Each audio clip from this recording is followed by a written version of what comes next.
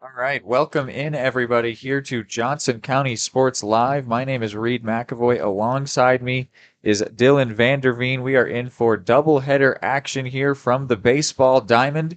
The Johnson County Cavaliers will be taking on the Southwestern Spartans here in community college baseball action. We've got the final two games of this series. There was a doubleheader yesterday as well between these two teams. Johnson County swept those two games comfortably, 12-3 win and a 10-1 win. They come in 6-4 on the year after splitting their first two series to begin the season, including one against 9-ranked Crowder College. Johnson County are 8th-ranked in the country, so that was, of course, going to be a close matchup. Now, after getting a couple wins here over Southwestern, they find themselves 2 games above 500, hoping to make it 2 more here. Dylan, you want to run them through the starting lineups that we've got here today? Yeah, we got the starting lineups both for Johnson County. Johnson County, it's going to be McClure, Fleck, Brewer, Mosh. We'll go positions as well as McClure in left field, Fleck at shortstop, Brewer batting third, first base, Mosh at second base, batting fourth, Hepburn batting DH, batting fifth, Miller sixth, and right field, Black, and third base at batting seventh, Kilgore and Ketchever batting in the eighth. Center field, Edwards batting in the 9th spot, pitcher and Burkett as well on the mound here for Johnson County. So Southwestern's going to get going here. You want to run us through their lineup? Southwestern batting first off is going to be number 14, Drew Miller, followed by number 17 in left field as well, Zaid Stark. Number 15 at third base, and Jackson Brooks is going to bat third after that. It's going to be number 9 at shortstop, Chris Lugo. Right field, number 24, Bryson Vernon. DH, number 25, Jacob Angel. And first baseman, number 16, Aiden Unklin after that as well. Southwestern lost these first 2 games, as you mentioned on the broadcast here. Reed, 12-3, 10-1. Not really much of a problem here. Only 8 hits for them in both those games, or in the total of those 2 games. Johnson County more runs than they had total amount of hits, so shouldn't be a problem here too much for Johnson County to try to sweep them today and go 8-4 on the season. Looking at our starting pitcher here, we've got Maddox Burkett, the sophomore. He's got a 3.68 ERA on the season, and it was he won the player of the week, or pitcher of the week it was for week 1. Trying to find my information on him. Yeah, it was the KJCCC pitcher of the week, Kansas Jayhawks Community College Conference. So he got off to a hot start to begin this season, and that is hoping to continue here in his 3rd start. He's got 7.1 innings pitched so far. So looking to continue his good run. That's number 13, Burkett, and we are going to get underway here. Stepping up is the sophomore Drew Miller, batting .316 on the season. Here is the 0-0 from Burkett to begin the game. And it'll be high outside. So 1-0 to get going here. Yeah, Drew Miller hit in the last couple of games here against Johnson County. Batted lead off both games the last time in the doubleheader as well. And that one is in there, 1-1. Out of Waverly, Nebraska is Drew Miller. Burkett, the pitcher, out of Lawrence, Kansas. Here's the 1-1. And that one's in on the outside corner. So 1-2 now. Yeah, the difference between 1-2 and 2-1 is about 200 hit points on the batting average. Big pitch that time, getting that outside corner. And that one does not catch the outside corner. So 2-2 now. Yeah, just missing with an off speed. Can't complain about that pitch selection. Strike that Drew Miller took that actually a close pitch to take on a 1-2 count. Here's the 2-2, and that one hits the inside corner. and he is rung up by the home plate umpire. So the game begins with a strikeout for Burkett and one down here in the inning. I don't think Drew Miller swung one time that entire at bat, if I'm not wrong. Yeah, the bat did not leave the shoulders for him there. Watched a close off-speed pitch on the outside that landed for a ball, inside corner for a fastball. And now stepping in, Zayd Stark, the sophomore utility player.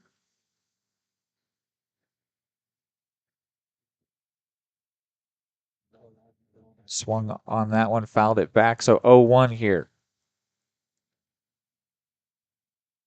The pitch from Burkett, that one away on the outside corner from the batter. Righty v lefty here. So 1-1. That one looks like it was in, but no, says the umpire on that outside edge. Burkett likes to live on the outside area we're seeing here. So now 2-1.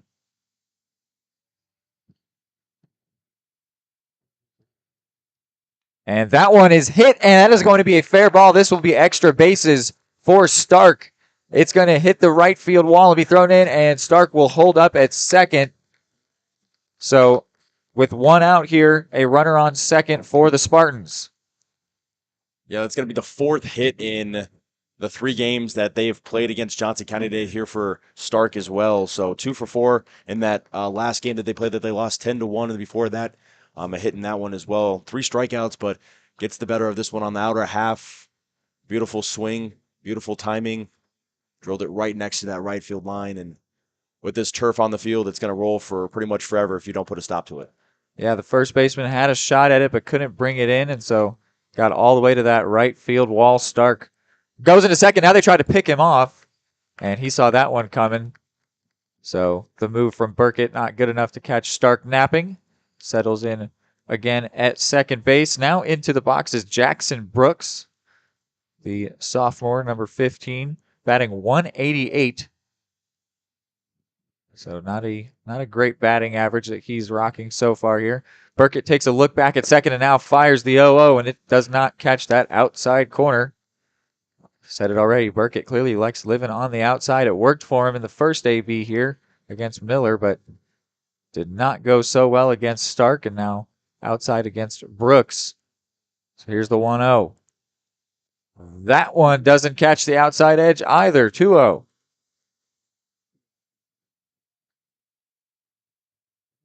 Cal Kilgore behind the plate.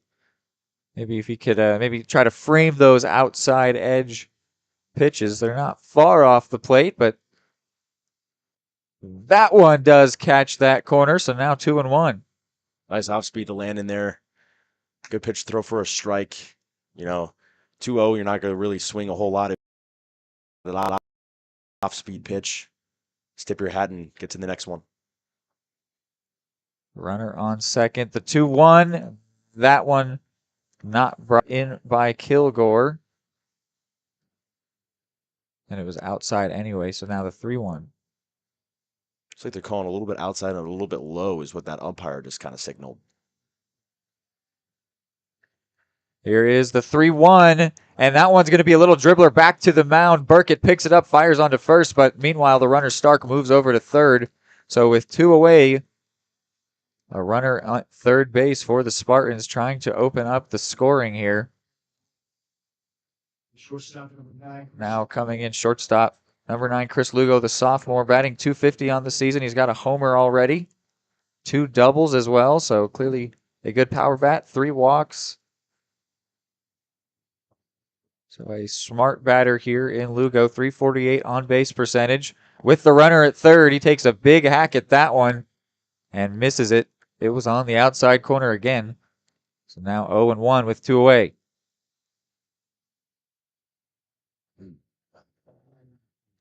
The pitch to Lugo. He watches that one. This one gets away from Kilgore, but not enough for Stark to think about running home. So now a 1-1.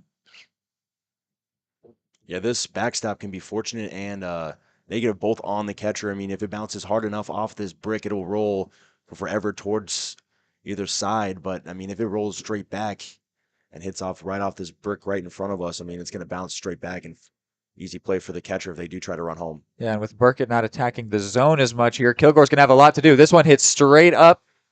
Second baseman and first baseman talking about it, and it'll be brought in there as he falls down to the ground there by the second baseman. So that will end the first inning here. We will be back right after a short.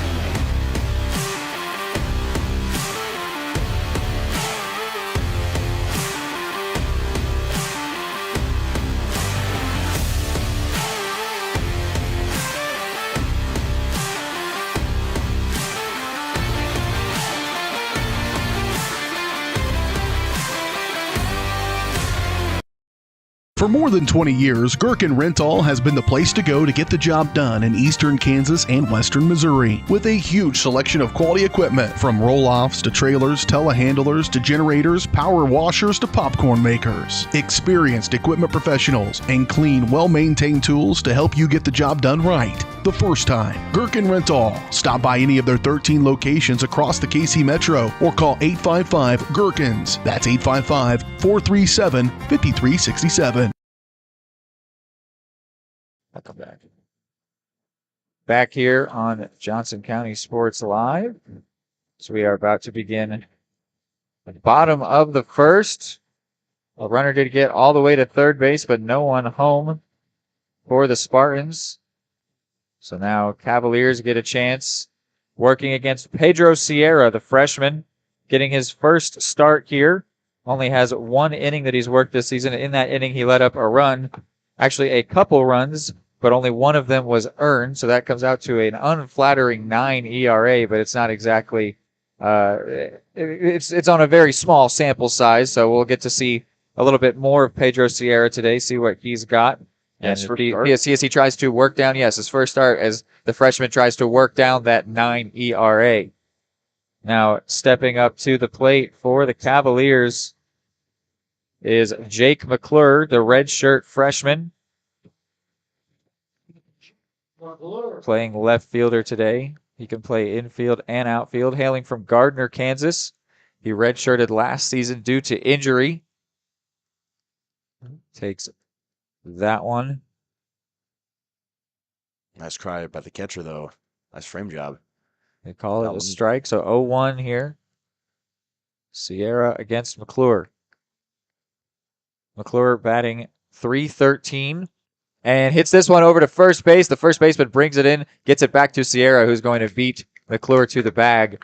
So quick out here in the bottom of the first. And not exactly what you wanted to start with, especially since they got to Burkett a little bit. Nice job by Burkett in the top half of the inning to go scoreless, but definitely want something to capitalize here if you're Johnson County early on, especially against a pitcher who has not really proven himself yet in college baseball. Maddox Fleck, the shortstop, steps in now with one away. Takes that one right down the middle, strike one. I must have been looking for something else. Well, it's also good to get a look at him, Only with the one inning pitched, haven't seen a whole lot of Sierra, so get an idea for what he's got. Now you've seen it. That's what my dugout when I played in high school always called out if you took one like that. Now you've seen it. Now you've seen it. And that one on the outside edge, not in the zone, so 1-1.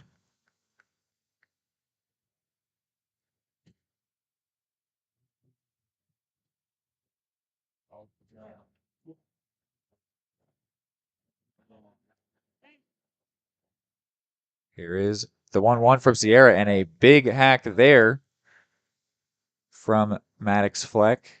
That's exactly what he was looking for. That was the off speed that he maybe was trying to hammer. Swung right on that outside half the plate, but it was perfectly located that time by Sierra right on that outside corner. The 1-2 to the shortstop. That one in the dirt. So it'll be 2-2 now.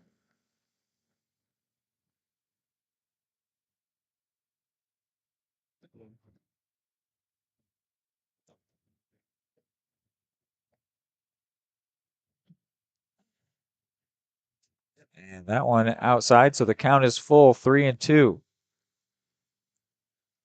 Fleck out of Omaha, Nebraska. redshirted last season at Creighton.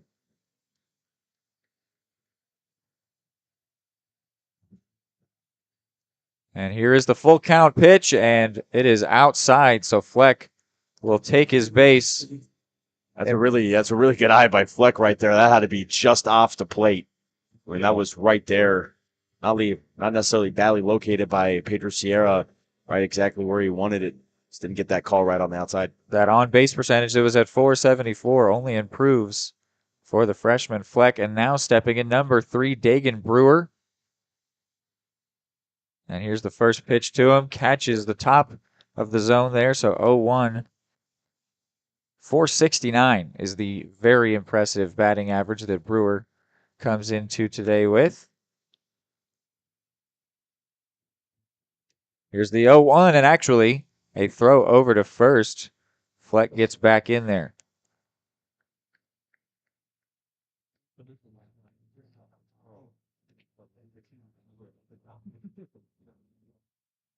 And it is swung on. Fleck's going to have to retreat to first because that one is going to be caught by the center fielder. So Brewer is out, and Fleck heads back to first with 1 away. Or 2 away now. And not what they wanted to do on that hit and run. One of the things you can't really do, pop up that ball. Like you realized it early on, but good thing, though, that Fleck was on top of things, didn't run himself into an unnecessary out. Now to the plate, 37, Jack Mosh, sophomore infielder, batting .368. A lot of impressive batting averages throughout this Cavaliers lineup.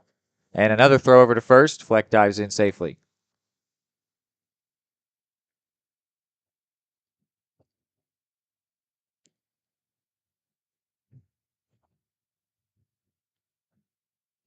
And that one, right, pretty much center, taken by Mosh. So 0-1.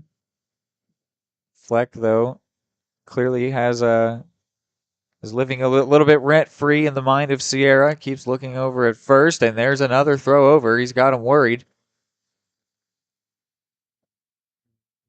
You think we would see another hit and run or just a straight steal here, Dylan?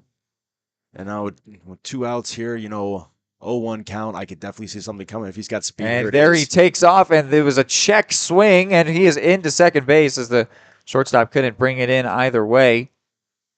The check swing from Mosh was still called a strike, not the swing, on the location of the pitch was called a strike. So now it is 0-2.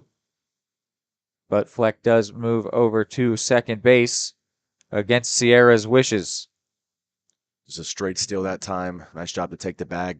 It was nearly a hit and run, but Fleck thought better of it despite it actually being in the zone. Whether or not he thought it was a ball or he wanted to let Fleck's steal attempt go. We're now at a 1-2 count, runner on second. So in scoring position. If this one gets through, and it will not, first baseman brings it in, waves off Sierra, and he will touch the bag. So the inning ends, and we are scoreless through 1. High-quality foods, friendly service, great prices, and a connection to the community. For more than 20 years, Gherkin Rental has been the place to go to get the job done in eastern Kansas and western Missouri. With a huge selection of quality equipment, from roll-offs to trailers, telehandlers to generators, power washers to popcorn makers. Experienced equipment professionals and clean, well-maintained tools to help you get the job done right the first time. Gherkin Rental. Stop by any of their 13 locations across the KC Metro or call 855-GHERKINS. That's 855-437-5367. State coordinates of new land acquisition. Oh, well, you know that big oak tree that got struck by lightning? Negative. The barn with the funny cow mural? Negative. One-eyed scarecrow? Negative. Giant water tower? You're not from here, are you? I've never seen him. Robots don't know you. We do. Hey, how's your dad doing? For over 80 years, we've built relationships first and plans second. It's your future. Let's protect it. Contact Farm Bureau Agent Anthony Brown in Eudora today at 785-615-0516.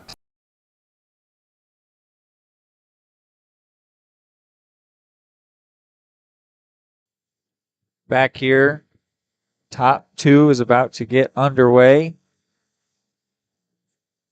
Scoreless after the first frame. Neither team able to bring in the runner despite getting their runner into scoring position. So back out there is Burkett for the Spartans. Stepping in, Bryson Vernon. Batting .357 is Vernon.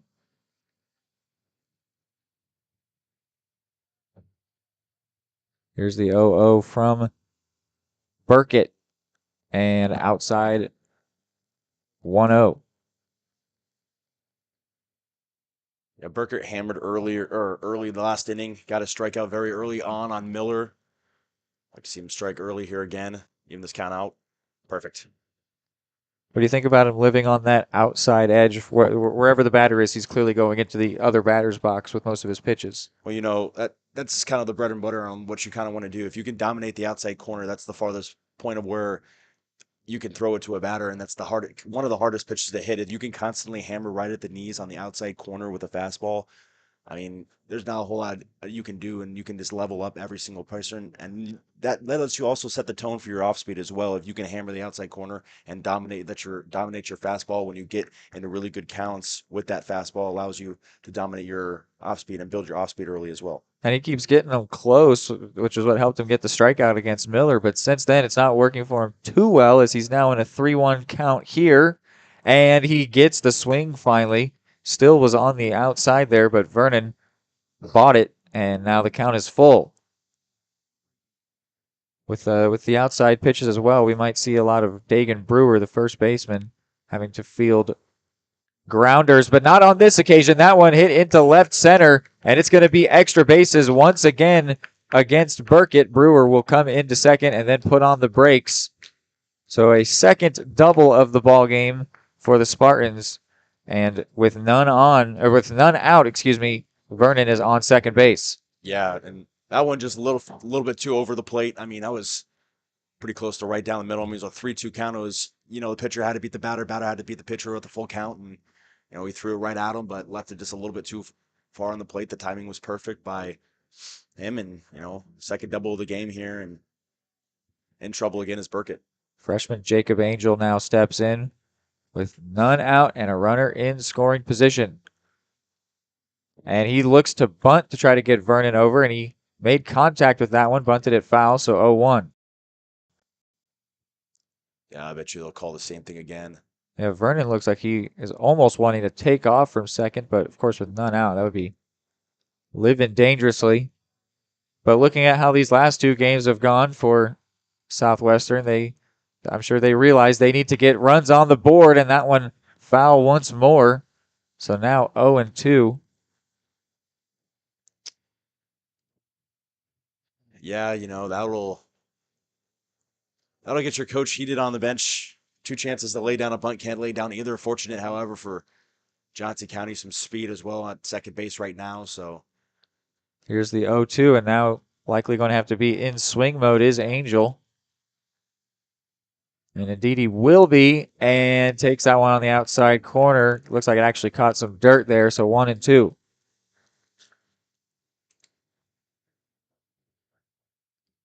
Burkett's in a perfect position here. Get a strikeout here, that's huge. Trying to get the first out of the inning. The 1-2, and high.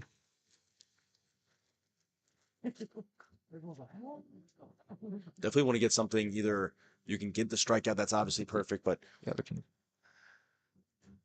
you can get, something on the left side, even that works as well. 2-2 is low. Kilgore just got in front of it, kept it in front of him. So now 3-2.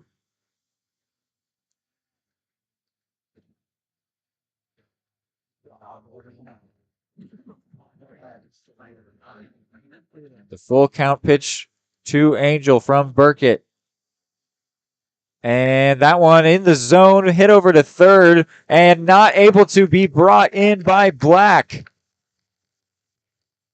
The fact that it was hit to third meant that Vernon stayed put at second, but because it was not corralled by Jordan Black, Angel will take first base. So now with none away, runners on first and second, and Aiden Eklund steps in to the box. Yeah, Black thinking about so many things, running up and getting that ball, thinking about, is the runner going to go right behind me? Do I need to maybe throw something for a tag play at third if he's a smart runner? But, at first and second, there's so many things you're thinking about how fast you need to get the ball away at third base as well.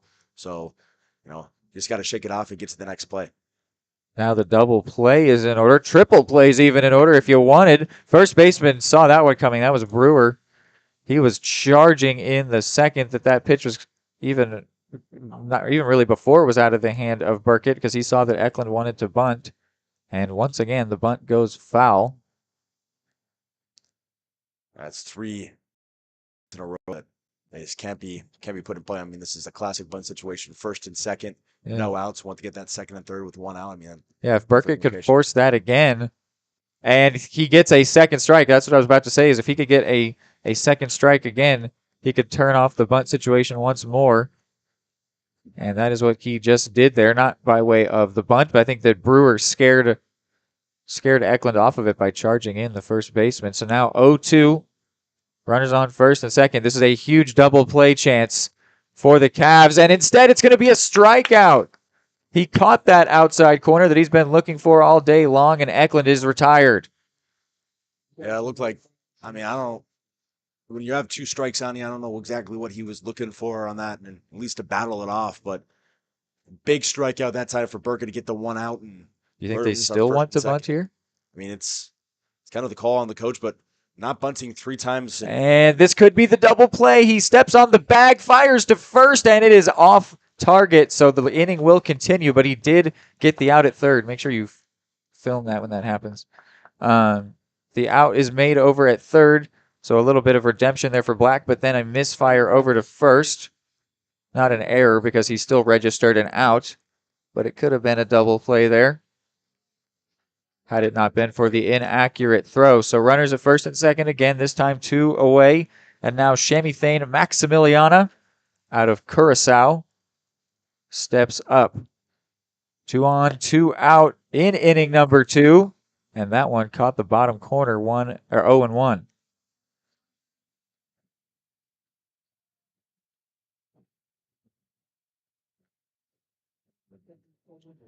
Burkett has done a nice job to clean up after letting up the leadoff double, but still work to be done. Runner in scoring position. 2 innings in a row. Burkett's done a nice job to get through the inning, letting off a double. This time it was a leadoff. Last time 1 out. It's an even better job here getting the last 2 outs. And here is the 0-1 fouled back on this right side, coming a little bit towards our booth. So now 1-2. 1-2 is the count. Could Burkett get his 3rd strikeout here? Maximiliano with a 182 batting average has struck out 7 times on the year already, and he will go down once more. Burkett gets the swing and miss, and it is his 3rd K, and the inning ends scoreless for the Spartans, despite the leadoff double and runners getting all the way over to second base on a couple different occasions. Well, when we're back, the Cavaliers are up in the bottom of the 2nd. What would happen if I had to pick up the phone, call 911 for one of my family members or one of my neighbors? What would I do if no one was on the other end to respond? What if there was no 911? So you can be a part of the solution. Anybody can be a firefighter. Male, female, younger, older. We have school teachers. We have leaders in business. Is me, you, anyone that wants to be. There is no typical firefighter. Prescription drug pricing points to corporate Freedom of the press is about your right to know.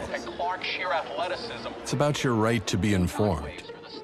Today, there are real threats to press freedom and your right to know about the world around us. We must protect our right to know, no matter what kind of news is important to you.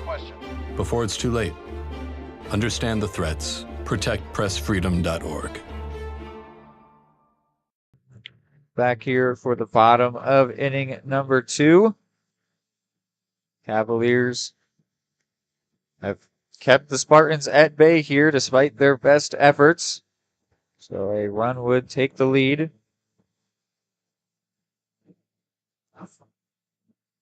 these last two games in these series have been comfortable wins. So the slow start here, but slow start. It's only been one inning.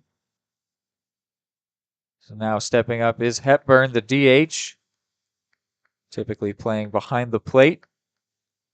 But Johnson County, as Dylan Funk said yesterday, the Cavaliers have a great problem in that they have two, and really three, very good catchers. So they've been rotating who's going to DH, who's going to catch. So now Hepburn is only tasked with hitting duties today. Having more than one catcher that you're saying is like really good on your team. I mean, that's a rare position to find multiple guys that you can just plug in and play every day and not even have to worry about who's behind the plate. It's a very, very good problem to have. Here is the 1-1 and fouled back on the right side. Hepburn batting .500 on the season. And that's through 22 ABs, so that's not a fluke. 11 hits. 3 home runs, too. The 1-2 and takes high and away. So now 2-2.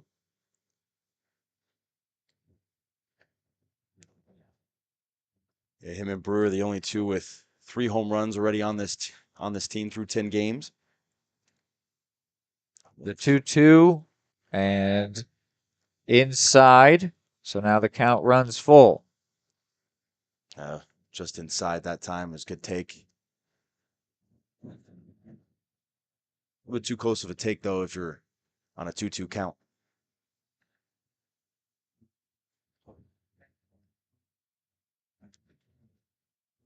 And here is the full count, and it is going to be a hit there for Hepburn. So his batting average will go even higher than 500 as he pulls into first base here to lead off the inning for the Cavs. It's a great piece of hitting, just driving it right through the shortstop and third base hole. Absolutely perfect. Exactly what you want to do on a 3-2 count. Just shorten up a little bit. Let that pitcher throw the ball to you and drive something right through the infield. Hard skip. Gets right through on the turf.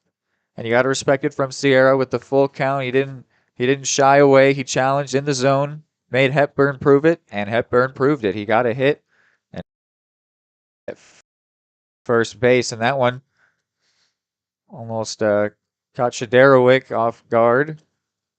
Now stepping up is Mikan Miller, the freshman, playing right field today, listed as a catcher. So just another example of Cavaliers having a lot of good catchers. And another throw over to first here.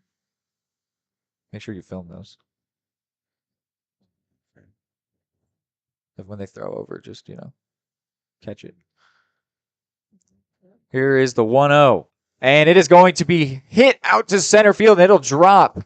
And Hepburn's not stopping at second. And they are going to pull into second and third here. It was close at second for Miller. But Miller gets a double there. A little bit lackadaisical from Drew Miller out in center. Means the Cavs have 2 runners in scoring position and none away here. Definitely in a good spot to try to get a runner home. Now stepping up, Jordan Black, the third baseman. Huge opportunities, no outs, second and third. Yeah, I think you're saying lackadaisical in center field. Let him to get to second base. It's a great piece of base running that time for Mike and Miller, recognizing that throw over to third and taking that extra bag. Looking at Black's batting stats on the season, hitting at .286, .394 on base percentage. 1-1 is the count. If he were to walk, could load the bases with none away.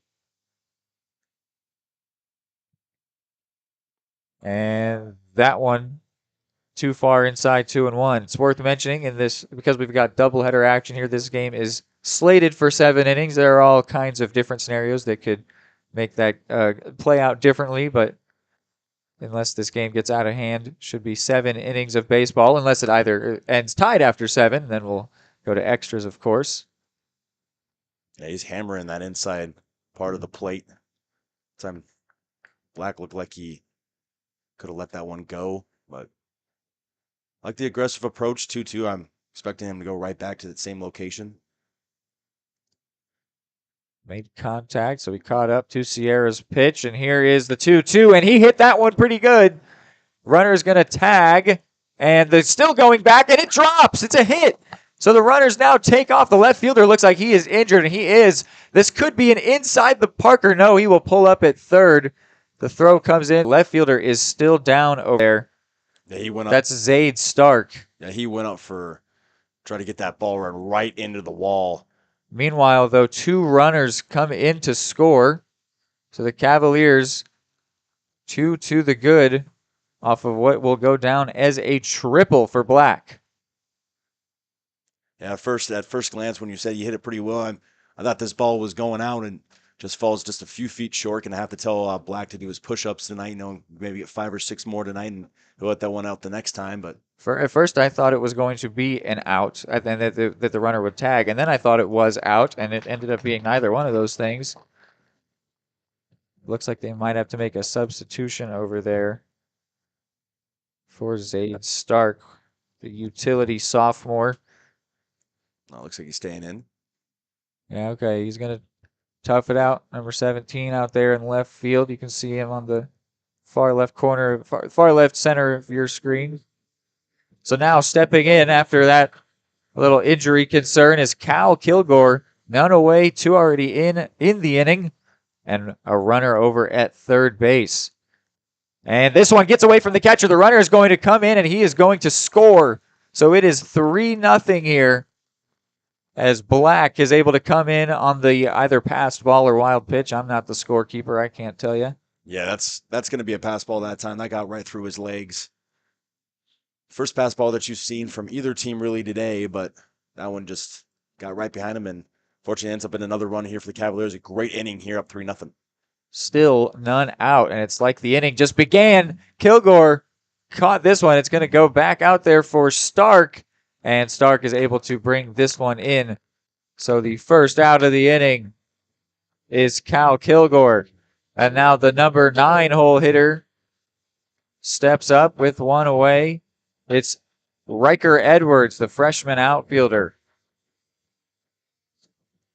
In 9 plate appearances so far this season, he's got 4 hits. Out of Smithville, Missouri, nicknamed Reich. He's also got 10 stolen bases on the year. Yeah, it's one of. I was reading his Johnson County bio. One of his favorite baseball players is Ronald Acuna Jr., and the outfielder with good speed. That would seem to be his style of play as well. Ronald Acuna, different breed of player. Had 60 stolen bags this year?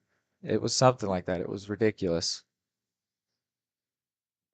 And swings away on the 0-2 and does not connect. So he's sat down for the second out of the inning.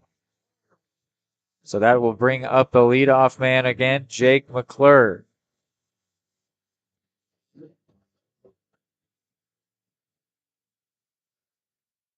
Cavs already got 3 in the inning. Can McClure add to it?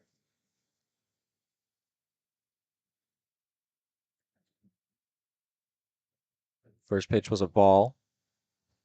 The 1-0 coming in from Sierra. And low. Yeah, McClure only 3 strikeouts through 32 innings this season. It's pretty low strikeout percentage. 32, yeah, ABs, yeah. You're good. So here's the 2-0 with 2 away. And now 3-0, so he could find himself walking to first here potentially.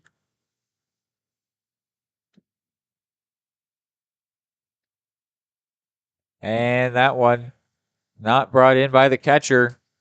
No, never matter though. McClure now does take first with the walk. Yeah, just 3 strikeouts, as I mentioned. 6 walks on the year, so now double the walks that he has on the strikeouts. Fleck comes in Fleck walked last time and then stole second.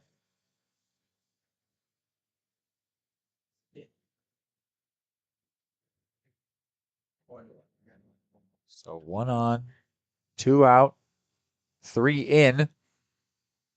And the throw over to first. Trying to hold McClure over there.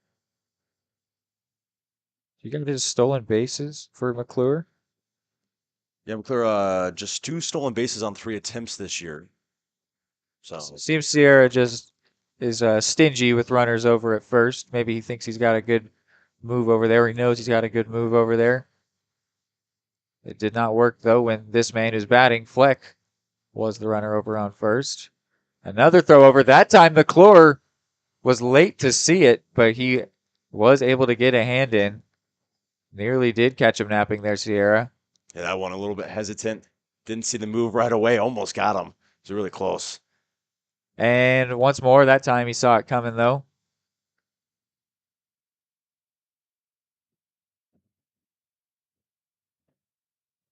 Oh and 1 is the count on Fleck, though that seems to be the least of Sierra's worries. McClure does take off now, and that throw might have beat him, but the second baseman didn't get it on the hop. Lugo didn't get it, so it jumped past him, and McClure pulls into second. I do think that throw kind of had him beat. It was actually the shortstop, not the second baseman. Yeah, could have made a little bit of more of an adjustment that time. But, of course, never easy, but yeah, easier said than done saying it here in a broadcast booth. Right. But it seemed that the opportunity was there for him. That pitch nearly getting away from Shadarowick. Counts 2-1. If Fleck gets a hit here into the outfield, Cavs could be looking at their 4th run. And a throwback to second, and it goes into center field, so McClure's going to take third. Could he look towards home? He will be held up. So McClure just takes third. The throw to second from Sierra, a little bit wild. And so now McClure at third. Now certainly if Fleck could hit it into the outfield, the Cavs would have their 4th run on the inning.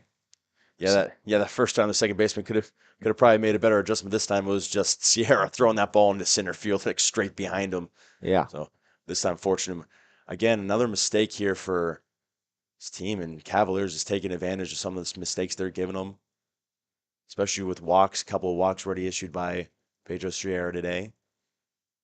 Now they've got a meeting on the mound here, and now the umpire slowly making his way there to break it up as they're approaching time.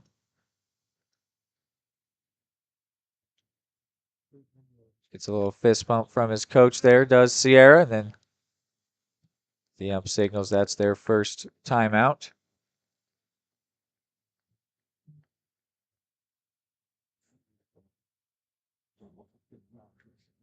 Two one is the count. Runner over on third is McClure. And that one not in.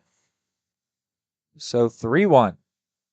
Fleck might find himself walking to first once again.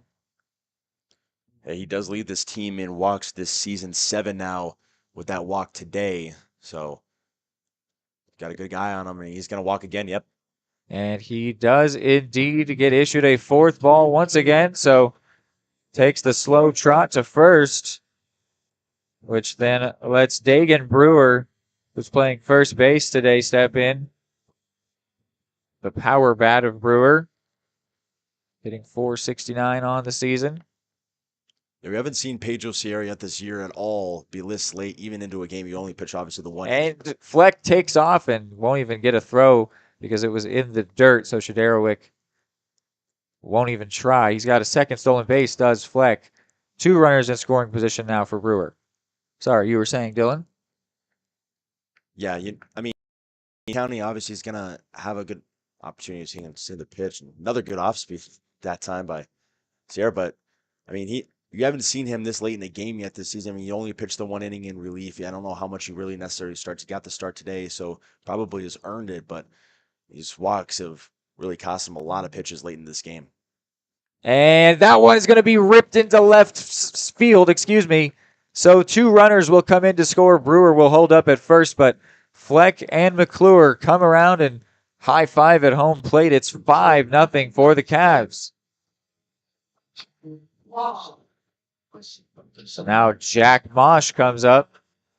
Brewer standing over at first base, so no runner in scoring position this time around. That's the second time we've seen a Johnson County batter just skip one right off that infield into left field, and resulted in a lot of runs here for Johnson County, already up 5-0. Another throw over to first. Sierra very, very hyper aware of base runners that he happens to allow. Focusing on Mosh, hails from Kansas City, Missouri. Was at Mizzou last season, as we have another throw over to first. Had a couple ABs there. He walked in one and doubled in the other, but those were his only 2 ABs for the Tigers. So now here he is for the Cavaliers, and yet another throw over to first. If there were a maximum capacity crowd here, they'd be letting Sierra hear it. They'd be booing, yeah, for sure. And finally a throw home, outside 1-0. He just missed that location, all on that side of the plate. Really, left-handed batters, he's hammering that side of the plate, and the right-handed batters, he's hammering the same side, inside to the outside corner. The 1-0 is high and maybe a little outside as well. So 2-0 on Mosh. Do have someone warming up in the pen right now. Can't necessarily see who that is. Here's the 2-0, and now 3-0.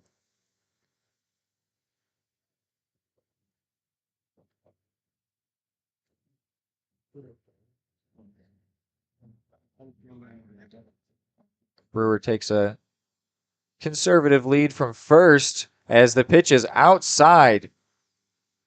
So now a true look over to the bullpen for the Spartans. As with 2 away, runners on first and second. No? I couldn't see his number before he came in, but he's coming in right now anyway. So they are going to make a change. And we'll finally get to see who it is over in the bullpen. There's a large pole obscuring our view, unfortunately. But Sierra is going out, and the indication is for a left-hander from the manager. So here he trots out. You want to film it?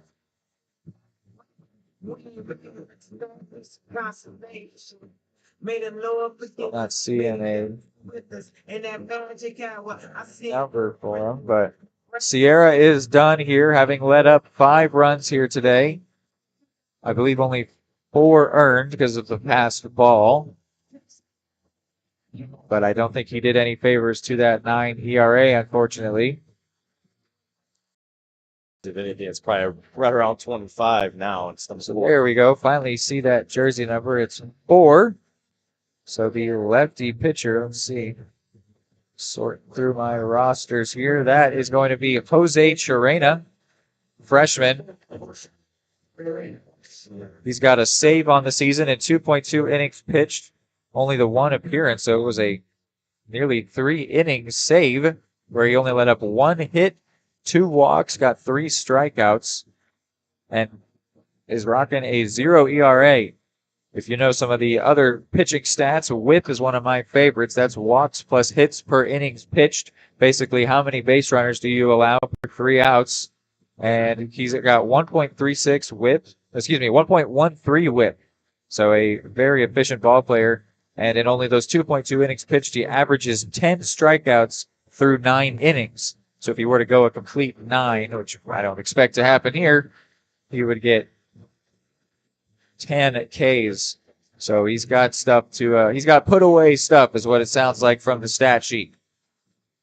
We haven't seen Burkett in a while. Obviously, we've been in this inning for a little bit of time, but yeah, he might be getting a little cold.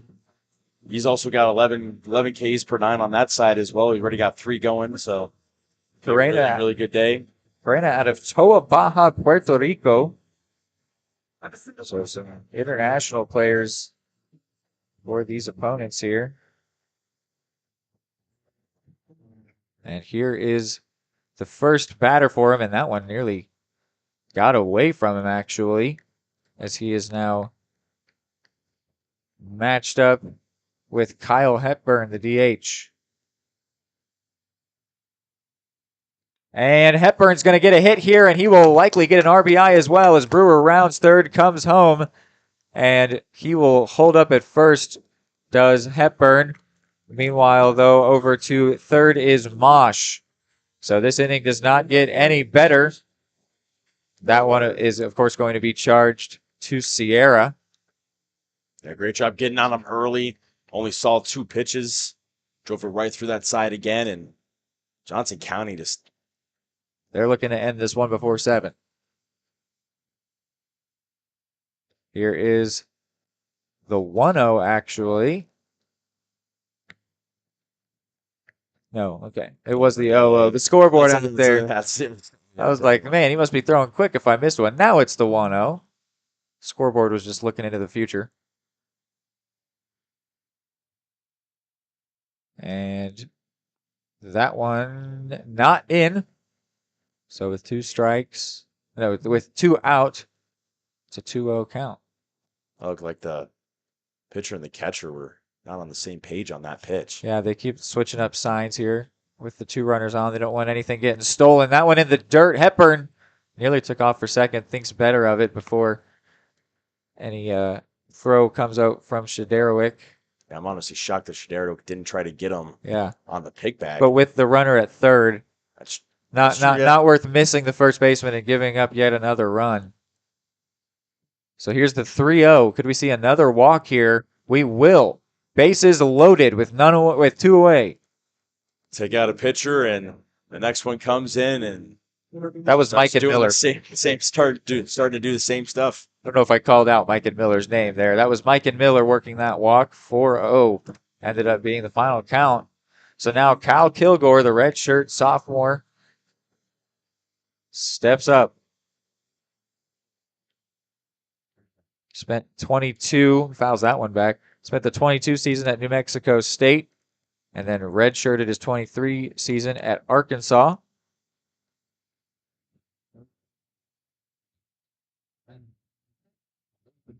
The 0-1 following the foul. And actually, this is not Kilgore. That's my mistake. This is Jordan Black. 21, not 31. My apologies. Kilgore's on deck. So disregard what I said about those years of college. And this one, kept in front of the plate by Shederowick. I've got my note on Jordan Black is power hitter. Hailing out of Shawnee Mission, Kansas. So you have your notes as power hitter? That's all. That was my big note that I wrote down for him. So could we see a grand slam? Not here, as this one popped up back between second and the pitcher, and Black's going to reach. So the run comes in to score. It was in a really awkward position there for either the catcher, the pitcher, or the second baseman to figure out. And in the end, they did not figure it out. So Black, with a little bloop infield single, gets an RBI and another run charged to Sierra. But now everyone on the bases is the fault of the pitcher out of Puerto Rico. Now it's Kyle Kilgore, who spent 23 at Arkansas and 22 at New Mexico. There you go. Say it a second time. Little preview the first time around in the second time. Just like earlier with the 1-0 count. I'm just seeing into the future. Bases loaded for Kilgore. And he hits this one pretty good, but the center fielder is going to camp under it and finally bring this inning to an end, but not before the Cavaliers put up a touchdown and the PAT on the board. It's 7-0 at the end of 2. Question: what will you find on all over-the-counter or OTC medicine packages to help you choose the right drug and use it safely? The answer: the drug facts label. This label lists the medicine's active ingredients and purpose, how much to take, and warnings you should know before using it. Remember, even OTC medicines you buy without a prescription can cause side effects you don't want. So follow the information listed on the drug facts label. For more information, visit fda.gov/drug facts label. A message from the U.S. Food and Drug Administration. Hey folks, save $1,000 on your interior painting project this winter. Hire Absolute Painting during November through February and qualify for 10% off your project, a free paint upgrade, and a free color consultation to make sure you choose the perfect colors to transform your home. This amazing offer only lasts until our winter calendar is booked and spots are filling up fast. Call now and save $1,000 on your interior project. No money down, affordable monthly payment options are available. This offer won't last long, so call now to save $1,000 on your interior project with Absolute Painting, where quality is absolute.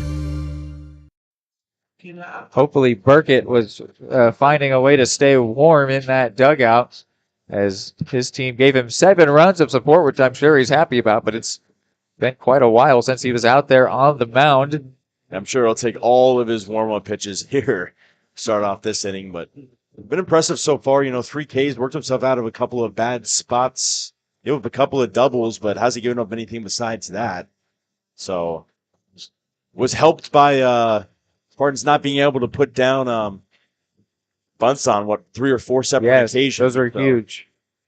Did get a little bit of help from that aspect, but it's pitched around in sticky situations so far. So great day for him, and see what he can do. Probably coming really honestly ice cold a little bit off the bench. So now stepping up is Drew Miller. Struck out last time. Kilgore had a cannon on that throw to second base. I mean, not going to be a lot of runners that are going to run on that throw that he just had.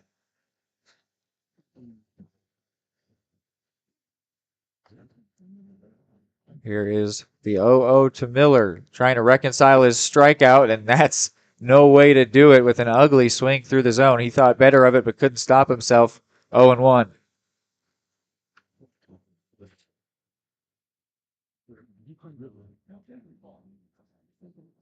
And 0-2. Yeah, this guy's having some decision problems at the plate. Should I swing? Should I not swing? Should I? Had 2 straight times now. So the 0-2. Could he go down swinging once more? And not in. Top right corner. 1-2.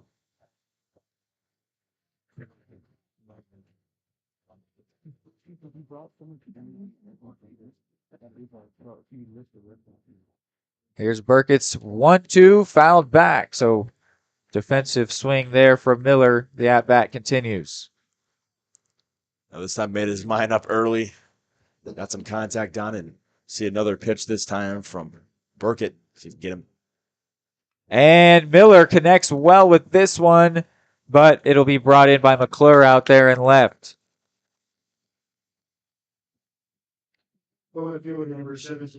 Decent there, though, by Miller. I'm sure he'll feel at least nice that he made solid contact rather than none. Yeah, the first 2 swings looked so indecisive. You didn't have a whole lot of hope for him in that entire at-bat if you were a Spartan fan. But, turned that into a decent at-bat. Saw a couple pitches, fouled one off. Got some hard contact in the left. Now it's that crash out into the left field wall earlier. And he's going to hit this one to the left side. And 17 will fly out to 17. Left fielder will fly out to left fielder. Stark is the second out of the inning. Yeah, a little deja vu on that one. That looks like the exact same time. That looked like the exact same pop fly as the batter before. Just doing it. This again, routine. From the right side of the plate that time instead of the left. Or actually, other way. Well, yeah. Right side, lefty batter. Left side, righty batter. Nice hook in for that strike 1. Jackson Brooks here. Down 1-1 is the count. And he's going to pop this one into right field, and the right fielder brings it in easily. So that inning goes without a whimper. It is 7-0 as the Cavaliers are about to come back up to the plate.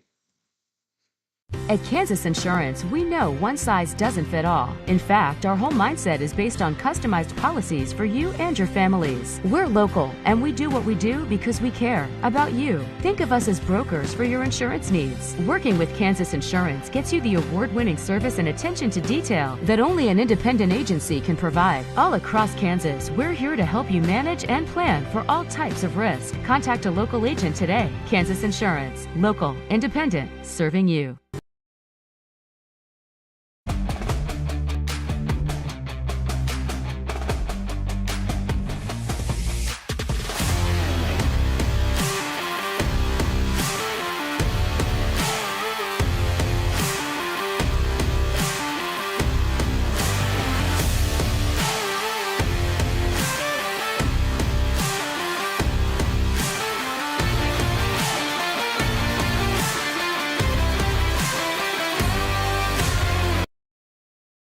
They're sticking with Jose Carrena out there.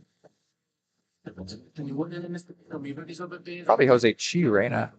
Thinking about how Hispanic languages use the CH sound. Jose Chirena, we'll go with. Yeah, when he came out and warmed up when he relieved Sierra, his fast stuff was looking really good. And then his first pitch was pretty wild, and then his second one was ripped into left for a single. So if he can find his stuff, it's scary, but he wasn't able to last time up. Now stepping up is Riker Edwards. Fouls this one off, 0-1. Yeah, right on his timing that time. Just missed it by just a hair. Just a hair under it. Fouls it straight back. And he's ready for a hit this time. Reich hails out of Smithville, Missouri. And foul tips that one as well. So 0-2. Yeah, he's right on it, just missing it. And we mentioned earlier, if this guy could get on the bases, 10 stolen bases already this year, by far the most on the team. Yeah, I mean, if he could, one of these little dribblers even, if he just gets it fair, and wow, there's a wild one from Chirena. Good catch there by Shadarowick. Yeah, we just call that an easy call by the umpire is what you call that. Here's the 1-2, and low in the dirt even. So the count even, 2-2.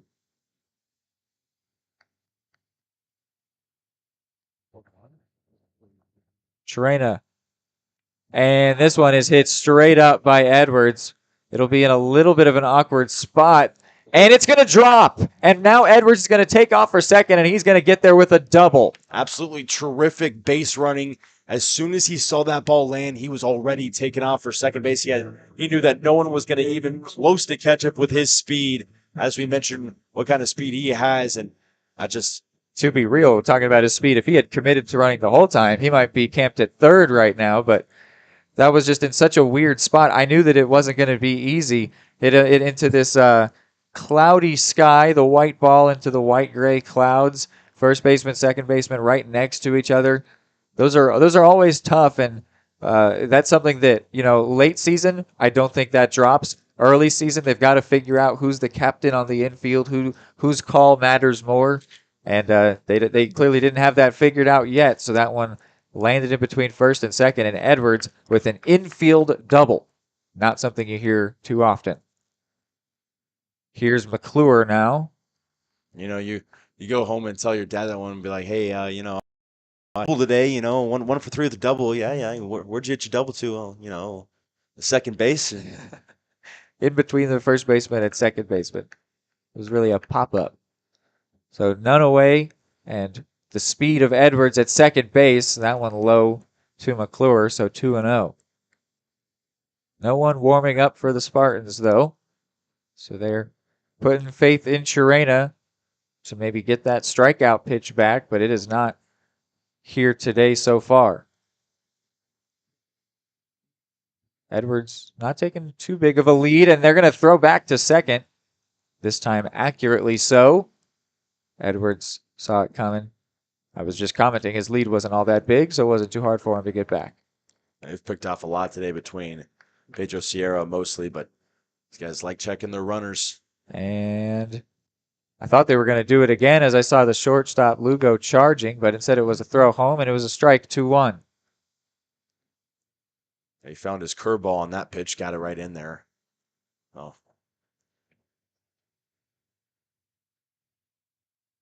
The lefty throwing home. Edwards takes off for third, and he's going to get in there. Was not a bad throw from Shadarowick, but Edwards did really nicely to slide on that far side of the bag, make it as hard as possible for Brooks to tag him, and he gets in there safely at third, his 11th stolen base already. He's going to have a ridiculous tally if he keeps up that pace. And this one goes foul. Exactly what he's trying to do, though, trying to hit this to the right side, no matter what gets the runner in.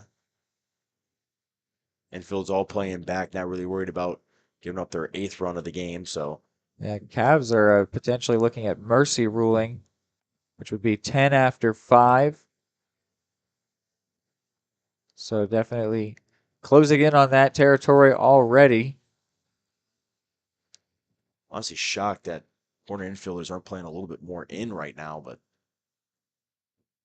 I guess they really aren't worried about that 8th run, and McClure's going to hit a little dribbler to first, which means Edwards comes in to score.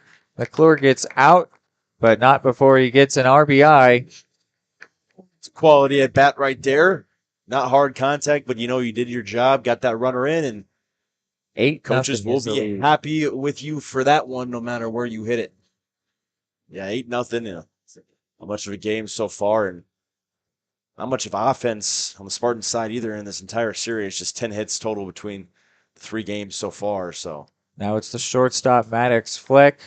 Again, I was reading his Johnson County website bio. I couldn't help but notice that 2 of his 4 siblings are named McGuire and Ripken. And he hits this one to the shortstop and fires on to first. So the shortstop grounds out to the shortstop, second out of the inning. Now the first baseman, Brewer. I don't know if I've heard first name of Ripken before. Yeah, and also how about a first name starting with 4 consecutive consonants with McGuire? McGwire. And that one, once again, wild from Chirena, but brought in by Shaderawick.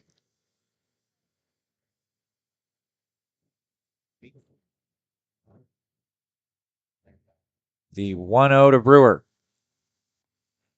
Base is empty here now, as Chirena looks to only let up 1 in the inning. Not sure why they... Yeah, scoreboard still says 7-0 out there. That's not right. And Brewer rips this one into left. He's going to get extra bases on this one.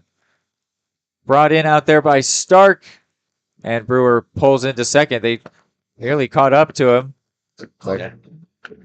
Easily with the double there. That ball got out to left field in a hurry. Took a bounce off the wall right when he was running around first. Actually, almost nearly got him a little bit stronger throw that time by Stark. Probably would have aced him, but. So now it's Mosh with the runner in scoring position, as the Cavs set their sights on what could maybe be double digits, which would be the 3rd time in 3 games against this. And Chirena throws it into center. So Brewer takes 3rd and is held up there. Chirena showed a little bit of indignation towards his shortstop because he started to close in. That's Chris Lugo. He started to go towards second and then stopped.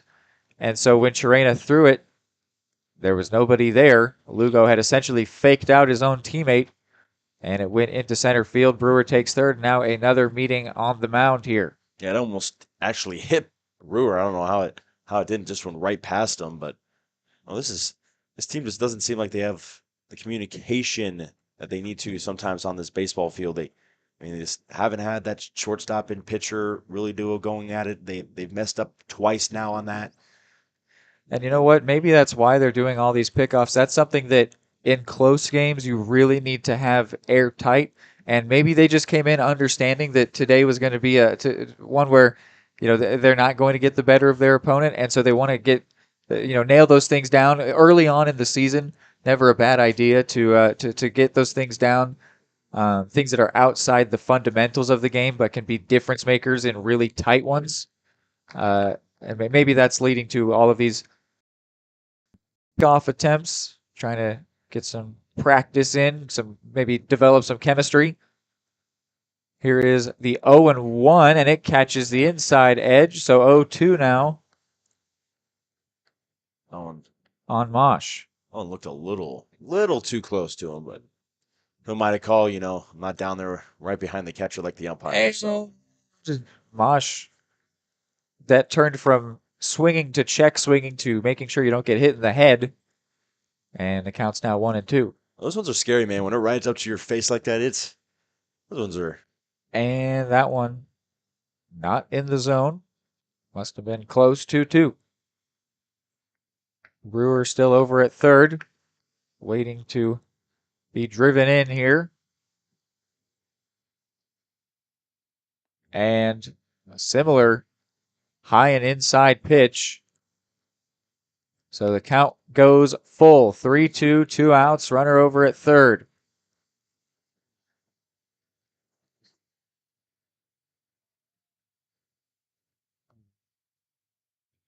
And he's going to get a hit.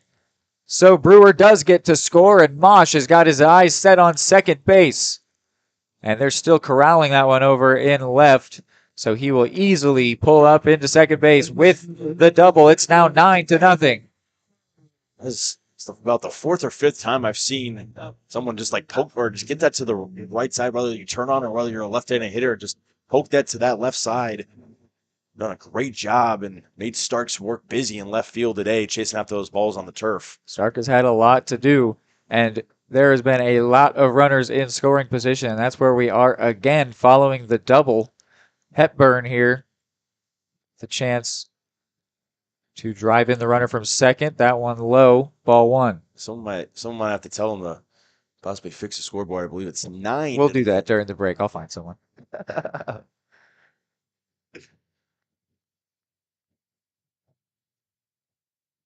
And a swing and a miss from Hepburn means 1-1.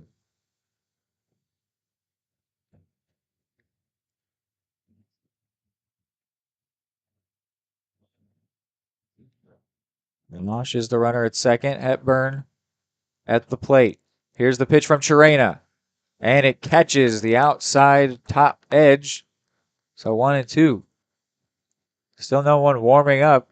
Spartans are betting on Chirena to get this inning over with.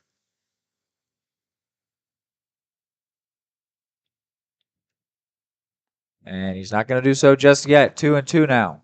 You know, gave up 12 runs, gave up 10 runs in the first 2 games. Now you're ready through. Can't burn the second pitcher already. They're just starting to warm some up in the bullpen as you were saying it. Not see exactly what number it is yet, but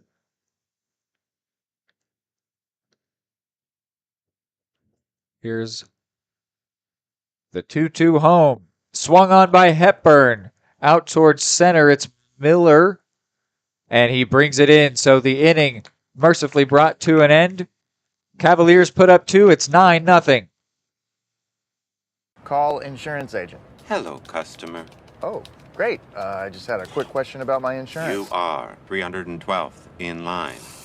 Oh, it's just a real quick question. Would you like a callback in 6 hours? Sometimes humans are just more helpful. Hey, Max, I can answer your insurance question. Awesome. Appreciate it. Farm Bureau Financial Services. It's your future. Let's protect it. Contact Farm Bureau agent Anthony Brown in Eudora today at 785-615-0. What would happen if I had to pick up the phone, call 911 for one of my family members or one of my neighbors? What would I do if no one was on the other end to respond? What if there was no 911? You can be a part of the solution. Anybody can be a firefighter. Male, female, younger, older. We have school teachers. We have leaders in business. Is me, you, anyone that wants to be. There is no typical firefighter.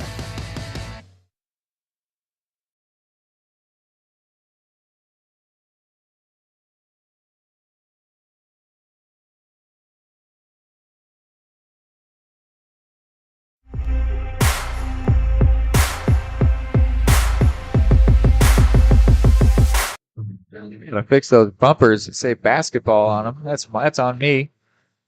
The is there on Mr. Funk over doing the softball right now? I don't know. I did some basketball earlier, and so I've still got that same broadcast package. Anyway, Burkett's back out there on the mound, and he's going to be pitching to Lugo. Seth Lugo, the shortstop, is up. And swing and a miss there. Nearly hit Kilgore in the head. In fact, I think he did as the umpire goes and checks on him. If you happen to care, I know you can't see it on your screen, but they did fix the scoreboard out in left field. Just in the nick of time, too. Literally fixed it right before the first pitch of the inning. So it is officially 9-0. No one confused on that. And that one catches the zone. So 0-2.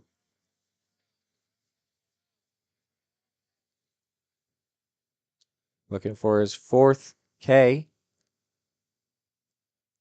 And he's going to get it. He sits Lugo down swinging for the first out of the inning.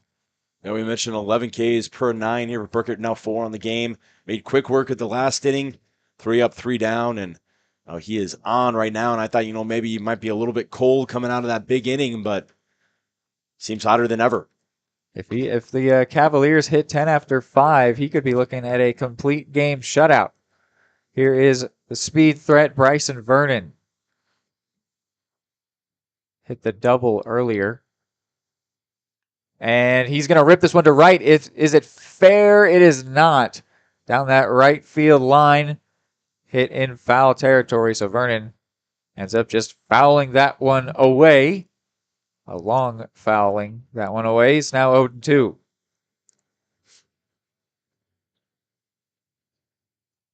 Yeah. Burkett definitely going to be looking to throw him the chair here. 5th strikeout coming. And that one is low and away. To try with the off speed, but no dice. Vernon out of Toronto, Canada. And swings and misses. 2nd K of the inning. Both down swinging. Yeah, he threw him the chair. He threw him the chair, which is the curveball, the off speed. Made him miss. 2 outs. Burkett 5 Ks. That can't be said with almost through 4 innings of this game and no earned runs, up 9-0. Perfect for Johnson County. Is that your Patriots fan coming out with that pronunciation there? The chair, no. Well, when I used to play for the Kansas club team for a couple of years, in college, and we played the University of Baylor, and they had this thing where they brought out lawn chairs. Whoa, inside there on Angel, nearly caught him. He spun out of the way. Almost looked like it caught his jersey a little bit, but keep going, DV. Lawn chairs, and they would bring out the lawn chairs and throw them out every single time they'd get a curveball in the inning, and they'd say them like that, like throw them a chair. So ever since then, I've kind of pronounced it like that. So, and fouled away there in essentially a swinging bunt from Angel, makes the count 2-1. Angel out of Canada as well from Montreal. And fouls it away once more. 2-2 now. Could he strike out the side? Burkett came into today with 9 Ks. But I think he's at 14 or 15 now on the season with his performance today. And he will not, as that one is going to get through. So it'll be a single for Angel. Does not get the 3 up and 3 down. Burkett with a little bit of work to do now. Yeah, we love the effort by Jack Mosh. Was about 15 feet away from that ball, but still dove. Like the effort out there. Got to show coach you care, right? So now the catcher, Jake Shederwick. Finally someone out of Iowa for the Iowa team.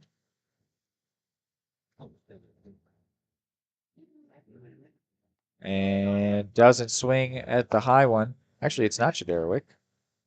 My fault. It's Dan Eklund. Don't know where I got the idea that there was number 5. Number 16 out there, Dan Eklund, Omaha, Nebraska native. That one's low, 2-0. Yeah, the first one I understood, like right. 21 to 31. This one, this one's a little bit different. I straight up made that one up.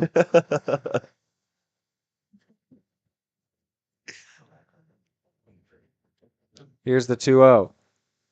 And out to center field. This one hit pretty far, but nearly to the warning track. Not even, actually. So the inning ends once again scoreless for Southwestern. 9-0 is our score at the end of the top of the 4th. Question: what will you find on all over-the-counter or OTC medicine packages to help you choose the right drug and use it safely? The answer: the drug facts label. This label lists the medicine's active ingredients and purpose, how much to take, and warnings you should know before using it. Remember, even OTC medicines you buy without a prescription can cause side effects you don't want. So follow the information listed on the drug facts label. For more information, visit fda.gov/drug facts label. A message from the U.S. Food and Drug Administration.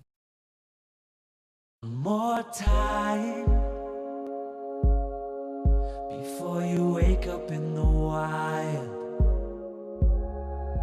Our natural world needs us now. Step by step, side by side, together, we can find a way to ensure that all life on Earth can thrive. To learn more about how you can help protect and conserve nature, visit nature.org.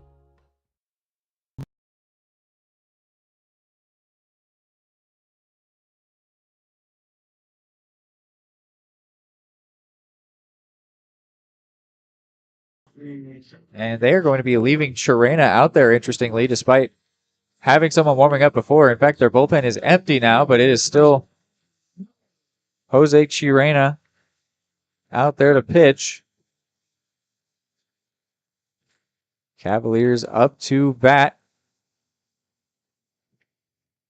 It is a 10 after 5 mercy rule here, so getting towards that here at the bottom of the fourth, up 9-0. This is Mikan Miller. Was a hockey player in high school. Hails out of Otsego, Minnesota. Two very different sports in hockey and baseball. I'm just reading you what the bio said, man. 3-year starter for high school, for hockey. I mean, if you're from Minnesota, more than likely, you're probably going to play some version of hockey. 2-1 is the count. And make it 3-1.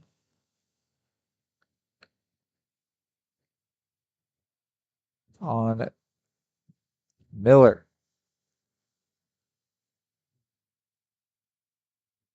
3-1 to the right fielder. And that one caught the top inside corner. So the count is now full.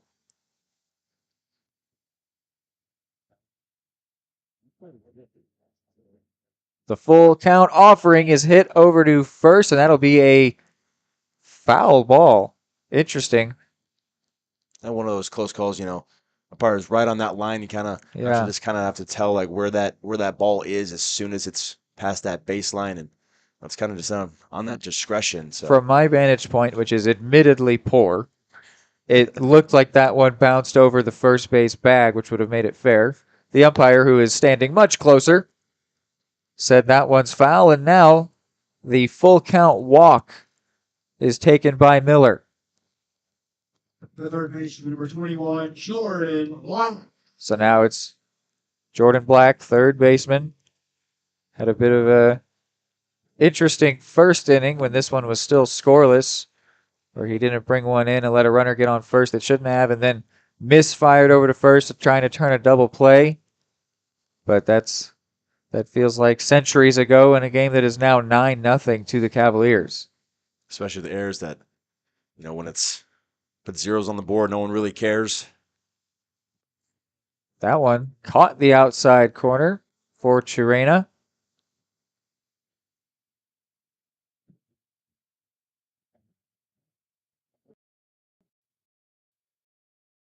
With the runner on first, none away. Here's the pitch from Jose Chirena. And hit by Black straight up. Another one in an awkward position. They're going to have to call it off. And Lugo, the shortstop, who's supposed to be the captain of the infielder, does end up calling off his teammate and bringing that one in. The second time, Joe Black popped that one up to the infield. It's looking like he's just landing up a little bit under it. You mentioned one of the things you said for him was power hitter, so get a contact with one, I'm sure will go a long way. Cal Kilgore now is up.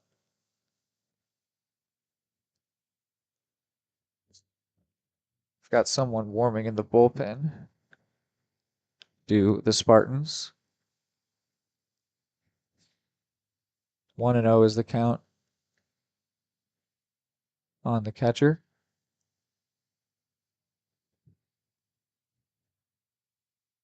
And he's going to throw over to first, and Miller dives back in safely.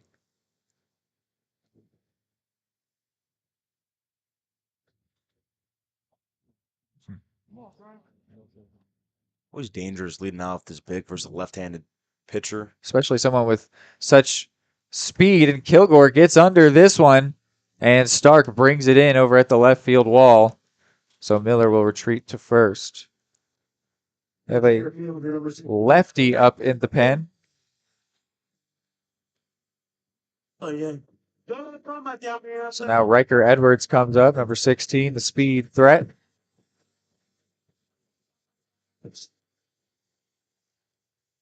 And throw over to first from Chirena.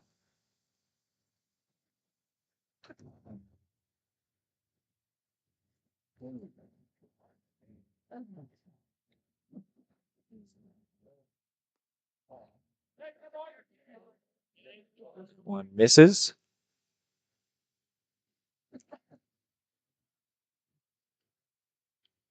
Get a couple runs here. Edwards can get on and be big for run rule aspects for Johnson County.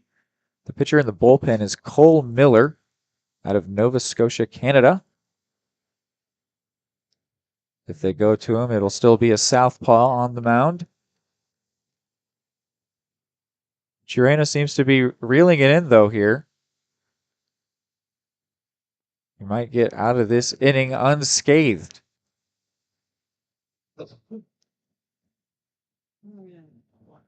3-0 is the count.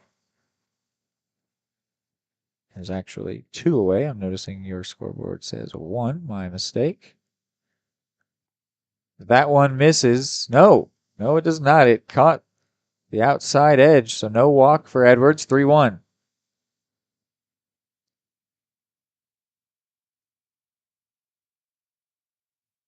Still over at first is Miller. He's been taking some pretty big leads over there and had taken off on this occasion, but Edwards fouled it out of play. So the count is now full, which means that Miller is free to just go in motion with a full count, 2 outs. If it's a walk, he takes second for free. And if it's a strikeout, the inning's over, so he will be in motion. I always thought that would be a good time to finally do a pickoff move. When the runner is guaranteed to be in motion. On this occasion, the pitch misses, so Edwards walks to first, and Miller finishes off his in-motion play by walking to second. Oh, no, what you just mentioned has definitely happened before on a game that I've been in where, you almost throw it over. It's like, oh, it's almost guaranteed they're leading so far off, ready to steal, and you just pick them right off. Whenever I do it in MLB The Show, it catches the computer off guard. McClure hits this one out to center, and he brings it in, so the inning does end scoreless for the Cavs. First time that happened to him since the first inning, so Chirena nicely sits down the Cavaliers 9-0 when we're back top 5.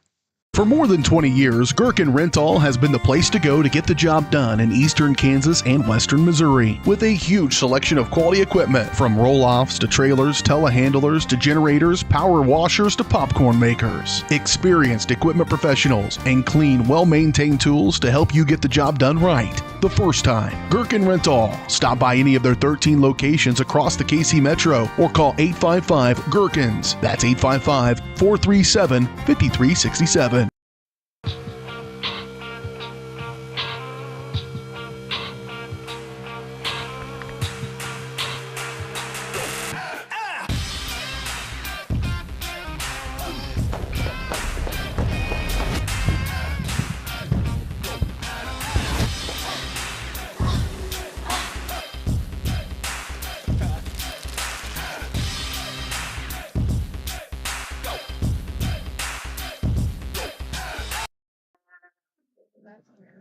We've got a pitching change here, so there will not be a complete game, which, of course, if it would have been after 5 if there is a 10th run to be scored by the Cavaliers, but we're getting ahead of ourselves with that one.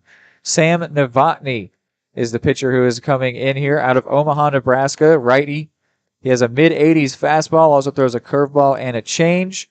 He redshirted last season at Nebraska.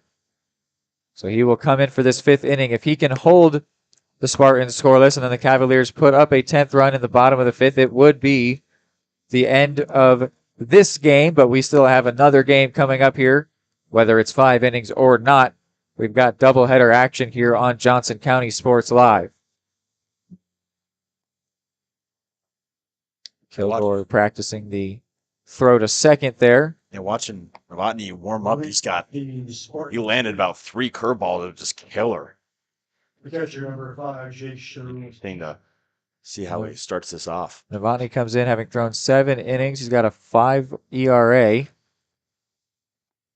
But he's got good stuff, and it shows there with the strike early against Cameron. No, excuse me, not Cameron Lee. Against Jake Shederowick.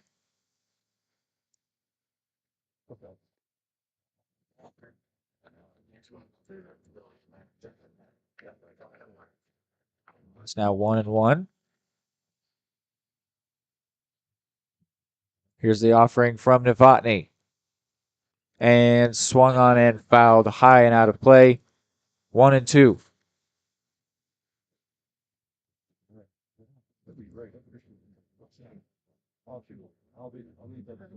Novotny takes a good look at the ball there in his glove. Staring at it, having an intimate eye contact there. And now he fires it home and fouled away 1-2. Do you think you won the staring contest with the baseball? I know there's some pitchers that is like, even if you have like any type of mark on the baseball, they'll be like, no, I want a new one. I don't know if they have that same privilege at the CC level. No, but usually, the umpire will look at it and he'll put it back in his bag and then he'll give him a new one. And then, that ball will come back. Hopefully he doesn't notice next time. So, Hopefully he just forgets about it. That's what happens, Here's the 2-2. And it is hit and high out of play on the right side. 3rd time that's happened. Count stays where it is.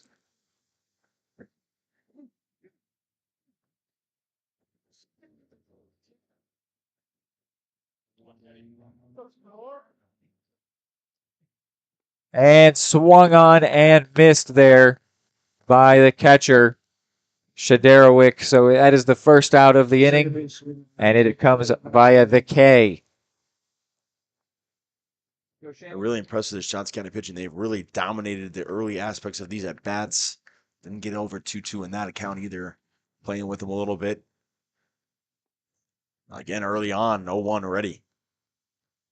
Now here is Shamithane Maximiliana. Mentioned he's out of Curacao.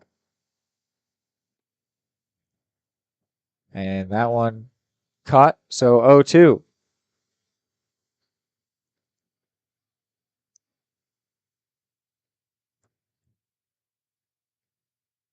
And doesn't catch the zone, that one, so 1-2. Right now they have the speed flashing on the scoreboard, flashing at 86 the last 3. That's that 80s fastball I was mentioning. That one low there. Kilgore had to corral it, did well to do so. 2-2. That's some serious RPMs on that one, all the way down to 74 miles an hour. That's some serious spin on it. And that one misses as well. So the count is full, 3-2.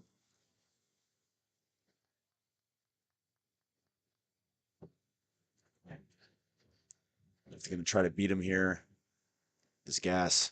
And he's going to hit this one right up the middle. Fielded, though, by the second baseman. Fired onto first. Nice play made there. It didn't do anything too overcomplicated. By Mosh. Threw it right into the outer half of the plate. Let him ground out right up the middle. And 2 outs now here for Johnson County. Kept it very simple that time for Novotny.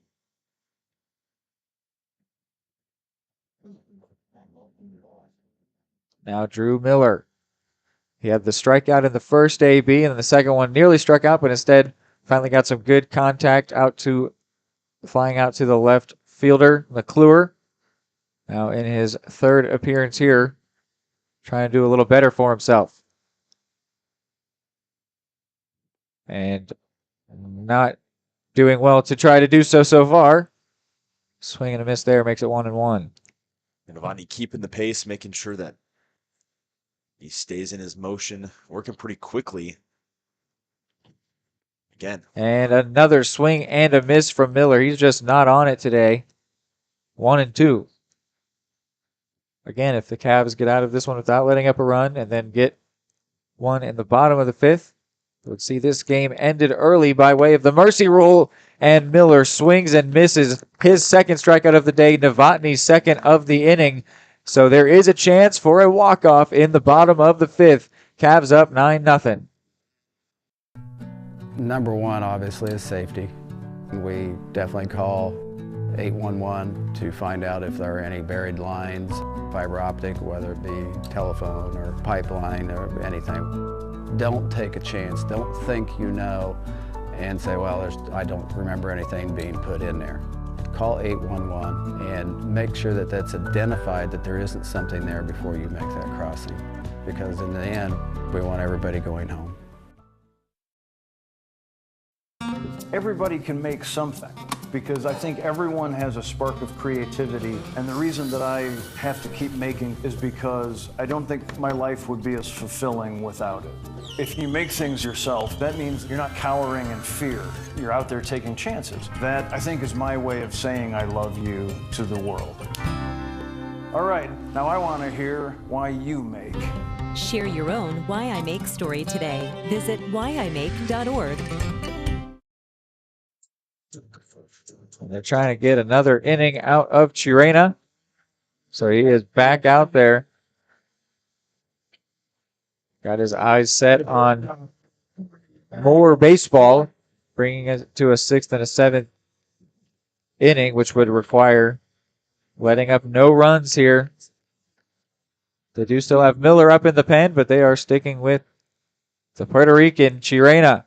And fouled back by the shortstop, Fleck. Yeah, just need one run here. Got shut down last inning. Had a couple runners on, but ended up flying out for the third out. So the 0-1 high, so 1-1. I can't say I don't. I like these Johnson County jerseys. They almost remind me of the Savannah Bananas. Yeah. See that? The nice yellow. Here's the 1-1. Hit by Fleck to his counterpart shortstop, who is not going to throw him out. Fleck with the infield single. Lugo couldn't get him in time. Had some serious speed right there. It was a nice dig, actually, at first base to give him a chance to get that play, but bang, bang, and it goes to Fleck. Lugo took a little too long to get it. We've got a new batter into the game here. Tyler Buckman, the red shirt freshman, listed as a catcher / first baseman, comes in here for his first cuts of the day. Out of Overland Park, Kansas. Got a hit in his first at bat of the season, so still hitting 1,000.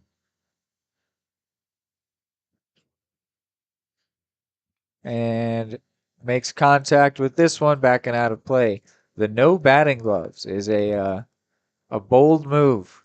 Gonna be some calloused hands there for the catcher first baseman. You got some batter's tape on it, but yeah, personally, I always use batting gloves personally when I played baseball throughout my entire career. So I know there's a kid named Trevor who was a catcher for our team, used to use pine tar and one glove sometimes, used to use pine tar on his bare hand. And Fleck takes off, trying to get another stolen base. And instead it's going to be a hit and run. And this will likely do it for the game. Yep. As it gets past the right fielder, and Fleck will come home to score. And pulling into third base is Buckman. And maybe the game's going to continue, I guess, until the end of this inning. It's 10-0 now, though.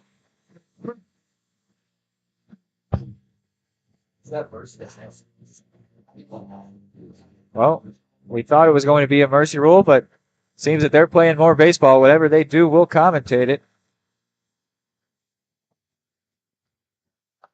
So my apologies, I suppose, for misleading you. But we've got more baseball here on tap. A really nice triple from Buckman. So still batting 1,000 for him. The runner came around to score.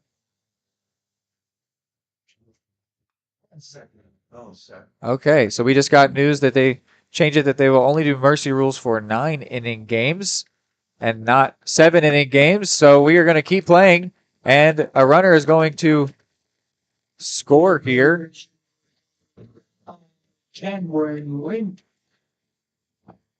Tagging up and scoring was Buckman. So it's 11-0. So we've got 7 innings of baseball here. So interesting then that they're still sticking with Chirena. And here now is Cameron Link, the freshman, in for his first hacks of the day. The pinch hitter hails from Gillespie, Illinois. 1-1. 1 out.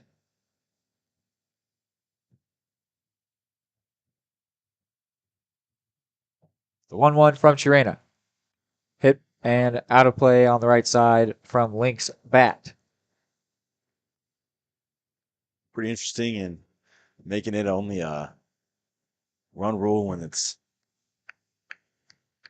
9 innings or more, but seems like we'll do the same thing if you're in the 5th inning to the 7th inning. So, but only play another inning and a half or so. So, great game so far here for Johnson County, and we'll see how much see what the Cavs can lay on them, and if their pitching can hold up the shutout.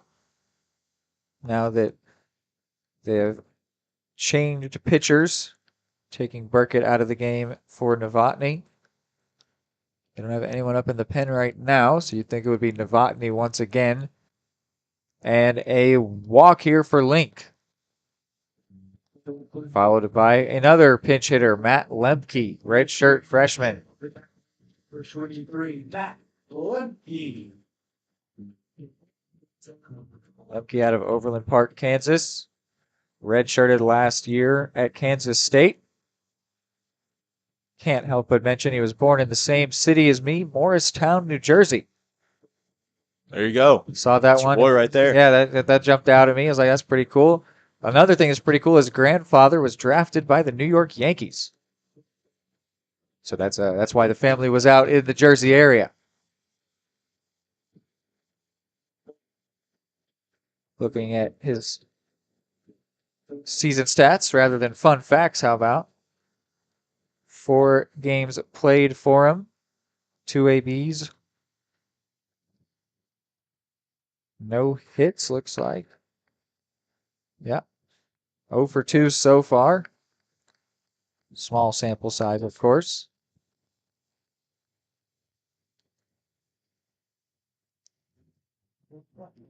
Does have a stolen base, though. Looks like he came in and pinch ran. And he rips this one to right field, and the right fielder misread it, so it's going to drop. Lemke's going to get extra bases here, and he will pull in, slide in at second. Link goes over to third. Because the outfielder didn't get a glove on that one, it's just a hit, though that was definitely an erroneous read there by the right fielder.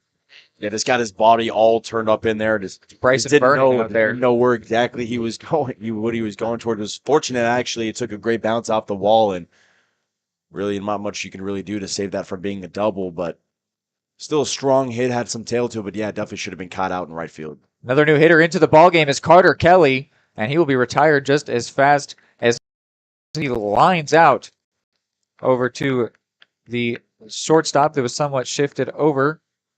Yeah, that's an about you go back to the dugout and you're like, oh, like I made such good contact. I did everything right at the plate, but yet I still got out and I still lined out. I mean, those are the ones where you go back to the dugout and you're like, well, not much more I could have really done. I lined out, made hard contact. It's a credit to the fielder for standing in the right spot. Yeah, just hit it right to the dude. So, you know.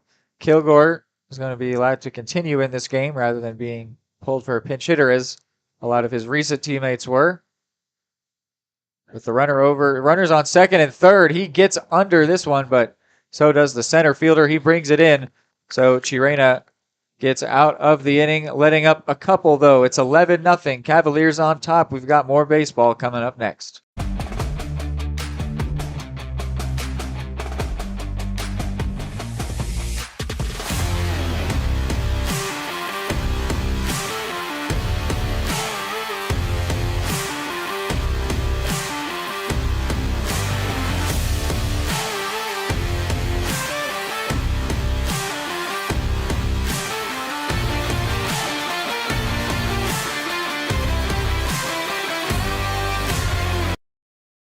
At Kansas Insurance, we know one size doesn't fit all. In fact, our whole mindset is based on customized policies for you and your families. We're local, and we do what we do because we care about you. Think of us as brokers for your insurance needs. Working with Kansas Insurance gets you the award-winning service and attention to detail that only an independent agency can provide. All across Kansas, we're here to help you manage and plan for all types of risk. Contact a local agent today. Kansas Insurance. Local, independent, serving you. Back in, we're going to try to get you all the fielding positions for the new players into the ball game. I'm seeing Buckman assuming first base. Let's see what else we can get for you. It is still Novotny out there to pitch. Looks like Matt Lemke's going to be in right field. Yeah. Can't believe single black female. Following the pinch hit appearance. Out in center. Looks like Veach. Drew Veach, the freshman. Excuse you. Over in left, we've got Jesse Tisdale. Left fielder number 17, Zane Stark. And now Zane Stark comes into the batter's box to begin the inning for the Spartans. Swing and a miss. Bat was a little too short on that one.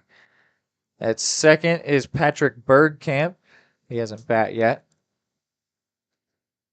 Short is still Fleck. And third is Carter Kelly. So Black is out of the game. Brewer's out of the game. McClure is out of the game. And Mosh is out of the game. And not even moving that time was Bergkamp at second base. Just like literally stayed there and just stood there and the ball came to him. So that's the first out here of the top of the sixth. Center field. Apologies for the confusions about when mercy rules are applied. Now we've got it straight. And for sure, you know.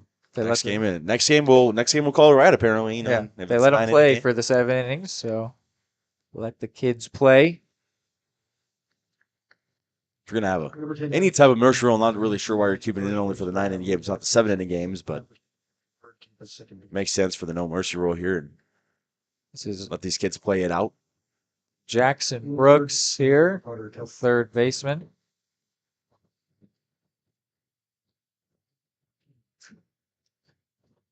Came in with a not so flattering 188 batting average today. He did not like that strike call. It makes it 2-2.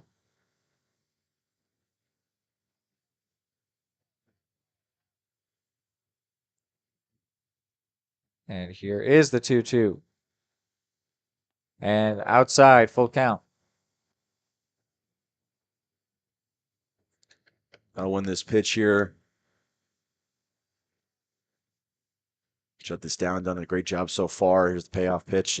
And the full count pitch hit into left and brought in by the new left fielder Tisdale.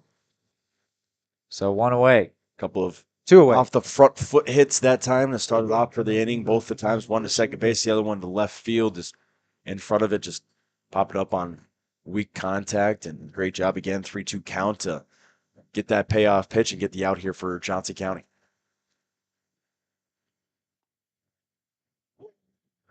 That one caught the outside edge, so Lugo down 0-1.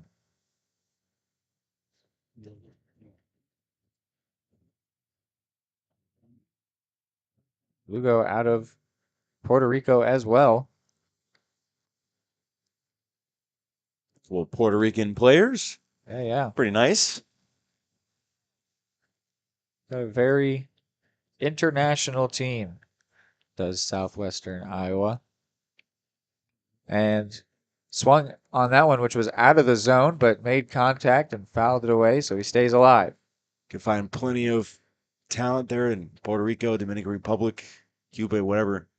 I'm going to say overseas, found plenty of talent down there. They do have I'm looking through the roster. They've got a pitcher out of the DR. A lot of Canadians, as we've already mentioned. Sierra was as well from Puerto Rico, the starting pitcher here today.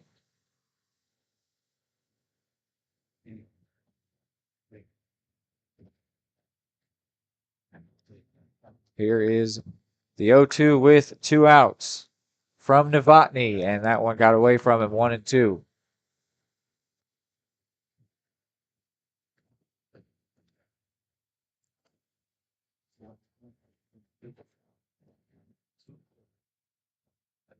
And then that time he swings right through it.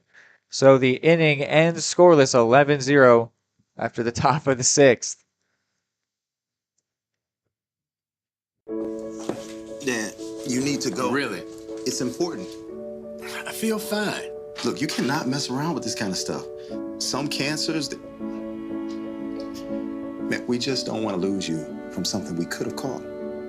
What I need to do? You just give your doctor a call. They'll tell you what screening test you need. Fine. Can I have my pie now? Oh, man.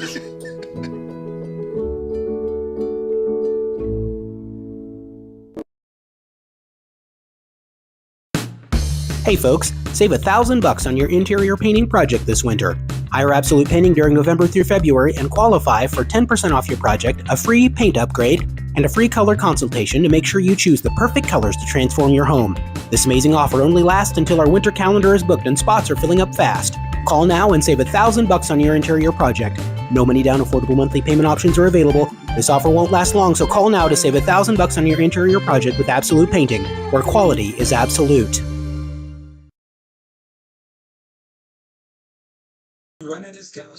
Back here, and they are making a pitching change, going to Cole Miller,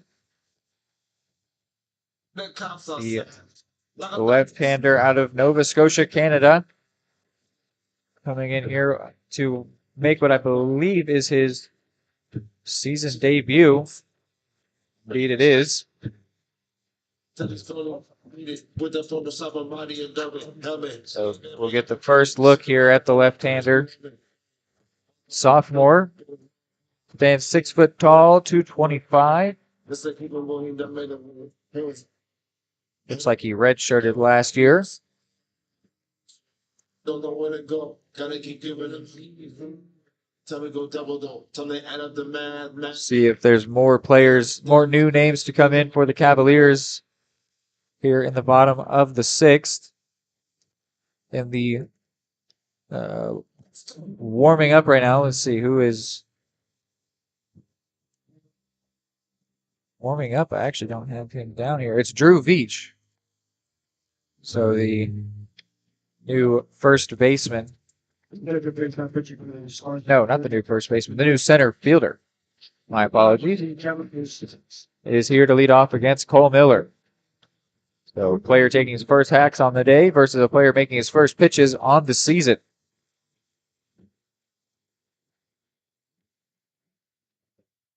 Veach batting .400 on the year. That one outside.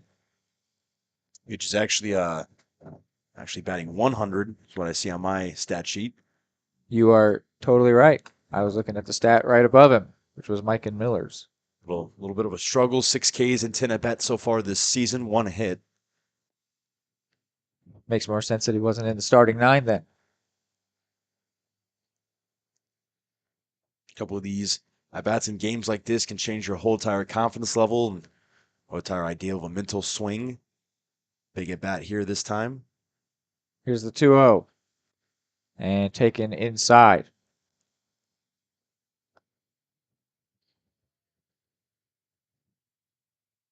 Even a walk might honestly feel good. Yeah, only a 100 OBP as well, so anything helps. And that one doesn't miss, so 3-1.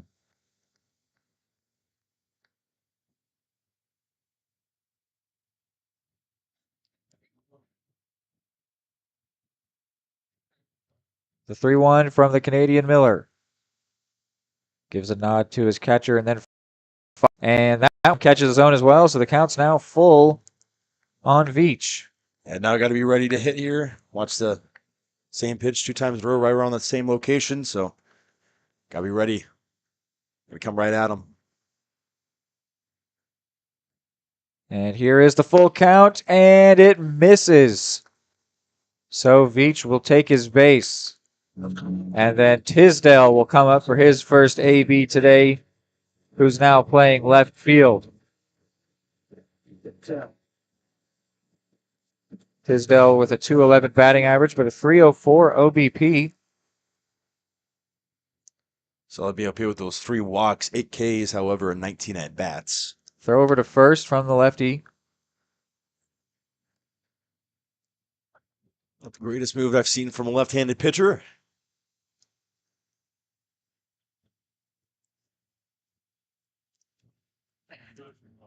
And the 0-0 home. Inside. And actually made Shadorowick have to slide around back there. Not the first time he's had to do that on one of Miller's pitches.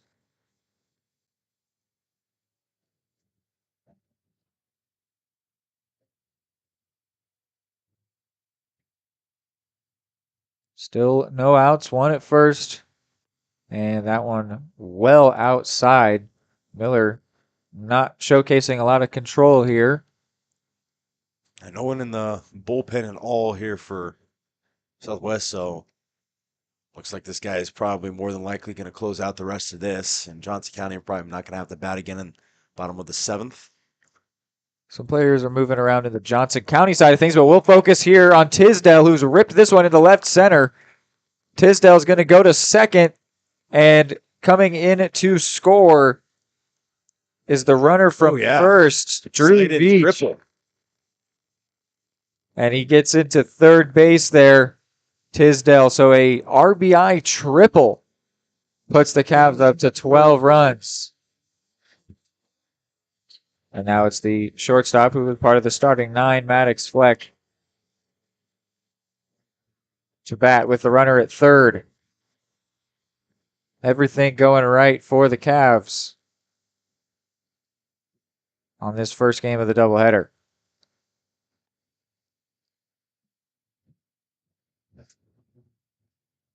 Looking over at I was going to say the Johnson County bullpen has some movement, but they are all wearing jackets, which is very unhelpful for identifying who it is that's throwing around. More than likely, it's going to be probably starting out for the next game as well. Yeah, it looks like it's a couple of right-handers over there at least. Something I can inform you of, but we'll focus in on Flex AB here. It's 0-1.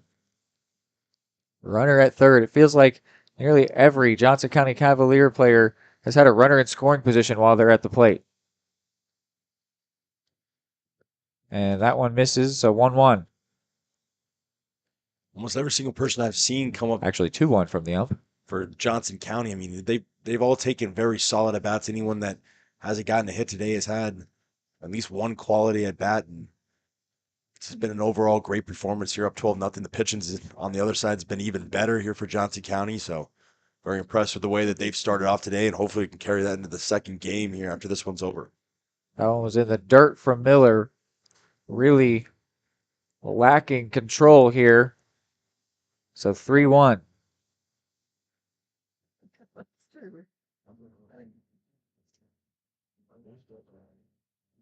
And that one misses, so he will take his base. Fleck walking once again here today, showing some really good vision.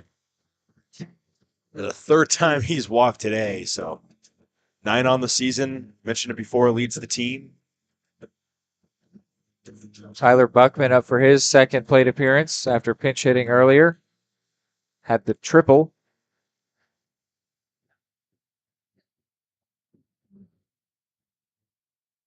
Standing on deck, Patrick Bergkamp, who's now the second baseman. The throw over to first, trying to keep Fleck in place, which has not worked well for the Spartans today because he's already stolen multiple bases. Not the best move, really, to fool anybody either. So at least he got it to him. Had some troubles hitting the fielders on their pickoff attempts. Here's the throw home from Miller, and no good, 1-0.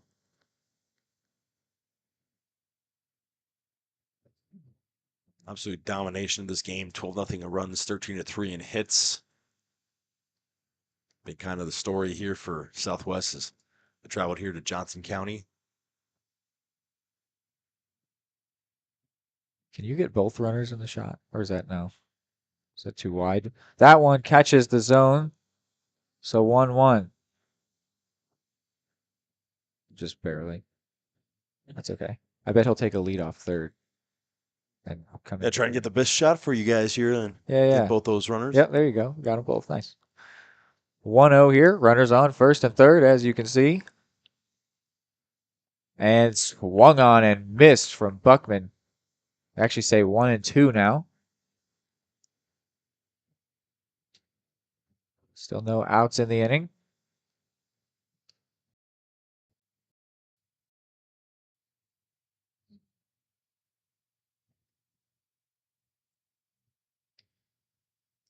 The 1-2 from Miller. And it misses, so the count evens up at 2 apiece.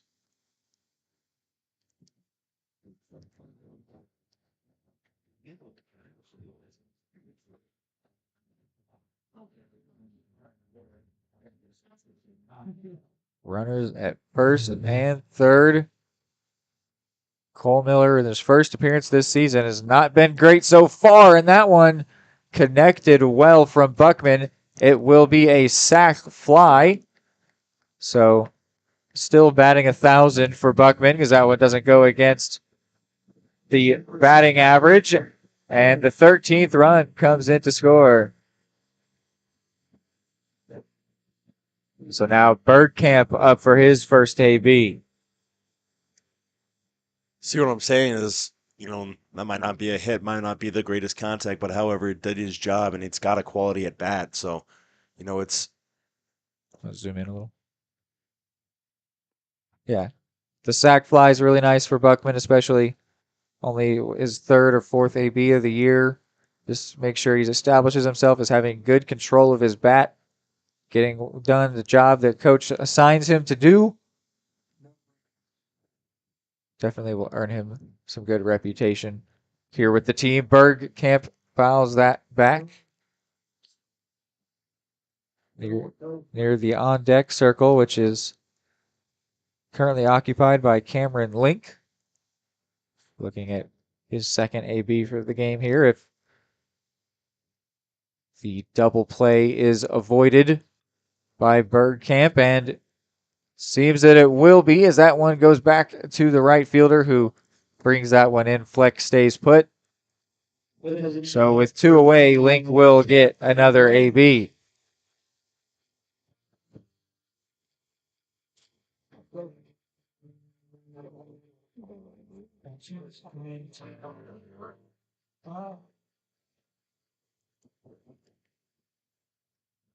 I do have someone up now in the Spartans' pen. Right-hander. He's got a sidearm relief. Sidearm guy going on. Here's a pitch from Miller to Bergkamp. Fouled back near us.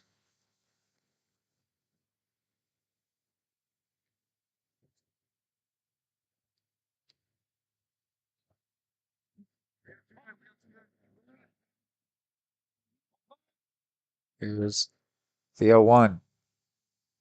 And misses 1-1 now.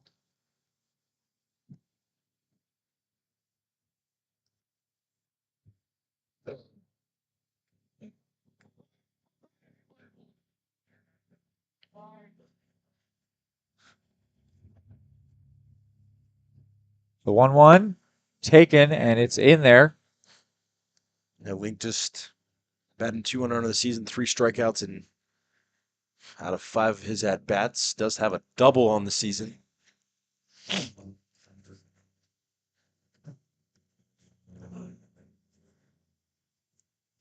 Looks like the number that's up is 0 in the bullpen.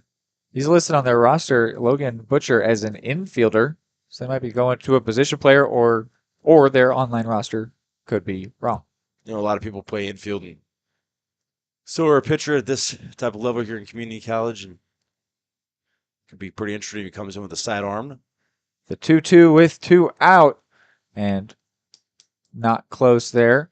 So the count runs full, and once again, Fleck will be in motion. Happened to him earlier on in this game.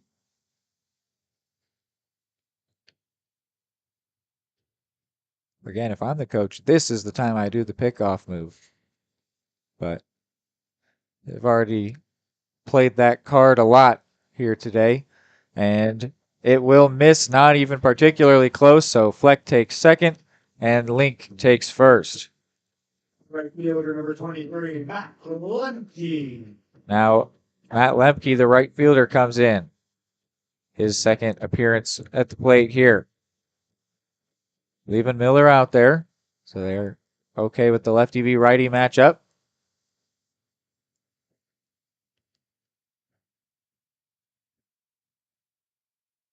You said you played high school ball, Dylan? Yeah, I played all the way to the level. I played a couple of years at University of Kansas club baseball, so played 2 years there and played all throughout high school. So you were right? You know, I was righty thrower, played pretty much utility, outfield, infield. I mean, didn't really matter what I did. I actually started. And Lemke, sorry, Dylan, cut you off for a second, rips that one into left. Fleck will come in to score. It's an RBI single, and it's 14-0. You know, sometimes in high school, you know, you need to pretty much do whatever you can to get in the starting lineup. That's kind of what I did. Ended up starting at 7 different positions overall in my whole entire career throughout high school. So it was very diverse. So I was going to ask, did you prefer that facing a lefty pitcher as the righty batter Carter Kelly is doing here? Yeah, actually, I preferred facing lefties. I didn't really have necessarily any preference between lefties or righties. I was pretty much similar in the stat category between lefties and righties as well.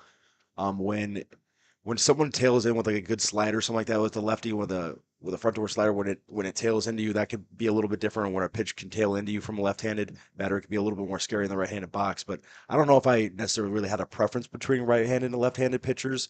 That one inside misses 1-1.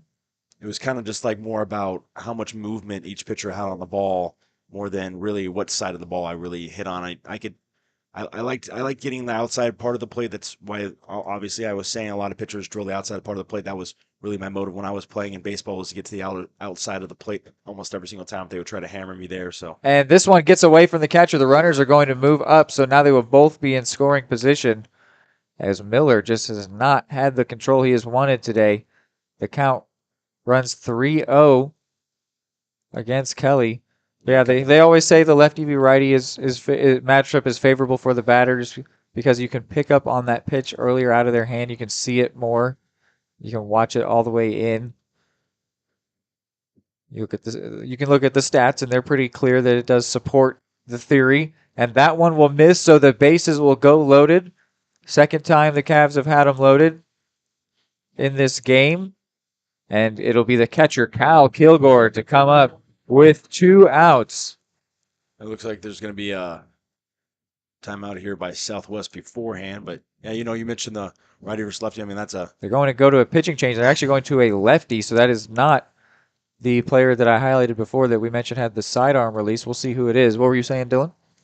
You know, when you go through and you go right hand to left hand, I mean, obviously, when you look at the statistics, it definitely supports the theory, and I 100% agree with it. You know, this kind of depends on which kind of batter you are, but you know, you got teams like the Atlanta Braves who were unbelievable against left-handed pitching and hit it better in left-handed pitching with some of the players that they had on their team. But it kind of depends on whichever batter you have. But facing a left-handed pitcher, I would say I prefer a little bit more than a right-handed pitcher, but.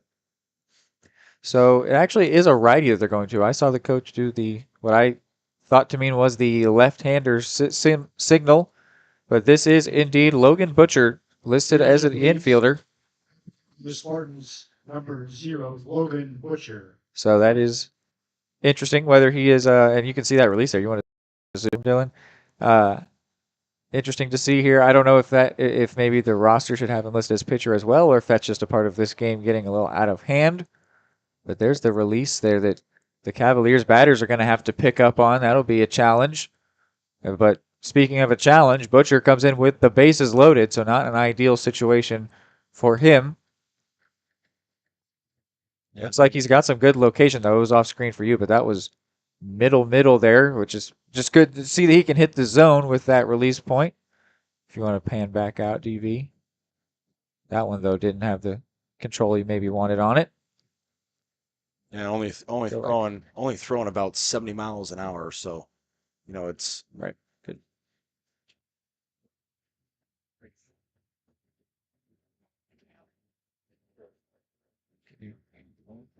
Because the scoreboard's in the way of the home plate. Can you get it to lock? No.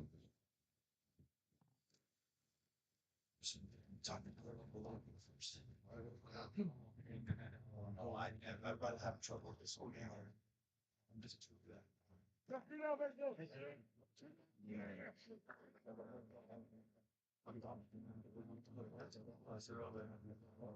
Ready to go now here for Butcher. Bases loaded, 2 outs here.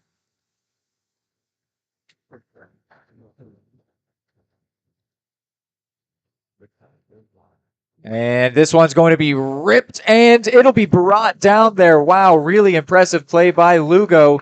So nobody comes in after the bases get loaded for the Cavaliers, but they still do get 3 in the inning. It's 14-0. Dad, you need to go. Really? It's important. I feel fine. Look, you cannot mess around with this kind of stuff. Some cancers, man, we just don't want to lose you from something we could have caught. What I need to do? You just give your doctor a call. They'll tell you what screening test you need. Fine. Can I have my pie now? Oh, man.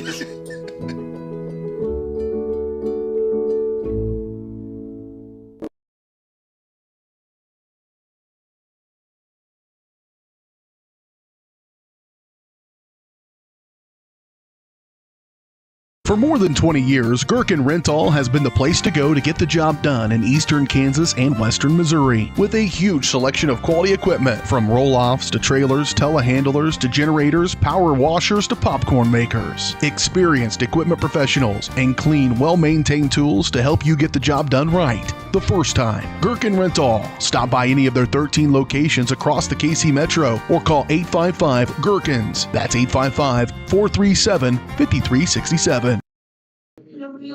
New pitcher into the ball game for your Cavaliers is Michael Infranca,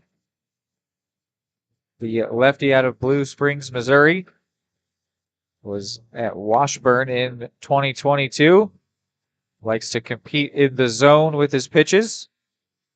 Looking at his stats, he's got a 0 ERA in 3 innings pitched.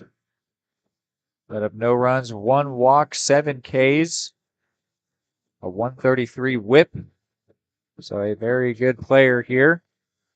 They've got him clocked around 70 as he's warming up here, throwing to Kilgore. And what will be the final inning of this ball game. All they need is 3 outs here and shut them down here 14-0. 14 hits, the 3 hits as well, so 14 they can runs. Get started on game 2. Got somebody coming in to get his first AB of the day, first AB of the season and of the day. And it is Isaiah Dameron, sophomore out of Des Moines. Solid cut on the first one.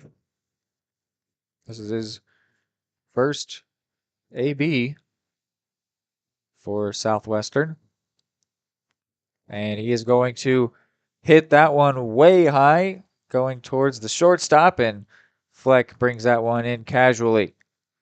I've seen so many times, just like, especially in the high school, smart college level, where they just, they're nonchalantly taking something like that in and just pop right out of the glove, ends up on second base for the batter. So Fleck was smooth with it, though. yeah, no, it looks smooth, but one time or another, it might happen to him.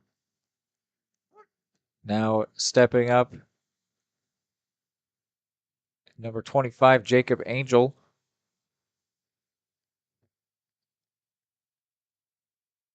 And he's going to perform a swinging bunt there that sends that one foul, so the count's 0-2.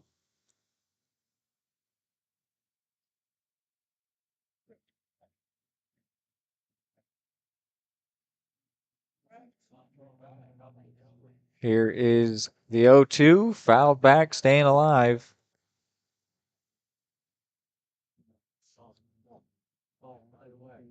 They call Michael and Franca Frankie.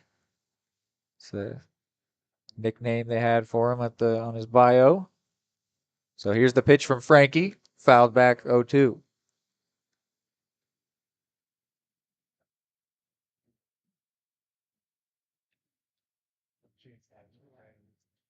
One away here as he tries to end this game, get us set for game 2, and this one's hit over to third base, fired over to first. A really nice pick there from Buckman. Sees a second out. The Cavaliers bench loves that one. Dugout. Fresh up the bench coming in just a couple innings ago, getting a very smooth pick there, saving that play, getting that second out of the inning, and just one more out here and closing home 14-0. Somebody else grabbing their first AB of the season here. And this is Gage Clausen out of Missouri Valley, Iowa. Another Iowa kid. The pitch from Infranca. Right down the middle, taking strike 2. One more strike away from this game being over.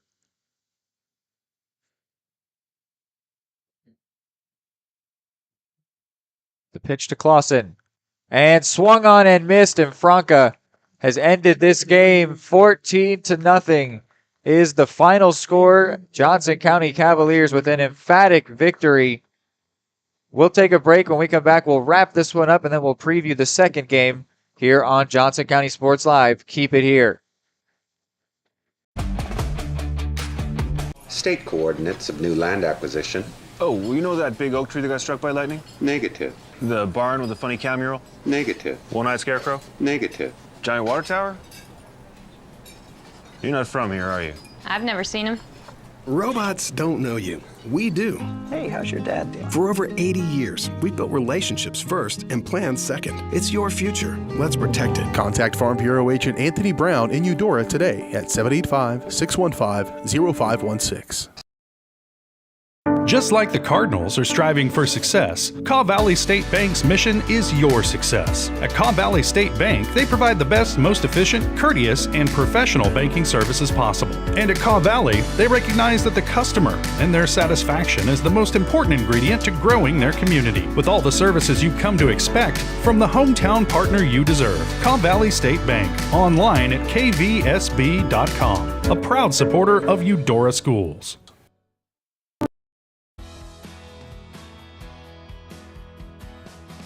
I used to drive an ambulance as an EMT, and I've always tried to be a safe driver. If people knew what I know, lives could be saved. In my car, if I see a truck or bus taking a turn, I know to take my time. When big vehicles turn right, they may swing wide to make the turn. If you try to sneak in, well, it's a lesson you'd rather not learn the hard way. When trucks and buses turn, let's you and I wait. It's our roads, it's our safety.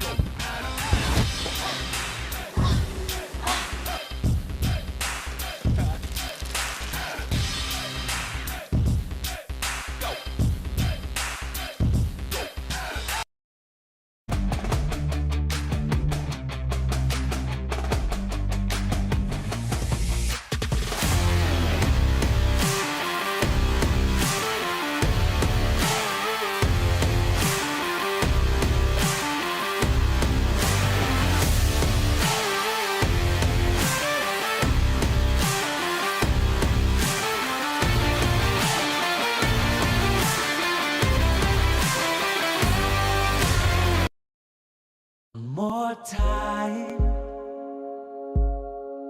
before you wake up in the wild. Our natural world needs us now. Step by step, side by side, together, we can find a way to ensure that all life on Earth can thrive.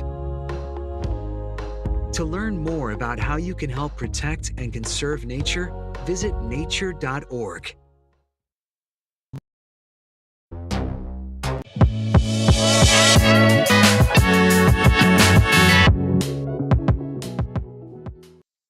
Back here, not on basketball, but baseball.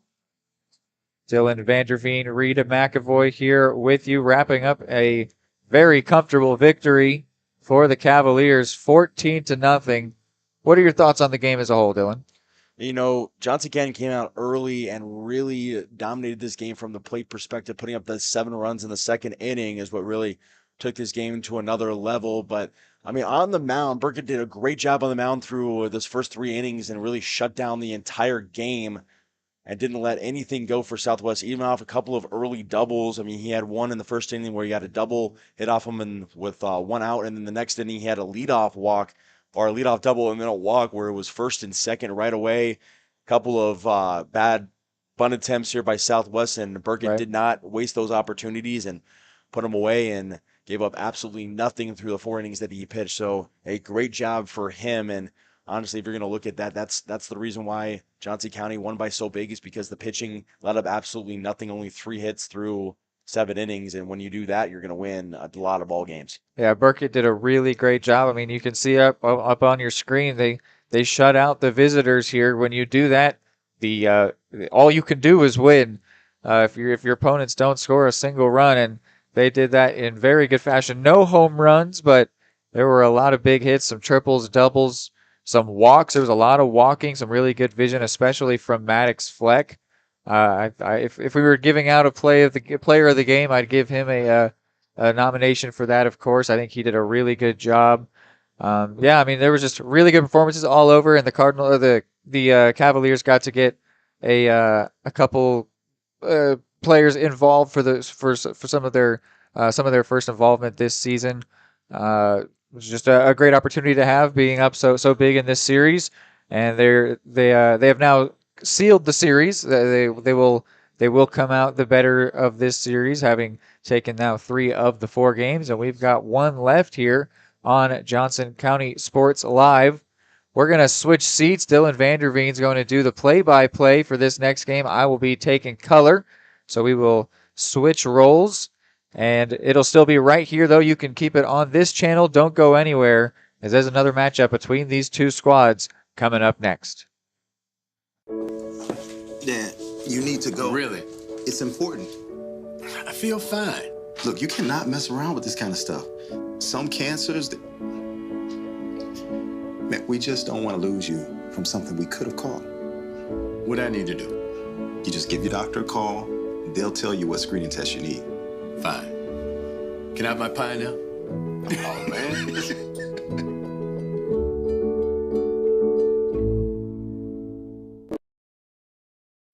High-quality foods, friendly service, great prices, and a connection to the community that is unsurpassed. That's Jean's Heartland Foods in Eudora. Family-owned, Jean's Heartland Foods offers a convenient one-stop shop, delivering the everyday essentials you need to specialty items from around the world. Jean's friendly staff is here to help you find exactly what you're looking for. You have options when it comes to feeding your family. Choose to support local. Choose Jean's Heartland Foods, 1402 Church Street in Eudora, or online at heartlandfoodstores.com. At Kansas Insurance, we know one size doesn't fit all. In fact, our whole mindset is based on customized policies for you and your families. We're local, and we do what we do because we care about you. Think of us as brokers for your insurance needs. Working with Kansas Insurance gets you the award-winning service and attention to detail that only an independent agency can provide. All across Kansas, we're here to help you manage and plan for all types of risk. Contact a local agent today. Kansas Insurance. Local, independent, serving you. Hey folks, save $1,000 on your interior painting project this winter. Hire Absolute Painting during November through February and qualify for 10% off your project, a free paint upgrade, and a free color consultation to make sure you choose the perfect colors to transform your home. This amazing offer only lasts until our winter calendar is booked and spots are filling up fast. Call now and save $1,000 on your interior project. No money down, affordable monthly payment options are available. This offer won't last long, so call now to save $1,000 on your interior project with Absolute Painting, where quality is absolute.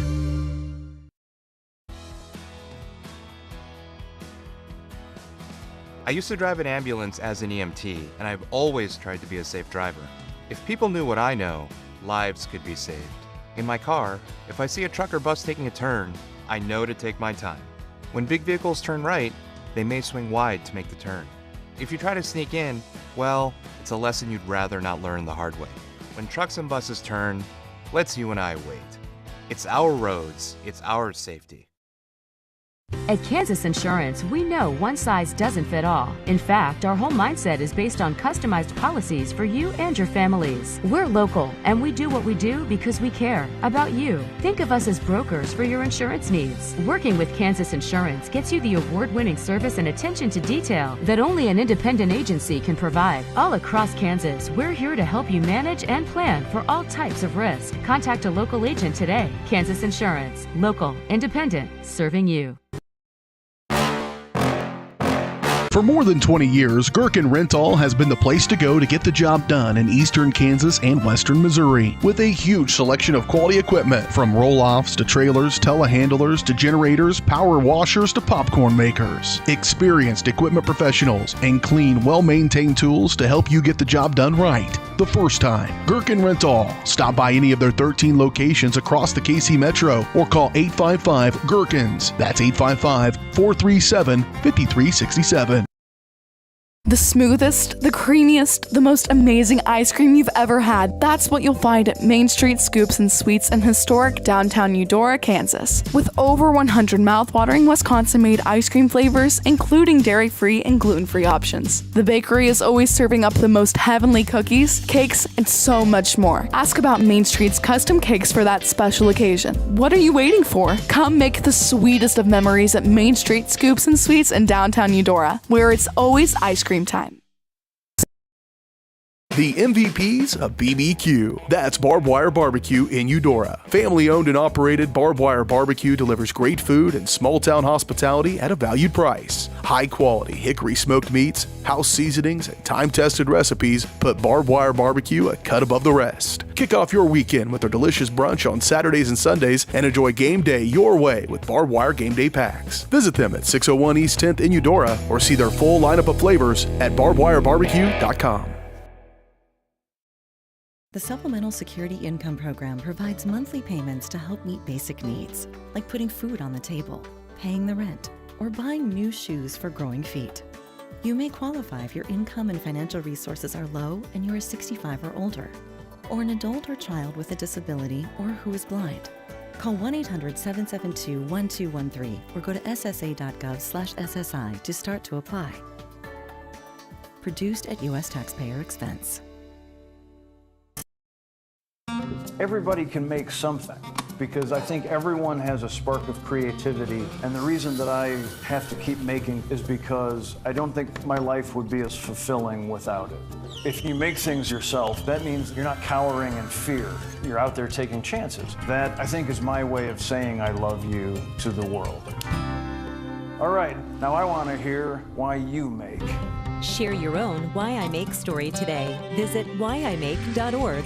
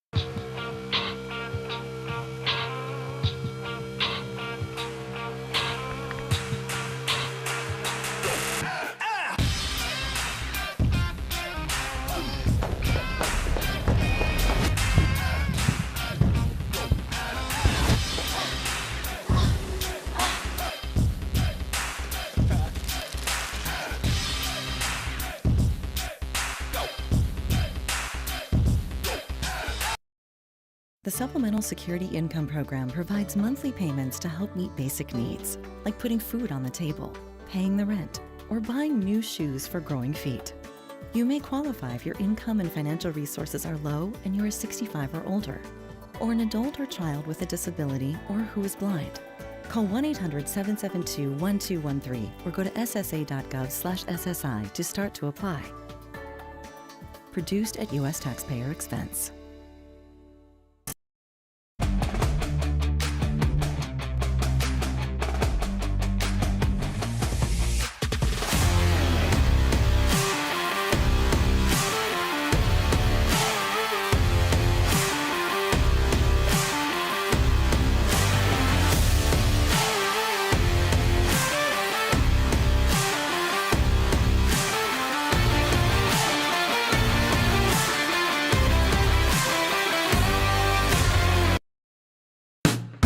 Hey folks, save $1,000 on your interior painting project this winter.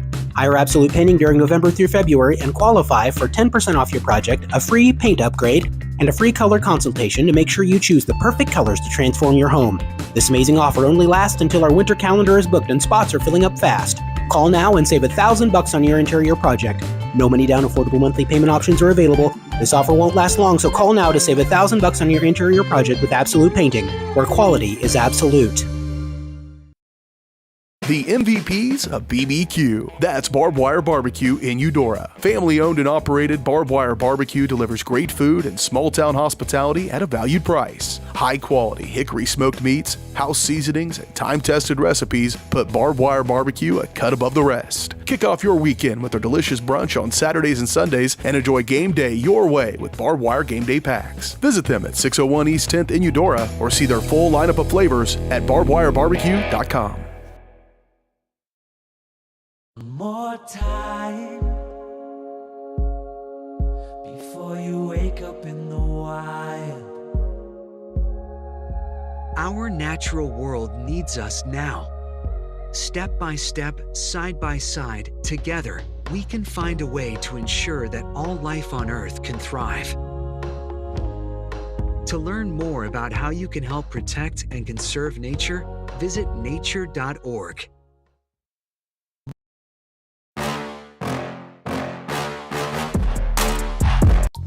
High quality foods, friendly service, great prices, and a connection to the community that is unsurpassed. That's Jean's Heartland Foods in Eudora. Family owned, Jean's Heartland Foods offers a convenient one-stop shop, delivering the everyday essentials you need to specialty items from around the world. Jean's friendly staff is here to help you find exactly what you're looking for. You have options when it comes to feeding your family. Choose to support local. Choose Jean's Heartland Foods, 1402 Church Street in Eudora, or online at heartlandfoodstores.com. Just like the Cardinals are striving for success, Caw Valley State Bank's mission is your success. At Caw Valley State Bank, they provide the best, most efficient, courteous, and professional banking services possible. And at Caw Valley, they recognize that the customer and their satisfaction is the most important ingredient to growing their community. With all the services you've come to expect from the hometown partner you deserve, Caw Valley State Bank, online at kvsb.com, a proud supporter of Eudora Schools.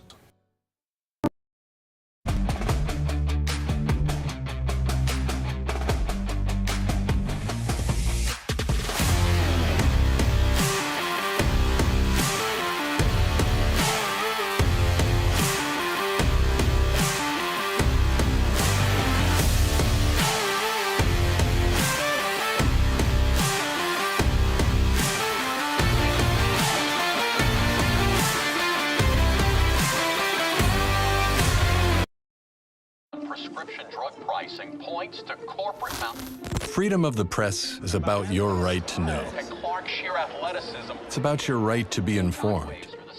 Today, there are real threats to press freedom Reaching residential areas? and your right to know about the world around us. We must protect our right to know, no matter what kind of news is important to you.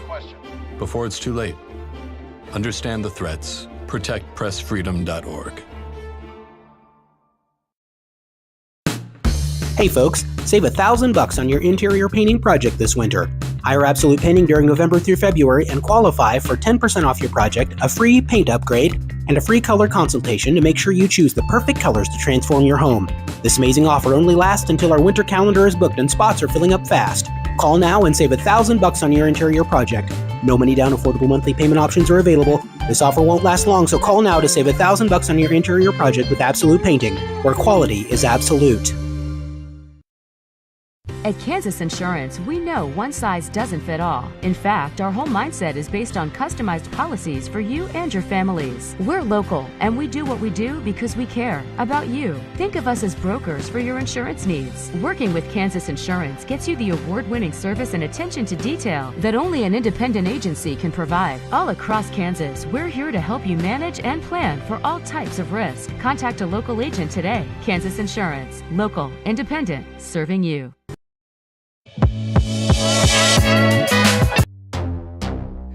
Across the 20, the 15, the 10, 5. Colton McCann, his third touchdown of the game.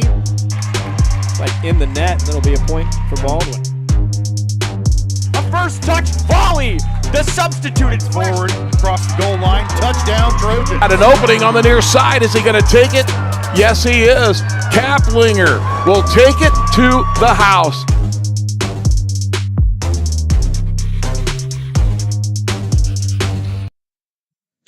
Welcome back into Johnson County Community College at this baseball field. And look, Johnson County, a huge 14-0 win in the first game, up for the second game here, about to start here. About 10 minutes or so, just got to stop warming up here. See the last couple of players here for Johnson County warming up on the field, but pretty much everybody is done, ready to go. They got the pitcher warming up in the bullpen. I didn't necessarily see who that is right now. Look for you here in a second, but Johnson County, a very dominant 14-0 win in the first one. Absolutely no trouble on either side of the ball. Burkett did a great job along with the two relief pitchers that Johnson County put in afterward, Novoy and the end. So it is a huge 3-0 lead here in the series, and they've already won the series up 3-0. But it's really. That's the starter. Or is he in the bullpen? 30. Yeah. Josiah Golden's going to be the starting pitcher here. He's warming up in the bullpen, so what it looks like at least would be your starting pitcher here for Johnson County for Game 4 of this matchup against Southwest. We're going to step away for just a little bit more time here, but we'll bring it back a little bit closer here to game time as we start getting onto the field. You're listening to Johnson County Sports Live. At Kansas Insurance, we know one size doesn't fit all. In fact, our whole mindset is based on customized policies for you and your families. We're local, and we do what we do because we care about you. Think of us as brokers for your insurance needs. Working with Kansas Insurance gets you the award-winning service and attention to detail that only an independent agency can provide. All across Kansas, we're here to help you manage and plan for all types of risk. Contact a local agent today. Kansas Insurance. Local, independent, serving you. For more than 20 years, Gherkin Rental has been the place to go to get the job done in eastern Kansas and western Missouri. With a huge selection of quality equipment, from roll-offs to trailers, telehandlers to generators, power washers to popcorn makers. Experienced equipment professionals and clean, well-maintained tools to help you get the job done right the first time. Gherkin Rental. Stop by any of their 13 locations across the KC Metro or call 855-GHERKINS. That's 855-437-5367.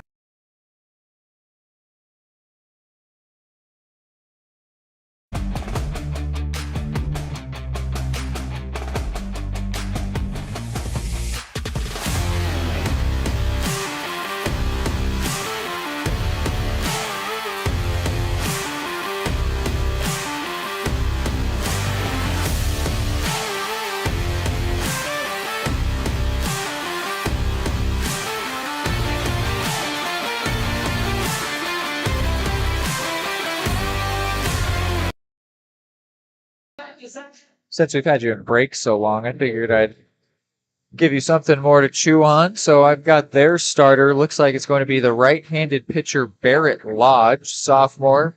Started one game before and it was a loss. He went 3 2/3 innings. Thank you. Gave up 5 hits, 5 runs. Only 1 earned run though in that game, in which he gave up 5 runs, 1 earned. So that's confusing and must have been a very interesting game. I mean, that means that his ERA is actually only at 1.8 because it's earned run average. So even though 5 runners crossed the plate against him, only 1 was earned. But that is their starter.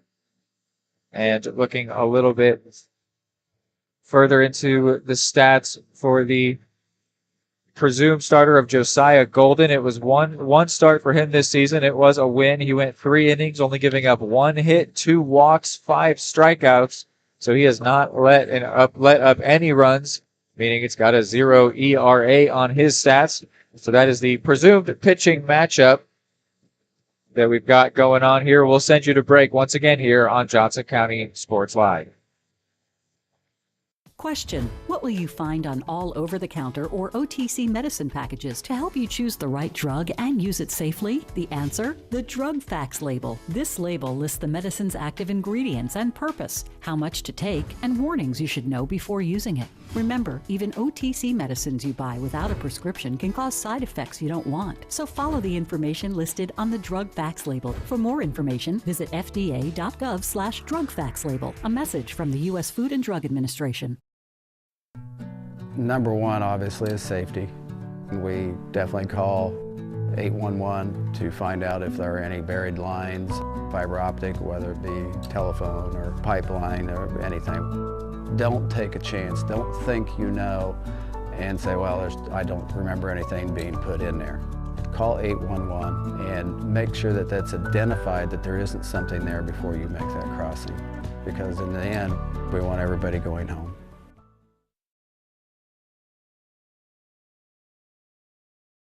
What would happen if I had to pick up the phone, call 911 for one of my family members or one of my neighbors? What would I do if no one was on the other end to respond? What if there was no 911? So you can be a part of the solution. Anybody can be a firefighter. Male, female, younger, older. We have school teachers. We have leaders in business. Is me, you, anyone that wants to be. There is no typical firefighter. Hey folks, save $1,000 on your interior painting project this winter. Hire Absolute Painting during November through February and qualify for 10% off your project, a free paint upgrade, and a free color consultation to make sure you choose the perfect colors to transform your home. This amazing offer only lasts until our winter calendar is booked and spots are filling up fast. Call now and save $1,000 on your interior project. No money down, affordable monthly payment options are available. This offer won't last long, so call now to save $1,000 on your interior project with Absolute Painting, where quality is absolute.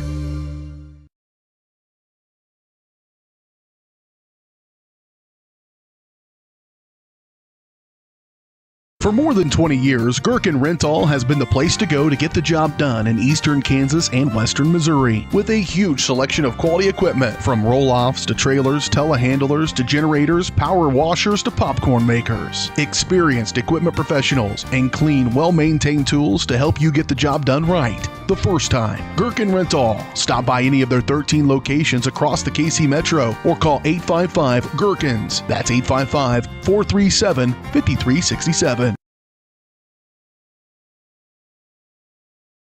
At Kansas Insurance, we know one size doesn't fit all. In fact, our whole mindset is based on customized policies for you and your families. We're local, and we do what we do because we care about you. Think of us as brokers for your insurance needs. Working with Kansas Insurance gets you the award-winning service and attention to detail that only an independent agency can provide. All across Kansas, we're here to help you manage and plan for all types of risk. Contact a local agent today. Kansas Insurance. Local, independent, serving you.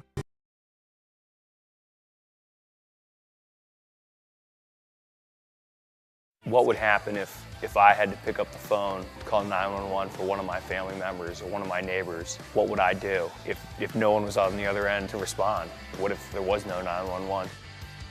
So you can be a part of the solution. Anybody can be a firefighter. Male, female, younger, older. We have school teachers. We have leaders in business. Is me, you, anyone that wants to be. There is no typical firefighter.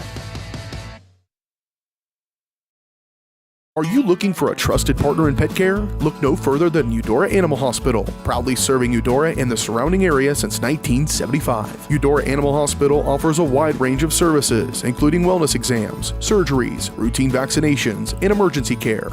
Hi guys, just wanted to say thank you from Eudora Animal Hospital for all your support and go Cavs! Schedule an appointment by calling 785-542-3265 or visit eudoravet.com. High-quality foods, friendly service, great prices, and a connection to the community that is unsurpassed. That's Gene's Heartland Foods in Eudora. Family-owned, Gene's Heartland Foods offers a convenient one-stop shop, delivering the everyday essentials you need to specialty items from around the world. Gene's friendly staff is here to help you find exactly what you're looking for. You have options when it comes to feeding your family. Choose to support local. Choose Gene's Heartland Foods, 1402 Church Street in Eudora, or online at heartlandfoodstores.com. Call insurance agent. Hello, customer. Oh, great. I just had a quick question about my insurance. You are 312th in line. Oh, it's just a real quick question. Would you like a callback in 6 hours? Sometimes humans are just more helpful. Hey, Max, I can answer your insurance question. Awesome. Appreciate it. Farm Bureau Financial Services. It's your future. Let's protect it. Contact Farm Bureau agent Anthony Brown in Eudora today at 785-615-0516. Back here on Johnson County Sports Live, I'm going to go ahead and run you through the starting nines that we've got. First, for the visiting Spartans, who will lead off the game batting. They've got at shortstop number 9, Seth Lugo. Designated hitter number 17, Zaid Stark. He played left fielder last game, crashed into the wall, so now they've got him DHing, but probably unrelated. Batting in the third spot, number 15, Jackson Brooks. He'll be playing third base. Then in the cleanup spot, number 24, the right fielder, Vernon. That's Bryson Vernon. Fifth is number 25, Jacob Angel. He'll be playing left fielder. Then number 3, Braden Resch will be playing center fielder. Batting 7 is number 7, Isaiah Fadoa. Batting 8th is the catcher, Allen. Then in the 9 spot is Sammy Thane Maximiliana, number 6, will be playing second base for the game. And then the starting pitcher is Barrett Lodge, the right-hander. And for your Johnson County Cavaliers, leading off, number 17, McClure, Jake McClure, the left fielder. Then batting second, number 26, Micah Miller, playing right field. Batting third is the DH, Brewer, who was playing first base in that first game, Dagan Brewer. Cleanup spot is Jack Mosh, the second baseman. Then in the 5 spot, Hepburn, who is now behind the plate after DHing the first game. Easton Rowe hitting 6th and playing at first base. Jordan Black he's going to be playing short now. He played third in the last game. Now he's going to be playing shortstop for this one. Batting 8th is Carter Kelly, the third baseman. And in the 9 spot, Jesse Tisdale, who will be playing center field here, number 14. And then the starting pitcher, as we already said, Josiah Golden, the freshman pitcher, getting the start here. Over on the warm-up here of Josiah Golden as we are approaching first pitch here for game number 2. Let you get a look in at what Josiah Golden has got to offer. Keep an eye on the speedometer for this one, tell you the speed that we've got. Here is the pitch, and that is a fastball. 88, says the clock. So he's got some heat, does Golden. And pitcher number 30, Josiah Golden. Thank you, Reed, for taking it over for me while I get these statistics down here for me. Shortstop number 9, versus Lugo. I'm going to get the batter coming in.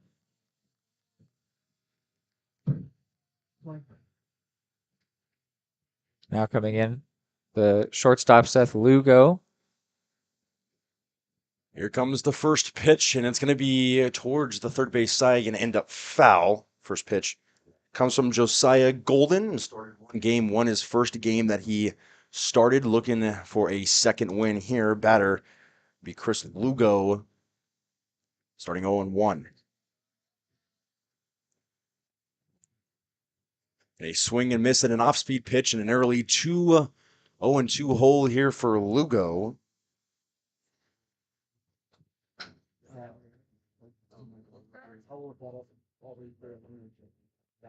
Ends up outside off the dirt. Nice pick. Doesn't really matter. No one on base right now, but it'll matter later in the game when there is. Lugo stands 5'11". We mentioned in the previous game out of Puerto Rico. One of, I believe, 3 players we called from Puerto Rico last game. He had an interesting game at short. He made some really good plays and then missed out on some simple ones as they kept trying to pick back to second. But he is clearly a good player. It's the 1-2. That one swing and a miss. The first strikeout of the game. And Johnson County, just like that, one already for Josiah Golden. And we'll look to keep it going here with the second batter coming up. And Zaid Stark.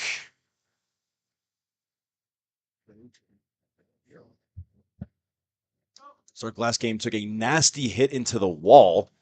Might be part of the reason why he could be DHing right now. Looked fine in left field the rest of the game after he took that nasty spill, but has a 1-0 count right now. This one hit toward shortstop and going to be easily filled up in a nice play. That's going to be a number 21, Joe Black, with that play at shortstop. Played third base last game, moved over to the 6th position at short. The rest of the infield goes Rowe, Mosh, Black, and then Kelly at third base. That's how the infield sums up here. Rowe did not start last game. Comes in here at first base. On off speed, misses to the outside part of the plate. Yeah, I'm waiting to see more of that. 88. That's an impressive number that he put up there. And that one comes in at 77. But he might be able to blow it right by Brooks if he can hit that speed again. That one going to end up just low. Nice pick again here by Hepburn behind the plate.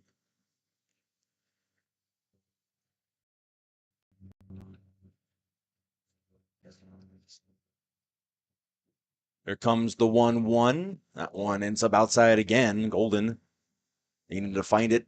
Missing a few times here outside. Actually, it's going to be a 3-1 count. Did he?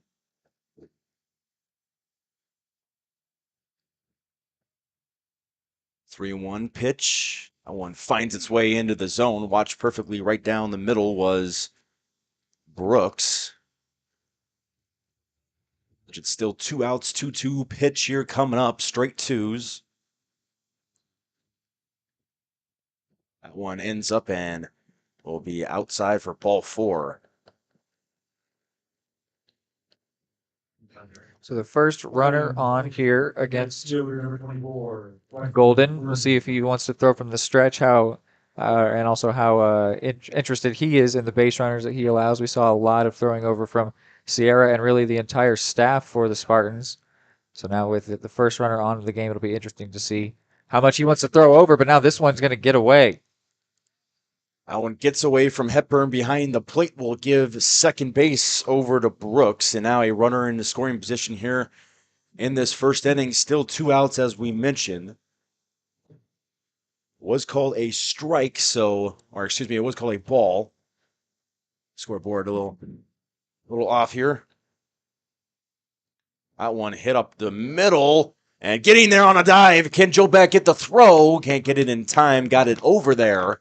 It was a nice play for them to even stop it. It saves a run for Johnson County. That one gets into center field. Easily scoring would have been Brooks. So a nice play by Black at shortstop. And that will bring up, we have number, unless I had the batting order wrong, this is supposed to be. This is right. It's Angel. It's all right. Yeah, no, I am right. Excuse me. Sorry.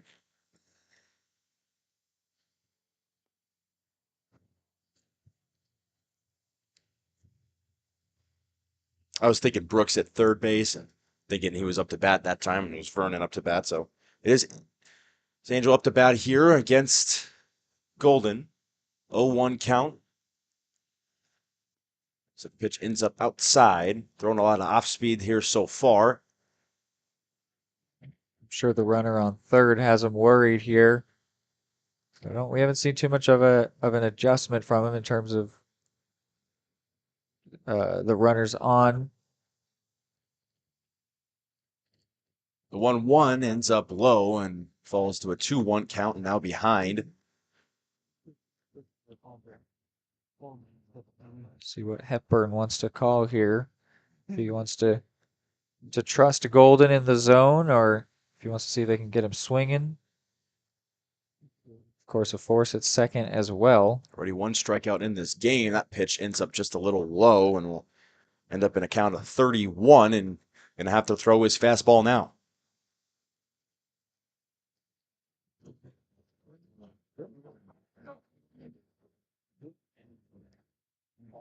Sit on the mound here, ready to deliver the 3-1. And takes a look at first base. In there with more than enough time was Vernon. He was caught off guard by it a little bit, but he was taking a moderate lead over there, so easily dove back in. And here, delivering to the mound, 3-1 pitch. That one hit into right field. It's going to fall. Going to drive in a run here for Southwest. It's going to send Vernon to third base, and that's going to be extra bases. They're going to send Vernon home. It's only on first hand. Going to hold the throw, eat it the play, and it's a 2 RBI double here for Angel, and a 2-0 lead here early on for the Spartans. Yeah, scoring all the way from first there. Impressive speed from Angel. Sees a 2-run lead here for the Cavs. For the Spartans, excuse me. The Cavs got in danger last time around, but they got away with it for the first inning, but not the case here. And after being shut out in the previous game, they've already got 2 here in inning number 1.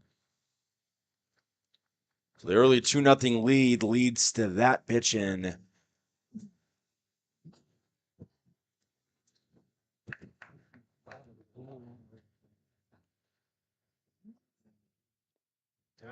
It's going to be in there for the first strike of the at-bat.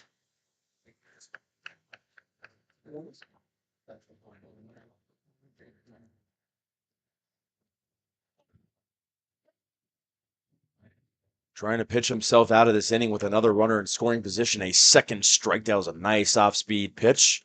Ends in a 1-2 count here for Golden. Batter Braden Reg out of Park Hill, Missouri. That one fouled away. We mentioned Golden had one other game, pitched 3 innings in that game, gave up just 1 hit, did walk a couple, but struck out 5. So be a 15 to 9 K ratio there.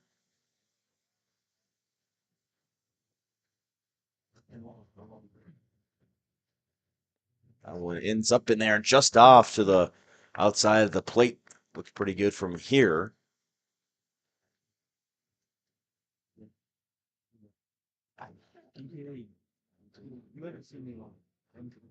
Trying to limit the damage here and the inning, only giving up 2 for Golden. There's one hit into center field. It's going to be some work to get there, but he does. Nice play by Tisdale in center, and that will retire the side. Not before some damage is done here for Southwest. A 2-run inning in the first here. We'll bring you back with more for Johnson County Sports Live.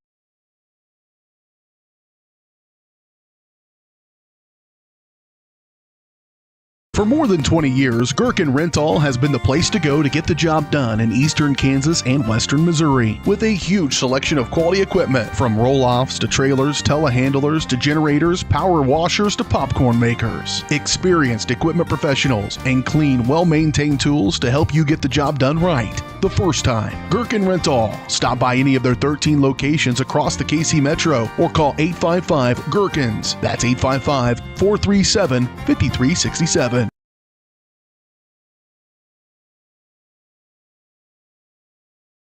At Kansas Insurance, we know one size doesn't fit all. In fact, our whole mindset is based on customized policies for you and your families. We're local, and we do what we do because we care about you. Think of us as brokers for your insurance needs. Working with Kansas Insurance gets you the award-winning service and attention to detail that only an independent agency can provide. All across Kansas, we're here to help you manage and plan for all types of risk. Contact a local agent today. Kansas Insurance. Local, independent, serving you.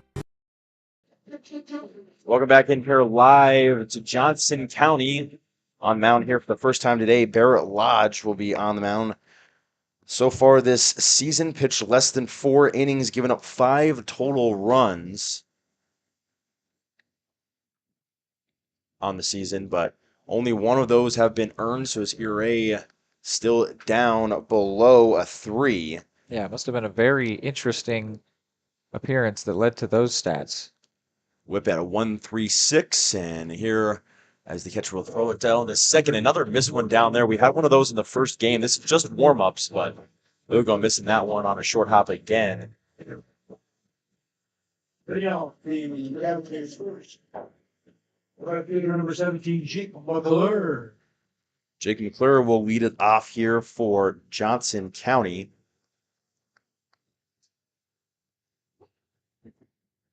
Seeing the first pitch here from Lodge. That one's going to be drilled into left center. Will he get there? He will. Nice play in left field. A really good job there by Jacob Angel to track that one down. Mikey Wilson. That was it was in an awkward spot between the center fielder and the left fielder, and generally the center fielder is the one that takes charge, but it was in such a place that it had to be Angel, and Angel got the job done. After that nice play on the first pitch, we'll look to see what Johnson County will do with the second batter. It is Miller. He'll be swinging at first pitch as well. Foul that over. Through the last game, his average is now up to 455 for Mike and Miller.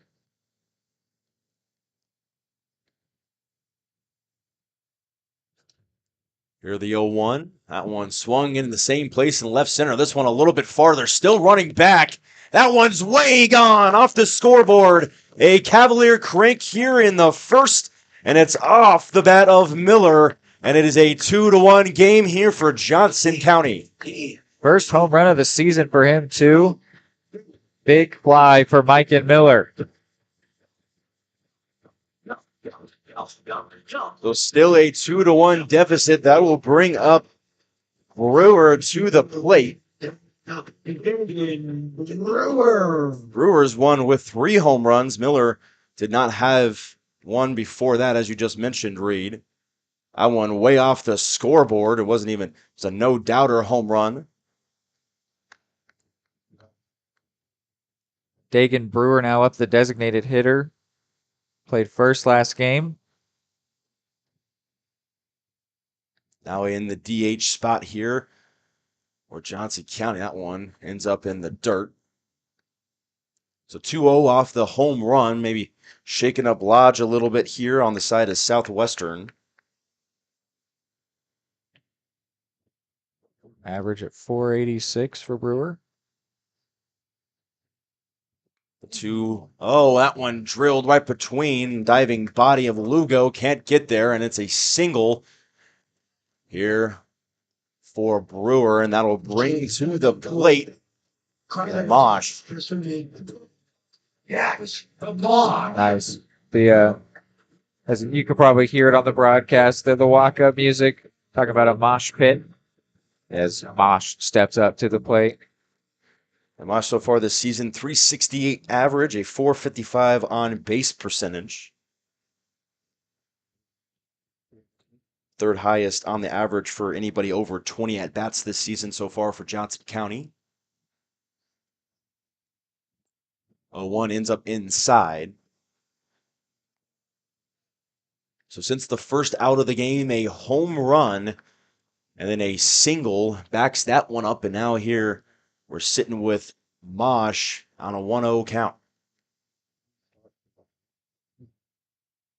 Mosh delivers, ends up inside again. Think about it, back pick was the catcher and number 21. It's Carlos Allen. They've got him listed as 22 on the roster, but he's 21. Gotcha. Yeah. We were talking about that pregame when we looked at the lineup card. Here's the pitch for Lodge. That one ends up right in there, so a 2-1 count now. Mosh only one home run on the season, does have 10 RBIs. Before this doubleheader today was second in that category. Yeah, and he picked up one last game too. So a good job by him working with his teammates. That one fouled off. We'll even the count up here at 2-2. We talked about how it felt like every at bat there was a runner in scoring position. And Mosh was often that runner in scoring position, but also capitalized one time from the plate. 2-2 delivered outside. Here's the throw to second. Is it in time? It is. Tapped on the head and getting caught stealing is Brewer. That's his first time he's been caught stealing. 1 for 2 now on. 2 outs here for Southwestern.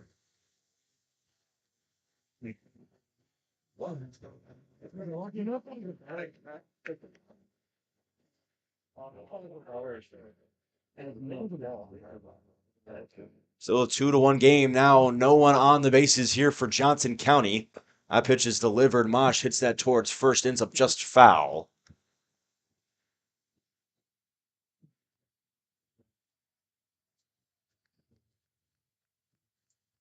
Count is still full here for Mosh. The 7th pitch of the at-bat coming here.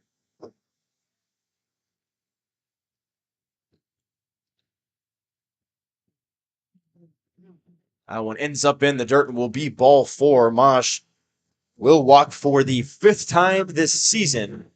Look at your number 40. I love the show. You know, put your hands to the constellations. The way you look should be a sin. You my sensei.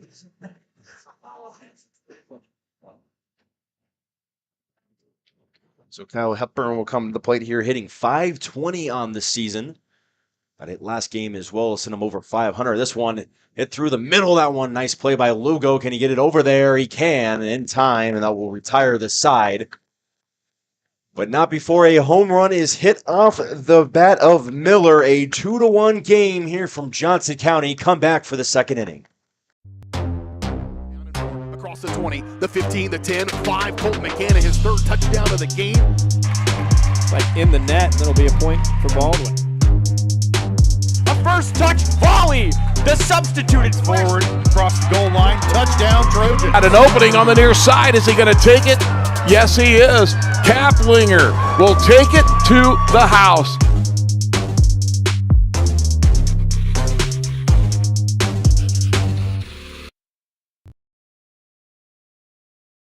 For more than 20 years, Gherkin Rental has been the place to go to get the job done in eastern Kansas and western Missouri. With a huge selection of quality equipment, from roll-offs to trailers, telehandlers to generators, power washers to popcorn makers. Experienced equipment professionals and clean, well-maintained tools to help you get the job done right the first time. Gherkin Rental. Stop by any of their 13 locations across the KC Metro or call 855-GHERKINS. That's 855-437-5367. Welcome back in here to Johnson County Sports Live. Dylan Vanderveen sitting next to me, Reed. Boy, and here we're going to go through this first inning. It was a long one, but 2 runs scored at the start of it here for Johnson, or here for Southwestern, off a 2 RBI, 2 out double. Then a home run by Miller on the side for Johnson County. Lead this game to 2-1. A lot more scoring here. A lot more scoring here in this game and then the first game, especially for Southwestern, who scored no runs through 7 innings, now with 2 runs here in the first. Yeah, I mean, they got really close a lot of times in the last game, so it's not too surprising that they got someone across the plate, but the fact that they are up and still up through an inning is maybe a little bit the alarm bells are sounding, but there's still a lot of baseball left to be played, and as long as Josiah Golden can lock in here and it doesn't get any worse for him, I don't think the Cavaliers need to be too worried at all. It's a good strike there to start it off there on the outside part of the plate. Noah here up for Southwestern. I want a swing and a miss way in front of it on an off speed.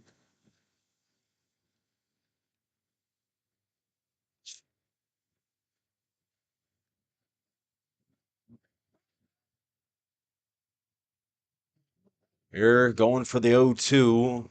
And we'll throw it right through another off speed, and we'll get him on 3 straight pitches. And a strikeout number 2 here for Golden. Number 21, Carlos Allen.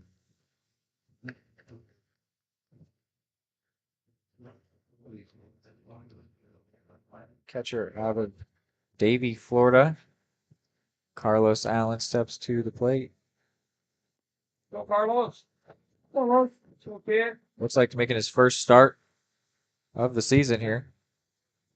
Some of these players really making their first trips here for Southwestern. That one hit into left center will fall for a base hit.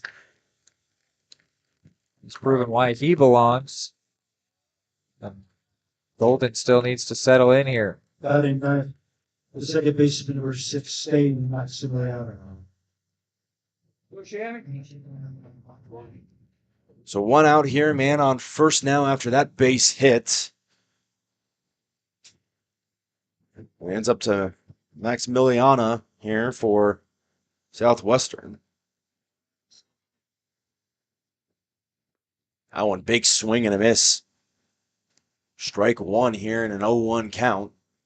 Leading in hits are the Spartans, 3-2 over Johnson County so far in this game. Maximiliano looking to put some more damage on Johnson County, and this one going to lay out for a bunt, going to be a strike 2 call. Not exactly sure what the thinking was with 1 out man on first 0-1 count, but now falling to 0-2.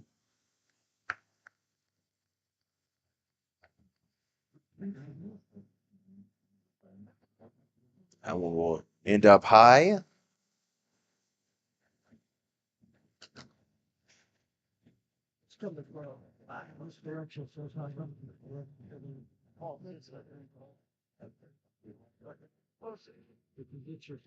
Here's the 1-2 pitch from Golden. That'll end up on the ground, low and outside, and we'll come up here for an even count at 2 apiece.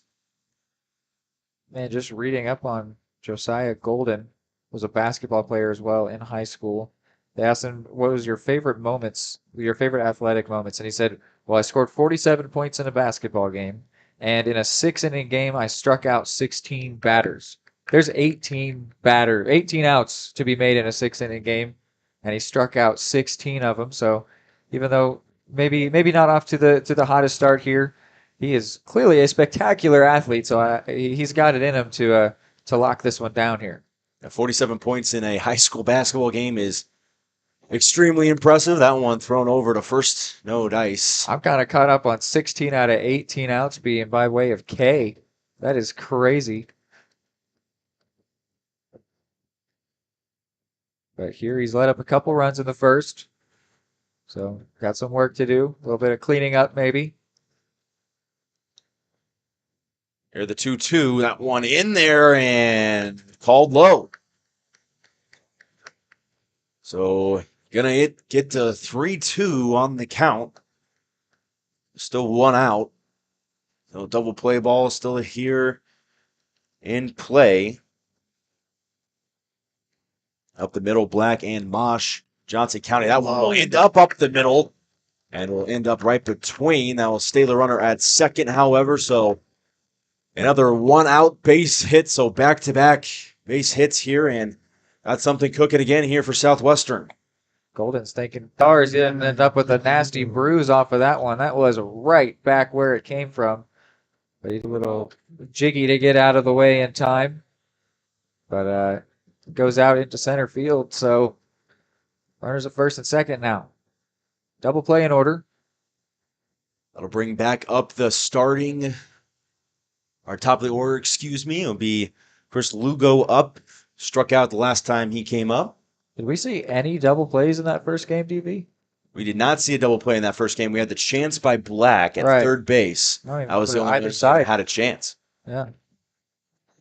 I went in there for strike one, and it would be a 1-1 count. We didn't see a home run in that game either, and we've already got one here. So yeah, you were talking about that. You're I wanted break out. You wanted to call home runs. I've got a good call ready, but it'll have to wait for you. When I told it to my boss who put me here, he's like, "Oh, that's good. That's why you're doing it." But I didn't get to have it, so it's all right. It'll just have to wait. Here, coming with the pitch. Now one fouled hard into his own dugout. Yeah. Look out. Watch your lips over there, making sure no one's hurt. Right after the comebacker, now one into the dugout. Baseball can be very dangerous if you're not on your toes. Here the 1-2. That one swing and a miss by Lugo again. Back-to-back swinging Ks, and the third one of the day here for Josiah Golden. That is a new hitter, number 16, Zayden Stark. And now 2 outs here in the inning. Chance to get out of it unscathed is Golden.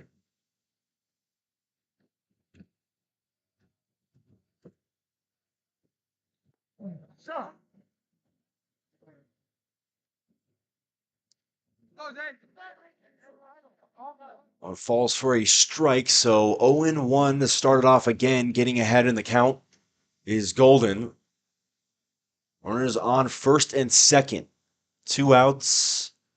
There's the 0-1, falls too low and inside and evens up the count.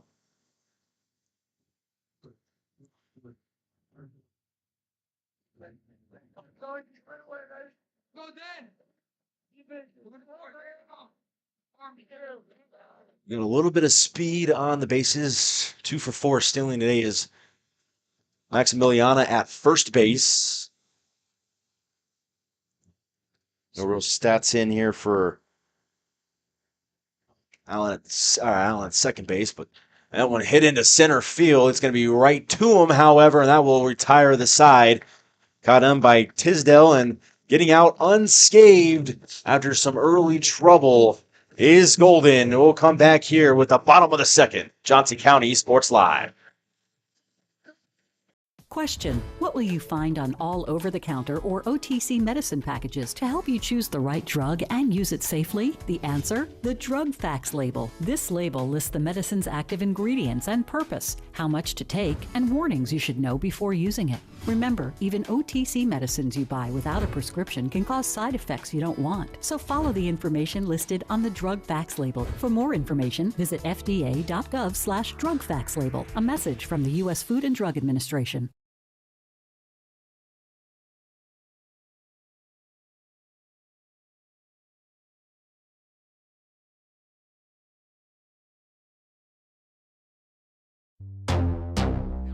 Across the 20, the 15, the 10, 5. Colton McCann, his third touchdown of the game.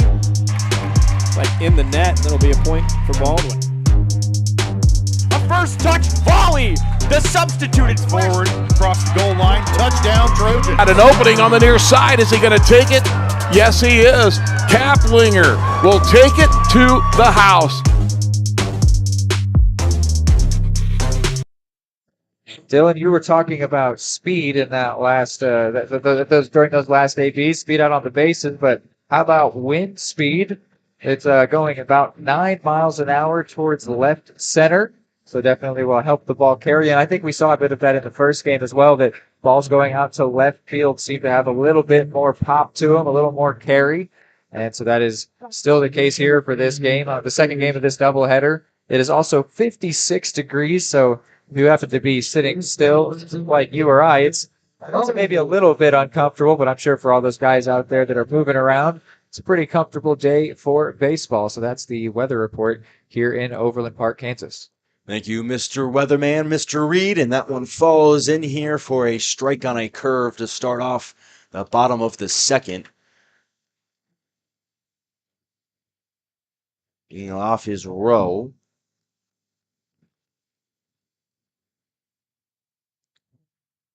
Here, that one thrown in there, and an 0-2 count now. That one hitting the outside corner. Rowe put himself in a hole, hitting 227, but a 433 on base percentage so far this year. Taylor two sides as he's walked 8 times. Good for second on his team. Theoretically has that advantage we discussed earlier where we were talking about a righty facing a lefty. Now he's the lefty facing a righty.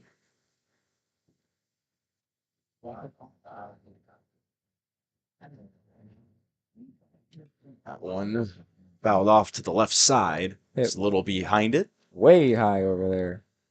Over the net. Well, as long as he doesn't go to the right side, because if it goes far to the right side, my car's sitting over there. So let's not do that. The 1-2 set to deliver. Here is Lodge. That one delivered too high and will even up the count at 2s apiece. That one came in at 79 miles an hour. Got some more juice on our side with our pitcher in Golden. That's how they called him Goldie, which I like that nickname for him. I think that's good. It's very baseball, being called Goldie.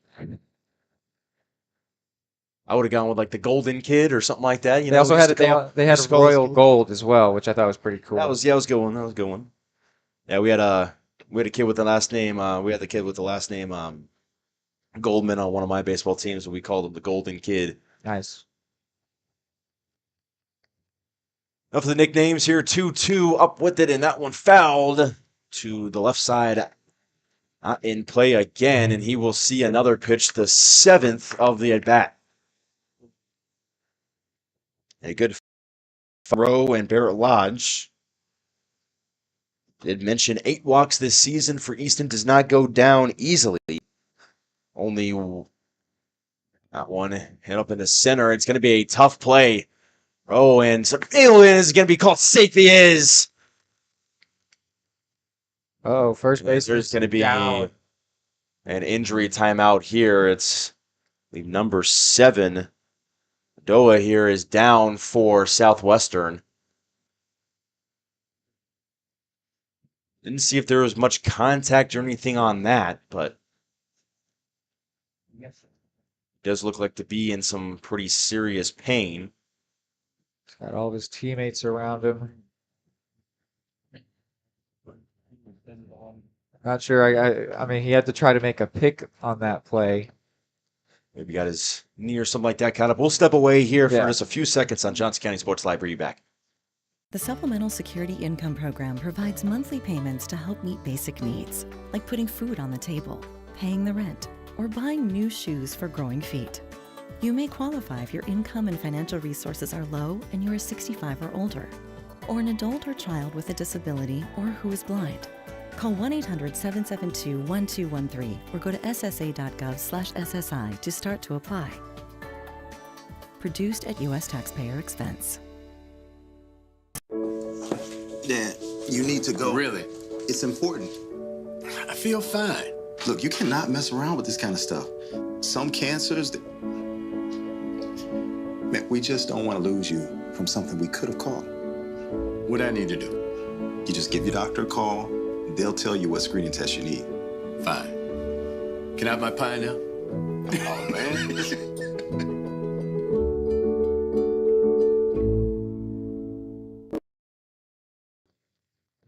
Welcome back in here to Johnson County. Up on his feet is Fadoa. So Looks like he's good walking underneath his own power. Going to stay in the game. Not exactly sure what happened between the two. Shortstop number 25, Jordan Black. Jordan Black going to come up to the dish here for Johnson County. Reed had him written down with under 2 words, underlined power hitter. So we'll see if we can get some of that power here. He did mention the wind was blowing about 10 miles out to left center. We saw some of that carry with Mike and Miller's home run to left center that hit right off the top of the scoreboard. I one checking him at first base. No dice here for Lodge, but keeping him honest over there against Rowe. Rowe only 1 stolen base on the year.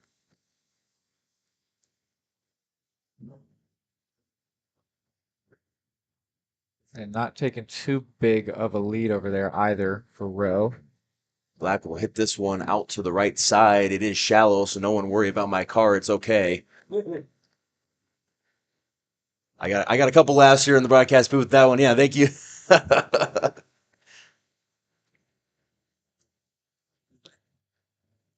So the 0-1 here.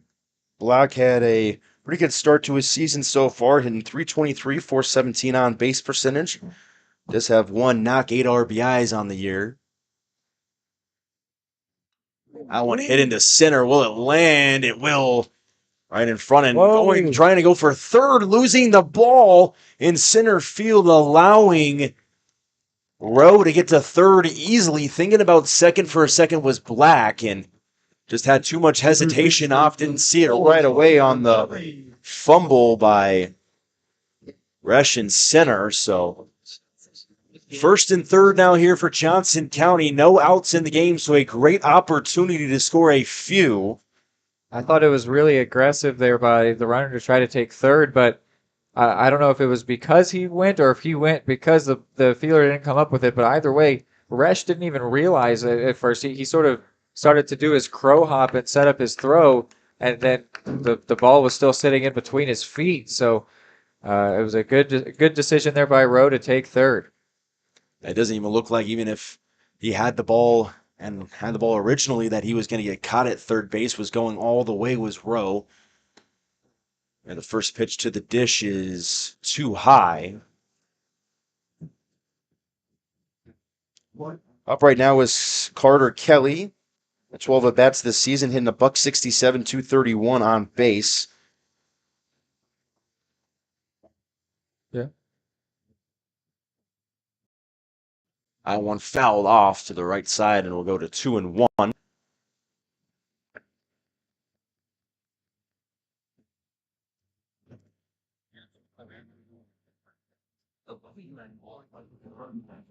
Carter Kelly got some. So we got word here. It's 1-2, not 2-1 here on the count. Excuse me. That one thrown back. Black had to get back. Didn't have much space on that one. Still made it back safely.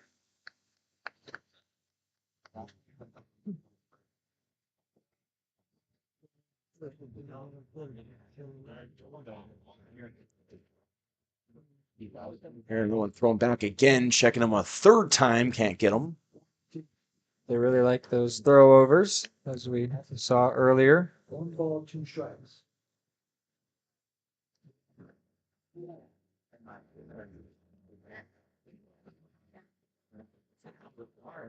The 2-1 pitch. Lodge taking his time this time. Actually, looked like he tried to call for time for a second. That one, big swing and a miss on an off speed, and it's strikeout number 1 here for Lodge. And it's going to bring up the first out here for Johnson County. Got to get this run at third base. Not something you're going to do striking out with.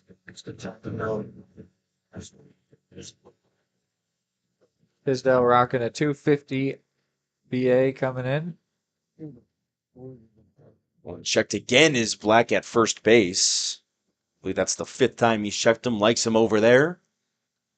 Whatever it was that was messing with Vadoa, either he's all right or they're hurting their own guy, throwing over there, giving him a lot of work to do. First pitch of the at-bat ends up low on the off speed, taking second base. easily was black, so all that check-in still did nothing. So now second and third here for Johnson County. Great opportunity for Jesse Tisdale. Does have only 1 RBI on the season in his 20 ABs.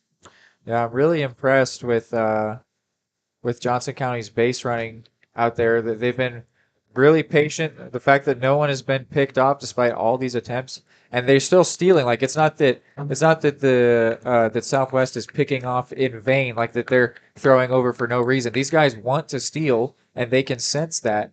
And the Cavaliers are just waiting perfectly until the right pitch, and they're taking off, and they're getting their bases when they want them.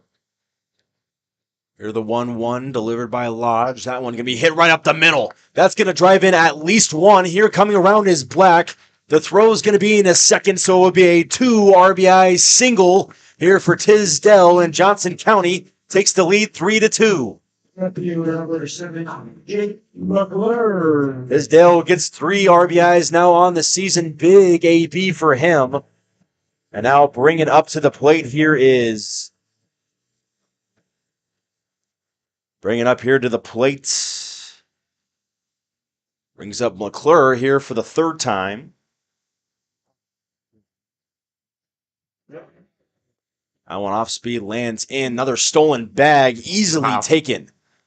Lugo had to jump way high just to make sure that one didn't go out into center. I think the second baseman had it covered, but not a good enough throw from the catcher at all. So easy enough there. Stolen base.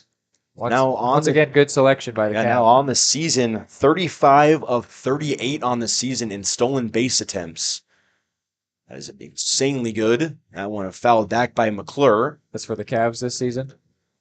Yeah, clearly they've got something down there. They're doing a really good job. They were caught once today already in this game. Earlier, so that's where the 35 of 38 comes from. Before this game, they were 33 of 35, 2 for 3 in this one. That one ends up in the dirt, can't handle it well enough, and a good read that time. Ends up at third base was Tisdale. Had read it all the way. Yeah. Yeah, he saw that coming. The second it happened, he knew he was going. So a 1-2, read it right off the bad angle, and another chance here to just put a ball in play, score another run if you're Johnson County, if you're McClure here. The 1-2. That one ends up high and inside. Especially with the runner at third. Doesn't need to even find a gap, just needs to get enough space. You can see they're a little bit pulling in on the third base side, and second baseman shifted a bit over to the right. Not a whole lot of movement on in, though. They're still playing behind the bases, both first base they're just and holding third base. Third. That one towards the pitcher, over him. It will score a run. Will he be safe? He will. An infield single into no man's land. Lugo had no play, and it will lead to a 4-2 lead now here for the Cavaliers. Miller. Get first class fries. Around like a bite. So a 2-0 lead in the first to start it off, and now 4 unanswered here for Johnson County, including 3 in the inning. That's going to bring up Miller. Miller, who went yard last time. How can I forget about Miller going a little bit oppo taco here to the scoreboard last time? Looking to avoid the double play here. The runner on first and 1 away. Could see McClure try to take off to avoid such a fate. He does. There he goes. A throw. Close. And that one, he's going to be caught. McClure going to be caught in this second steal attempt. Ruined here for Johnson County in this game. So 2 for 4, and now 35 for 39 on the season. It's going to make McClure take a seat, now 2 outs on a 4-2 game. A perfect throw that time.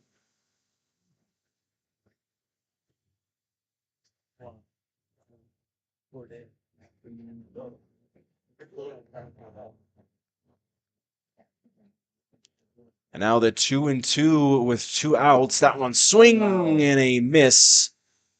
Oh, excuse me. It was not a 2-2 count. Was that now 2-2? Scoreboard in the at the stadium here had 2-2, but clearly that was not right. Here, another pitch. That one is a swing. He calls it a swing. I don't know if it was on the swing or if it was called a strike. I think it might have been in the zone. All right, well, that's going to end the inning regardless here. 4-2, Johnson County taking back the lead here in the second. You're watching Johnson County Sports Live.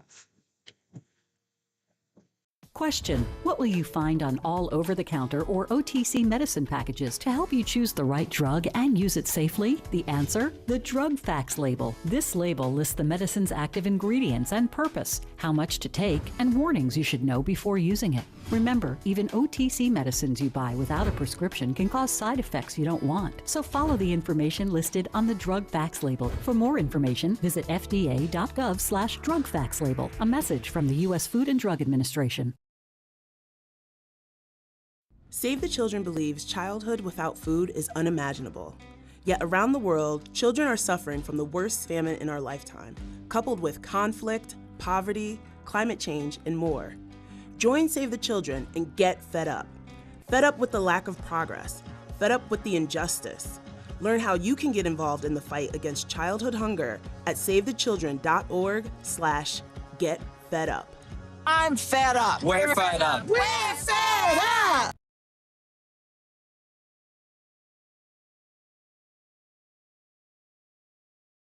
At Kansas Insurance, we know one size doesn't fit all. In fact, our whole mindset is based on customized policies for you and your families. We're local, and we do what we do because we care about you. Think of us as brokers for your insurance needs. Working with Kansas Insurance gets you the award-winning service and attention to detail that only an independent agency can provide. All across Kansas, we're here to help you manage and plan for all types of risk. Contact a local agent today. Kansas Insurance. Local, independent, serving you.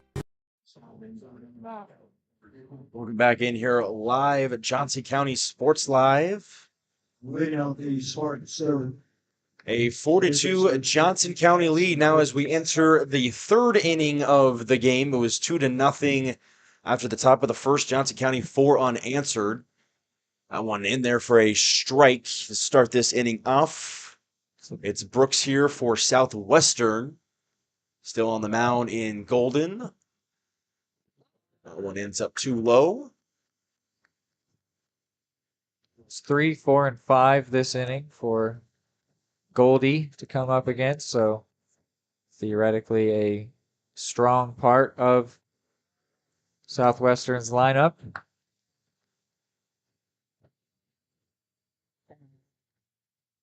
So far this season, Jax Brooks is under the Mendoza line at 188. Does have a 409 on base percentage. This one hit into second base. Easily thrown out. Nice play by Jake Mosh. I wonder what Mendoza's batting average was in college.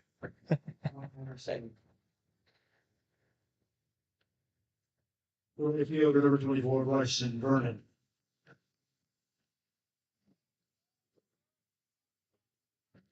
That'll bring up Vernon back to the plate. Last time he was up single.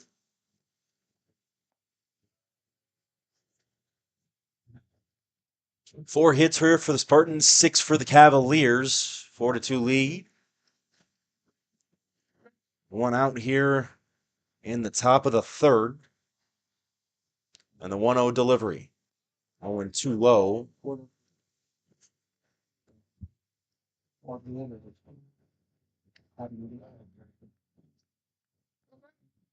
Vernon so far this season, 357 with a 550 on base percentage. That one misses, and it's going to be 3 balls now here to Vernon. Vernon does have 5 walks on the season to compare to his 5 Ks. And he walks here, and we'll put a man on here with 1 out, and Golden going to have to pitch his way around here, as that will bring up number 25, an Angel. So Jacob Angel, the freshman, in about 200 so far on the year. Yeah, not the best of days so far for Josiah Golden, unfortunately. Obviously not that bad, only giving up 2 runs, but when the entire staff in the last game was able to shut everyone down, it's getting a little more close than you'd like. But I think that his offense will be able to continue to pull away as they keep getting chances. So as long as it doesn't get out of hand here at all, that he'll do enough.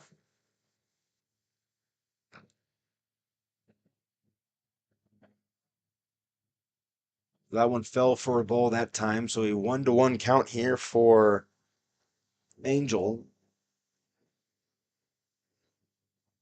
I will foul back.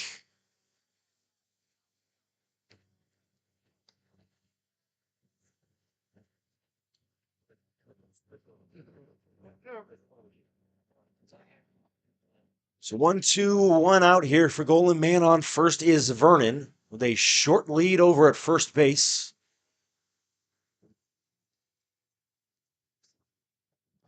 Oh, it's up low and is taking off. He took off late and is safe. Hepburn realized, I believe, late. If he would have realized right away that Vernon was taking off, I think Hepburn would have gotten him by more than a step, but was shocked by Vernon leaving just so late off that hop that he easily covered. But now, man, on second, Angel, a chance here for Southwestern. Yeah, we mentioned 2-2 count. We mentioned that Vernon is a quick player, but that was a very aggressive run there because it was bouncing around right in front of Hepburn. I mean, he was able to pick it up immediately, but I think because of that he was a little slow to it. He wasn't hurrying himself, and it was taken advantage of by Vernon. Heady baseball by him. A big-time strikeout that time for Golden, and that will be 2 outs now here in the third. A major strikeout. If he would have gotten out, it would have been first and second with 1 out. A lot different story. The man on second with 2 outs. And that'll bring up Rush to the plate. It ends up just high. Trying to strand the runner at second is Golden.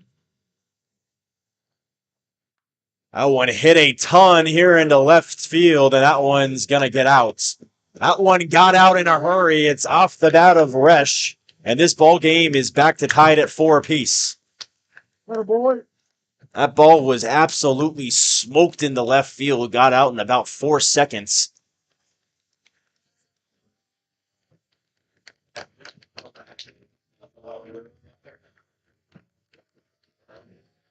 That'll change things up here. The most runs Southwestern scored in a game in this 4-game series. All 4 runs, earned runs against Golden. So a 4-4 game here in the top of the third. I went in there for strike 1. Nice response after the home run. It's only the 3rd time this season out of their 7 games that they've scored at least 4 runs. They got 6 runs and a win, and then also lost a game 7-4 in the series against Coffeyville Community College. What to plate is Aiden Unklin. And that one be a strikeout, so 3 outs here and another strikeout for Golden, but not before the game is tied back up on a long home run by Resch. 4-4 here. You're watching a good one. Johnson County Sports Live. Everybody can make something because I think everyone has a spark of creativity, and the reason that I have to keep making is because I don't think my life would be as fulfilling without it. If you make things yourself, that means you're not cowering in fear. You're out there taking chances. That, I think, is my way of saying I love you to the world. All right, now I want to hear why you make.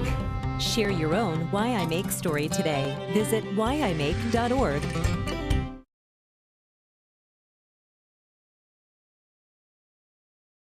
At Kansas Insurance, we know one size doesn't fit all. In fact, our whole mindset is based on customized policies for you and your families. We're local, and we do what we do because we care about you. Think of us as brokers for your insurance needs. Working with Kansas Insurance gets you the award-winning service and attention to detail that only an independent agency can provide. All across Kansas, we're here to help you manage and plan for all types of risk. Contact a local agent today. Kansas Insurance. Local, independent, serving you.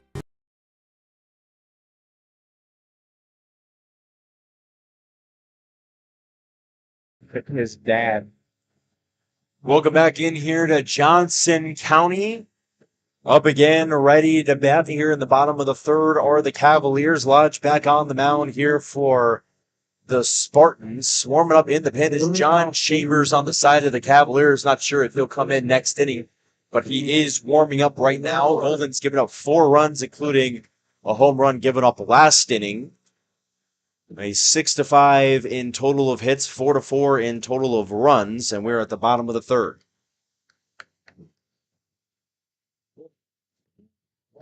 In there for strike one here against Brewer. Mike and Miller into the last inning here with a strikeout. That one hit up in the air. Is it going to be in play? It will be. Will they make it in foul territory? Nice play that time. Unkland was there. And it's out number 1 here for Southwestern at the bottom of the third. Number 37, Jackson, the Muffin. That's going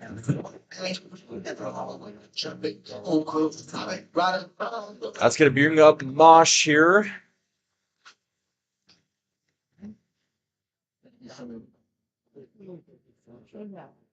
Cavs trying to untie this knot of this game where they were losing after 1 and then had a pretty nice lead there heading into the third.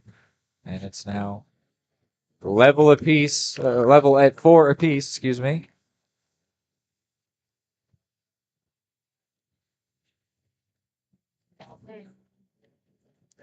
They're bringing the 1-1.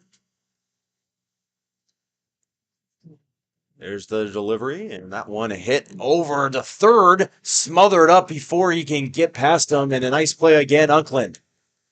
It was nearly caught. He smothered it up and got to the bag before Losh can get there, and it's going to bring up Hepburn here with 2 outs in the bottom of the third. Hepburn might have to do it himself here if he wants to make a change. He's done that 3 times already this season. Of course, what I mean by that is a home run. He's hit 3 big flies on the year already. That one might be a car shot, you think? No, not far enough. Have to take a lot of power. Take a lot of power to that right side to bring it to the parking lot over there. Oh, I think Hepburn has the power. The 1-1 count here. That one ball on an off speeder. Out of Richmond, British Columbia in Canada is Hepburn. A lot of Canadian players between these two teams. About 3 or 4 of them. That one lands outside, 2-1. A lot of guys saying A out there after every sentence, for sure.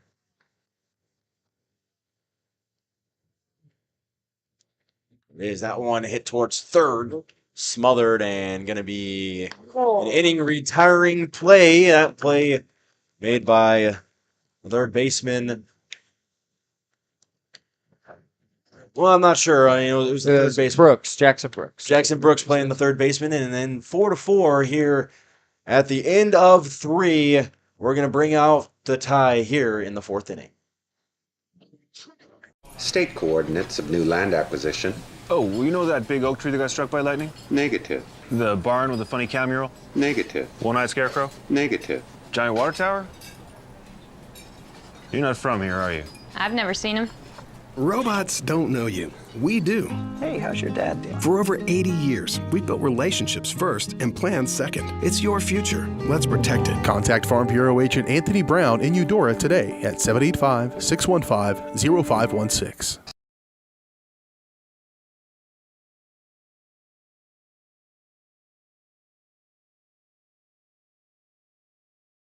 At Kansas Insurance, we know one size doesn't fit all. In fact, our whole mindset is based on customized policies for you and your families. We're local, and we do what we do because we care about you. Think of us as brokers for your insurance needs. Working with Kansas Insurance gets you the award-winning service and attention to detail that only an independent agency can provide. All across Kansas, we're here to help you manage and plan for all types of risk. Contact a local agent today. Kansas Insurance. Local, independent, serving you.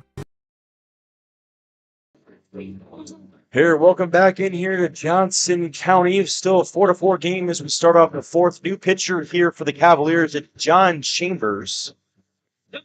What you got on him over here for me, Reed? Well, I've got written down so that the right-hander is a really great locator, can throw his pitches right where he wants to. And something else worth mentioning, he is the son of Travis Chambers, who is a Johnson County Community College Hall of Famer and went on to play 7 years of professional baseball in the organizations of the Phillies, Expos, and White Sox. So he's got good genes in him as well. As so far this season, pitched 8 innings, giving up just 1 walk, so you can hear that location from that one. Right, as we compliment the great location. Nearly hit him in the ribs there.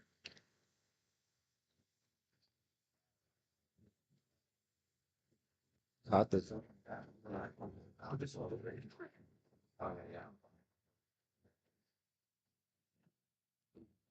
That one a swing and miss way on his front foot, and will bring up a 1-2. It's an ugly swing right there.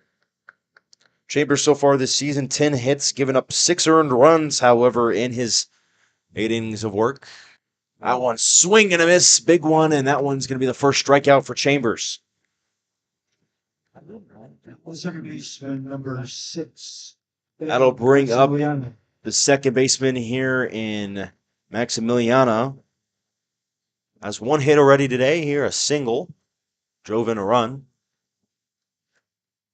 That one hit towards the ground, towards third, taken in and easily making the play. A little bit of a stretch at first base, but not much more than that. Nice play that time by Carter Kelly at third. Shortstop number 9, Chris Lugo. That'll bring Chris Lugo up again at the top of the order here for Southwestern with 2 outs here in the top of the fourth. So since we got Chambers in now, we should wrap up Goldie's day. Josiah Golden, he went 3 innings, gave up 4 runs and 5 hits. He was a little bit lacking for control on the day, but in the end, 4 runs, it's not the worst. It's definitely, the Cavaliers could certainly overcome that on offense, but of course we would have liked it to be a lot better than that following the shutout game prior. Quick work again. Another strikeout. That's why they went to him. You can see right there. 2 strikeouts in the inning here, and John Chambers agreed off speed on that one. And Johnson County will go to the bottom of the fourth in a tie game. Everybody can make something, because I think everyone has a spark of creativity, and the reason that I have to keep making is because I don't think my life would be as fulfilling without it. If you make things yourself, that means you're not cowering in fear. You're out there taking chances. That, I think, is my way of saying I love you to the world. All right, now I want to hear why you make. Share your own Why I Make story today. Visit whyimake.org. State coordinates of new land acquisition. Oh, well, you know that big oak tree that got struck by lightning? Negative. The barn with the funny cow mural? Negative. One-eyed scarecrow? Negative. Giant water tower? You're not from here, are you? I've never seen him. Robots don't know you. We do. Hey, how's your dad doing? For over 80 years, we've built relationships first and plans second. It's your future. Let's protect it. Contact Farm Bureau Agent Anthony Brown in Eudora today at 785-615-0516.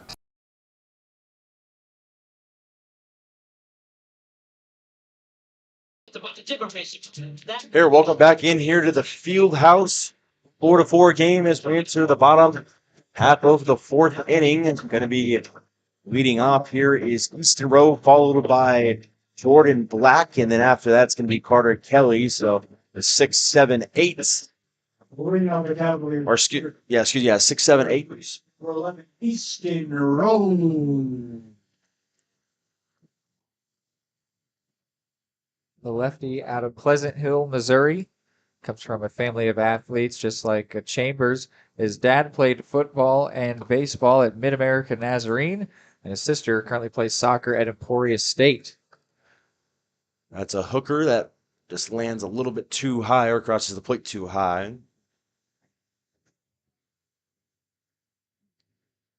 This one, we throwing that one hit towards the right side, and it's going to be foul, 1-1.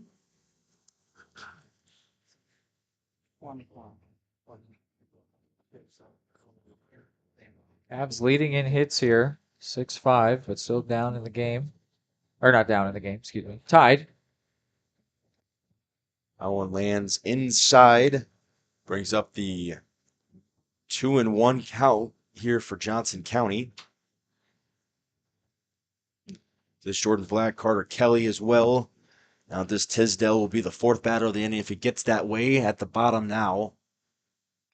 I want to hit or second base, taken in nicely, and will be an easy 4-3 play. The shortstop, number 21, Jordan Black.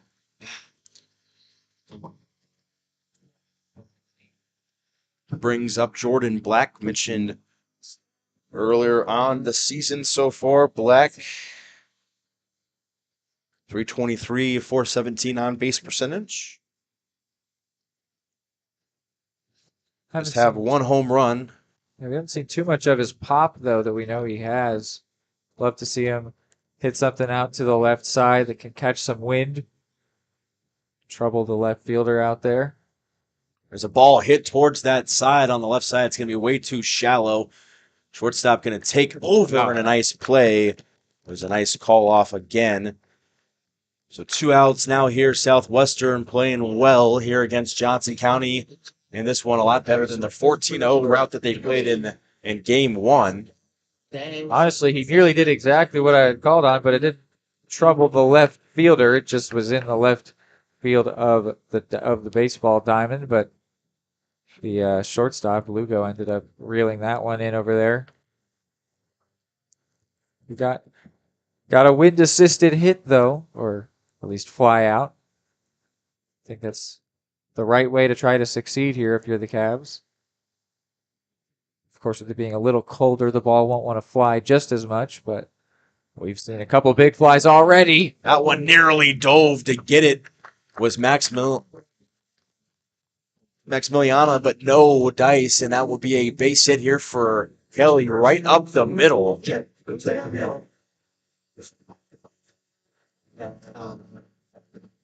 that's going to bring up number 14 in Tisdale.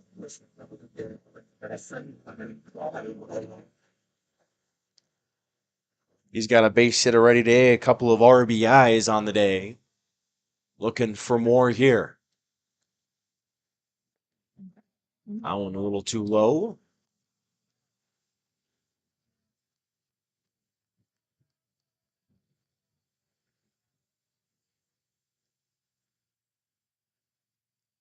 Ready for the 0-1. Here is Lodge. And the delivery will be low again. Same spot. Tisdale got that 2 RBI single. I really started driving in the runs here for the Cavaliers.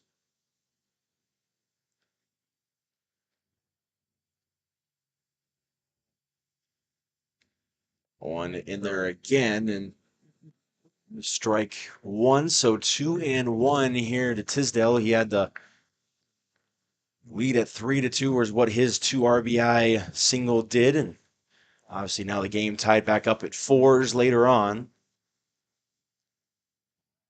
Checking over at first base. Runner saw it all the way. Kelly not really getting that much of a lead off of first right now with his length.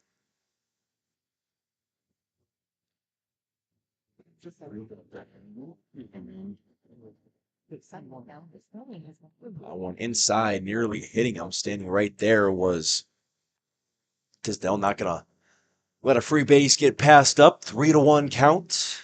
If this one's a strike, then then Kelly will be free to be in motion for the next pitch because it's 3-1 here with 2 outs.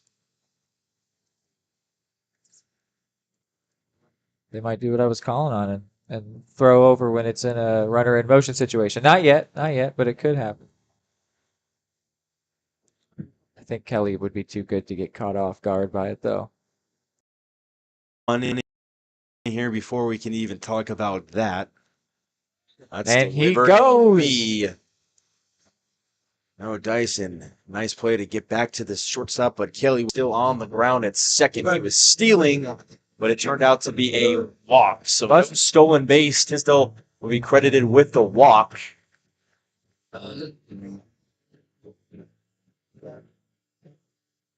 Yeah, so not even a stolen base, even though it felt like it. Just a would have been if it was a strike. Would have been right. The batter walked to first, and the runner ran to second, but he was being walked over there.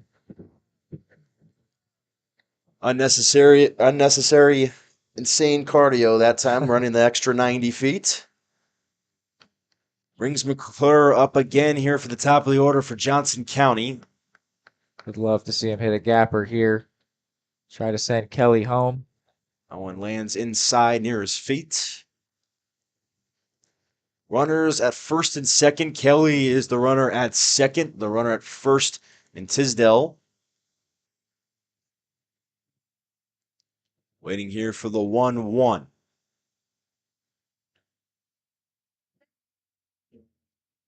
Which inside again gets away from the catcher a second time. And it looks like they were on the same page here for that pitch. A little bit of confusion between the catcher and the pitcher. Second and third now. A great opportunity for Johnson County to retake the lead with McClure up to bat.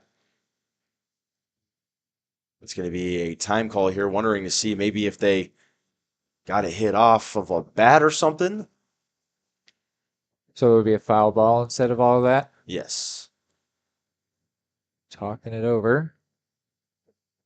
It's a really hard call to see from when you're the field umpire from that angle. It's very hard to see something like that happen. And we've got a different ump, looks like, behind home from the first game here in this doubleheader.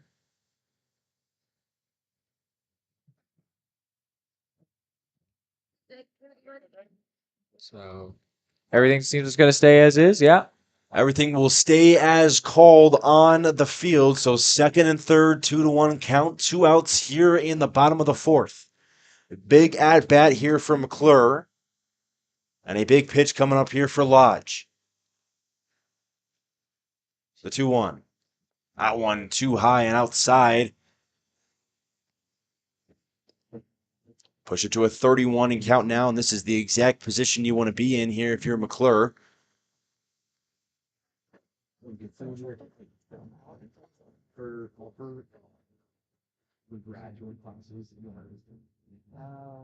Everyone, I want delivered a off speed in there, and it will be a full count now here with second and third. Probably the biggest pitch of the day so far between either game coming up here from Lodge to McClure. The 3-2. I want hit into left field. Going to be too shallow to do much and will be cut. And getting out of the trouble here is Lodge. So we'll stay 4-4 here as we head to the fifth on Johnson County Sports Live.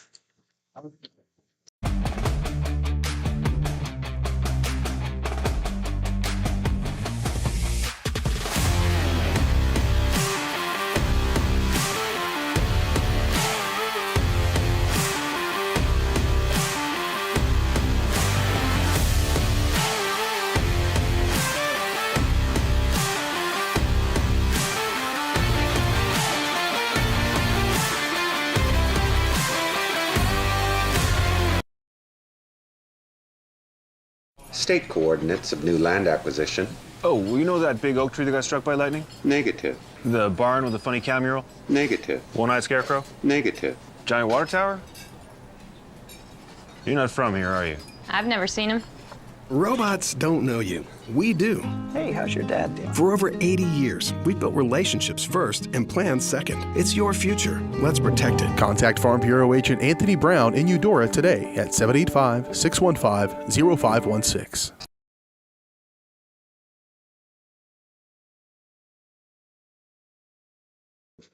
That's my job. That's my hope. Over here back in Johnson County, right on this field here. Beautiful day at around 50 degrees as we're trickling down to 5 o'clock, 5:01. 4-4 and hits at 7-5 in favor of the Cavaliers. Been a very evenly matched game as we head here in the 5th inning and the 2nd inning on the mound here. And that one off it for Chambers. Started off.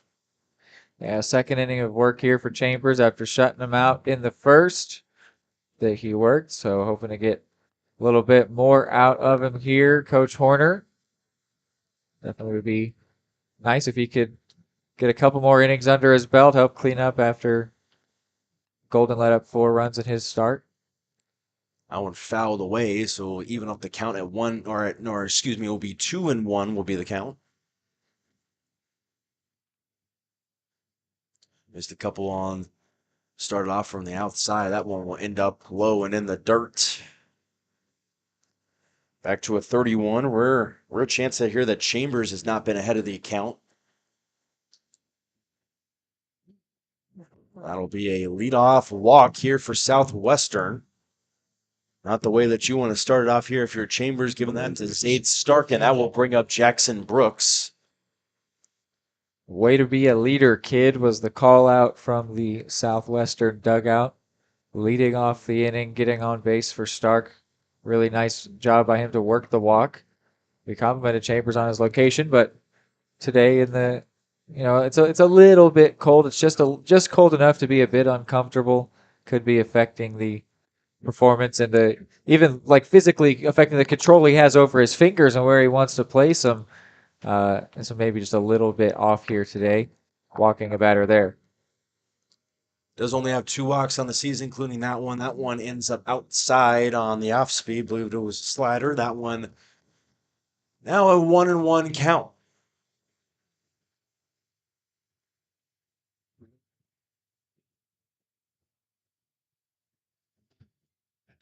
That one driven right down the middle, almost hit Chambers again. That was the 2nd time they've driven it right past the pitcher, and it'll be 1st and 2nd here to start it off for Southwestern with Vernon coming up to the plate.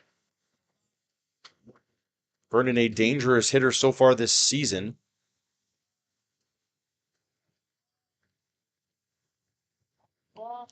.357 with its on-base percentage nearing 600 now.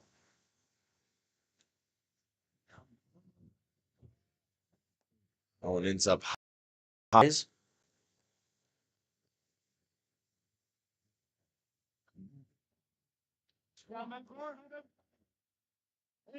In trouble here is Chambers. Man's on 1st and 2nd, and now throws in that one, a 1-1 count. Man on 1st is Zaid, or on 2nd is Zaid Stark. On 1st base is Jackson Brooks. That one in there, a nice off speed for a strike, and that will be a 1-2 going right back to that slider. 4-2.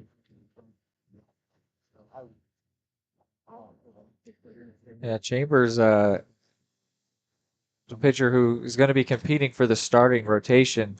So I'd expect to see a few innings out of him as long as he can lock it in.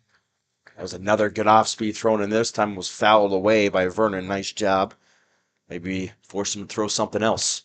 No, that's probably what the catcher and pitcher are talking about now.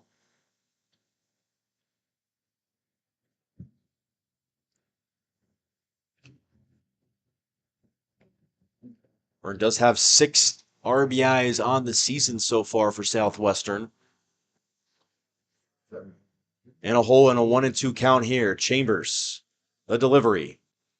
That one just a little low. Will make the count even. So getting a little dangerous here for Chambers. Double play would be huge, though, if he could make it happen. Delivery, that one going to be a strikeout right at the knees on the outside corner, and Vern's going to have to take a seat. Big strikeout that time for Chambers, and it'll be the first out of the inning. Yeah, Vernon didn't quite like that call. He thought he took the right pitch there to set the count full, and instead he is told to take a seat. Definitely was a close one on that edge.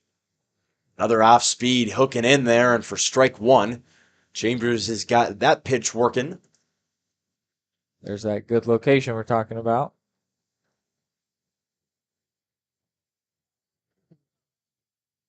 That one swung way away.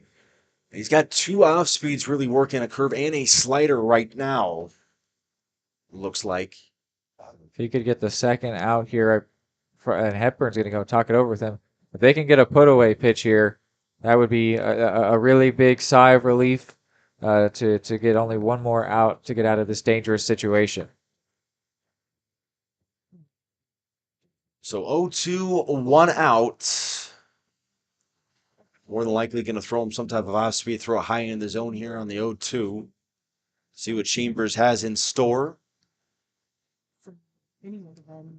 There it is. Shallow ground ball. That's not going to be enough for a double play, but they'll get the play at first. Close throw out of Angel, and it'll be second and third now here with 2 outs. And they're going to have to force Resch to bet 1,000.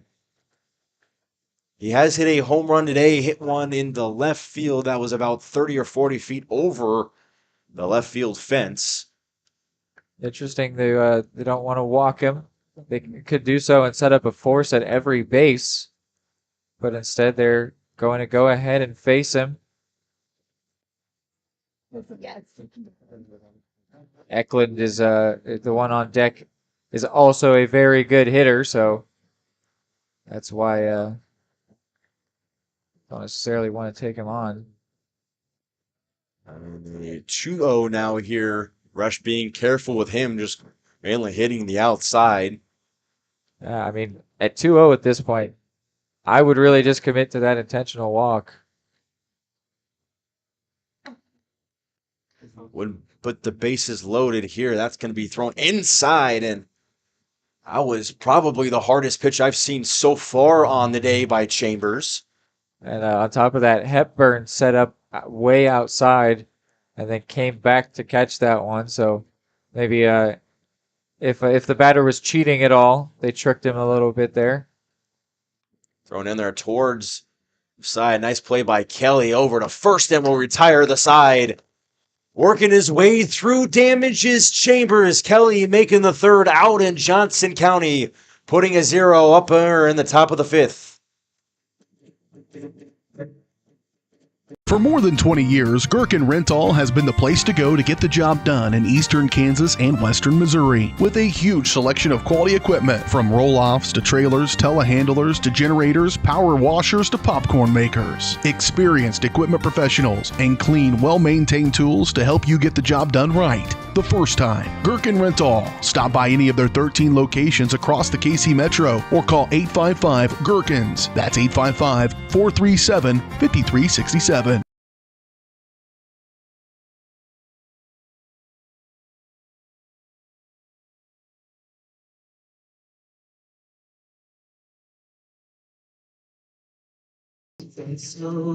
Welcome back in here to Johnson County. A big 0 spot in the top of the 5th. Still on the mound is Lodge. So still working here for Southwestern now, going into his 5th inning.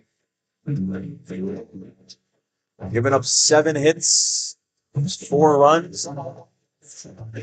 County looking to break this game open, break open the tie here in the bottom of the 5th. Reed, what have you seen so far for Johnson County, or what they can get to Barrett Lodge and maybe get a couple of nice knocks off them and get this game broken open?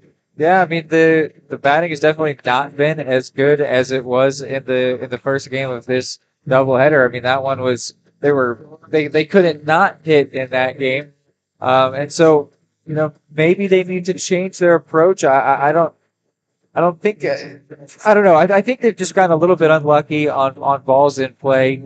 Maybe just sticking with it, but hoping that that they get a little more luck. That BABIP I would say is probably a little bit low. But easily as well as they could maybe look to the bench, try to bring some new people into this game and see if they can get a spark out of the dugout. I don't know. I don't think the Lodge is doing anything particularly special here, but it's working right now, and uh, yeah, that's what I've got. Oh, Aaron Lodge gets the first pitch strike call and make it 0-1.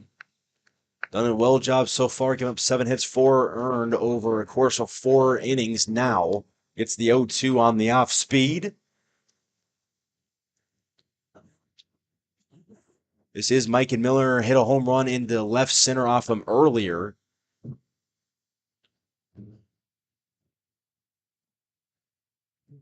Now a 1-2 count. Haven't had any scoring since top of the third. That one lined right at Eklund. Can't make the catch. Going to try to toss it over. Not in time. Mike Miller runs it out and will get first base. And that'll be marked as an error on Eklund, I would believe.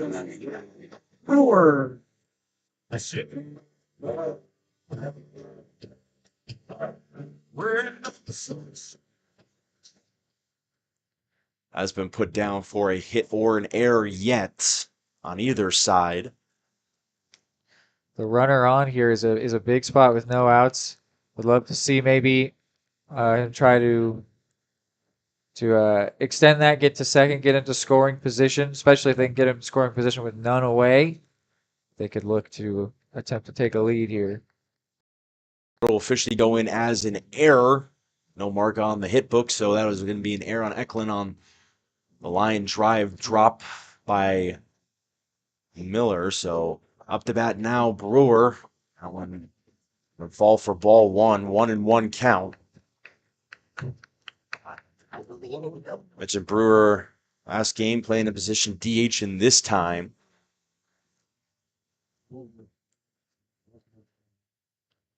1-1. I won't be swung and missed. Leaving late was Miller, and we'll get there. Did not get a solid jump on that one, but saw the down angle and got second base. That's huge. That's exactly what I was calling on. But now Brewer needs to get some work done. 2 strikes on him. So whatever he can do to get out of danger, maybe walk or even just advance the runner to third. But the Cavs need to try to get back on top in this game. The 1-2 delivering here to Brewer. That one hit into left center. It's going to center fielder right under it. Tagging. Here is Miller trying for third, and we'll get there. Doesn't Perfect. Slide, was actually almost thrown out there and didn't even slide, but he got into third base one way or another. So now man on first with 1 out here for Johnson County. Literally exactly what I called on there, hoping to see him move the runner up. And now at third base, Mosh just needs to get a hit here, or even could just get a fly ball and could end up scoring the runner. Somebody's up in the visiting bullpen, sporting a sweatshirt though, so all I can tell you is that they are right-handed.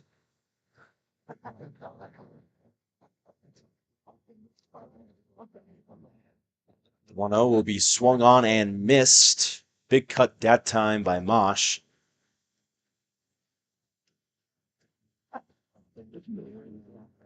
Haven't had much scoring going on, as you were talking about earlier, Reed, since the top of the third inning. And that home run. Yep. Yeah, I mean, we got started fast. There were 3 runs in the first, 2 by the visitors, 1 by the Cavs. Then the Cavs got 3 in the bottom of the second. Then a response of 2 in the top of the third for the Spartans, and that's where we sit 2 full innings later. That one hit towards first base. He snuck in, and that one going to be the second out of the inning. It's a mistake this time by Eklund because that is a run for Johnson County. Didn't even think about going home. I think he was probably just taking the second out. I think it was a really good jump by the runner at third, and so he's just let him get home, take the lead, but let's try to get out of this inning as soon as possible. Really good job there by Mosh. It wasn't pretty, but he gets the RBI and the Cavs get the lead. That's why when you go to when you go in almost just kind of cheat a little bit towards, that's kind of a play that you can make towards first base if you're the first, or from first base to home on that play with one out, something you could make here. Now an 0-2. That one hit a ton into left center field. It's not going to get the distance, or is it? It was robbed. It was dropped, but it was robbed. That ball was out and brought back in by Southwestern in left center field. It's not the Rob that he dreams of when he's laying in bed at night, but he did stop an extra run from going up on the board there, at least for the time being. So that will be a triple.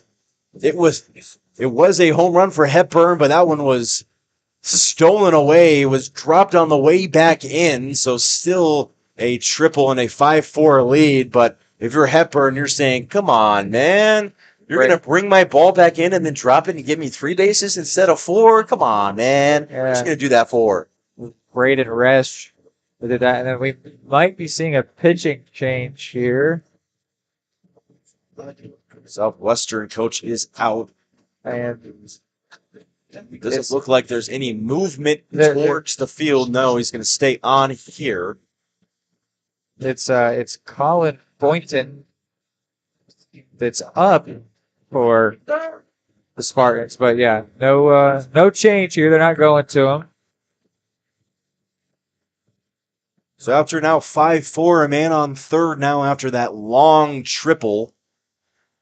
Be interesting if they do go to the bullpen. Boynton has a 7.7 ERA. I think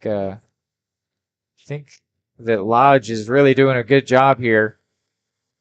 As long as he doesn't get too fatigued, I think they'd really want to stick with him. Hepburn sitting at third base right now. Ready for the 0-1 pitch. That one outside. And sure, he's eager to come home.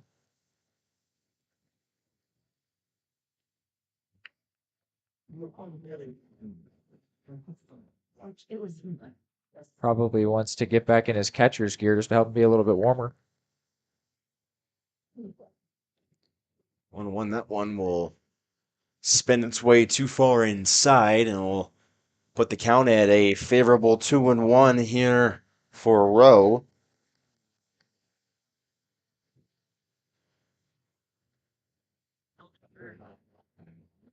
So far this season, 4 RBIs. Looking for his 5th with Hepburn waiting on third base. That one will land on the outside corner. And we'll even the count at Rowe. Really got to go now. Yeah, it'll have to be a hit, though, from Rowe. No RBI ground outs here with 2 outs. Trying to find a gap, maybe shoot it down the line. That one ends up to the left side.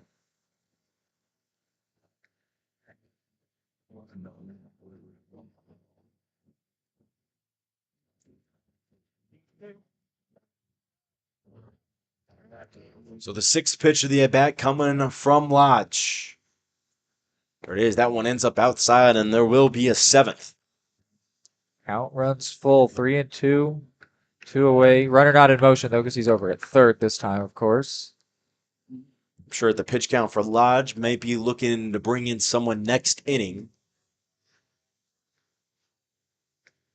There's the pitch, and that one hit towards first, taken in well by Unklin, and will retire the side off the ground out by Rowe. So 1 run scored by the Cavaliers. They take the lead 5-4 off the ground out run by Mosh, and Johnson County looking to shut them down here when we get back for the 6th.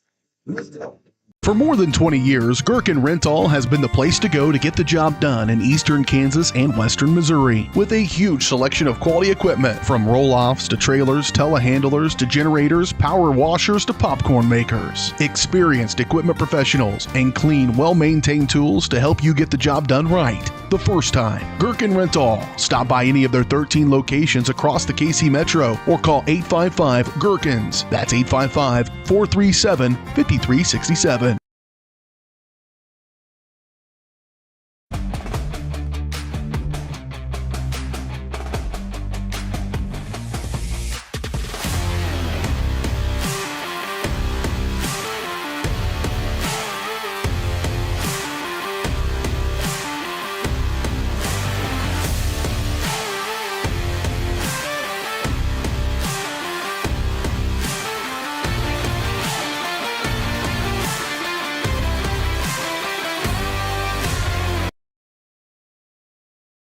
Save the Children believes childhood without food is unimaginable. Yet around the world, children are suffering from the worst famine in our lifetime, coupled with conflict, poverty, climate change, and more. Join Save the Children and get fed up. Fed up with the lack of progress. Fed up with the injustice. Learn how you can get involved in the fight against childhood hunger at savethechildren.org/getfedup. I'm fed up. We're fed up. We're fed up. Bring it back. You're welcome back in here to Johnson County, a 5-4 game here as we enter the 6th inning.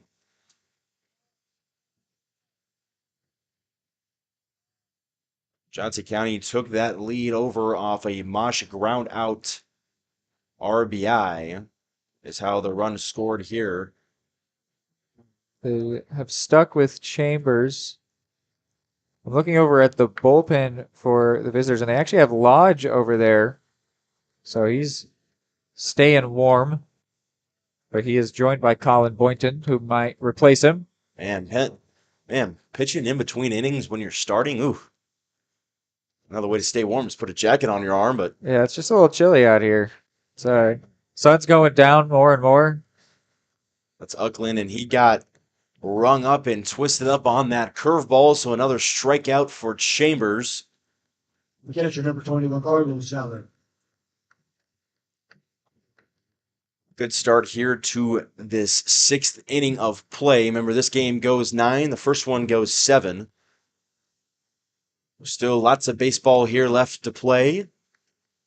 It's interesting seeing Horner stick with Chambers. He had that rough inning last inning, but it was only rough in terms of he let up base runners. He got out of it without letting up anything. And I mentioned as well that he is a guy that has the stuff and the we'll say stamina to compete for a starting spot as this one gets hit. That one's out into center field. It was right past Chambers at the pitching mound. He almost actually got a glove on it. Was almost mad at himself for not getting the glove on it, and it'll be a leadoff single, or excuse me, not leadoff single, 1-out single here for Southwestern, and hopefully not getting much work in here. And Maximiliano will come up to the plate as the 9-hitter before going back to the starting front end, Chris Lugo. But yeah, to finish that thought of just he's a guy with starters. And that one off a bunt and can't get it there was Hepburn. Couldn't get the reaction soon enough. So it makes sense that that Horner wants to stick with him through the tough innings, because that's how, if you're the starter, that's how that's going to go. You're going to have challenges come up, and I expect you to get through them and keep going right after. So that's Johnson County not only sticking with Chambers, the bullpen is completely empty. Normally there's a few guys out there ready to catch some warm-up pitches. No one over there at all. Oh, left a little high.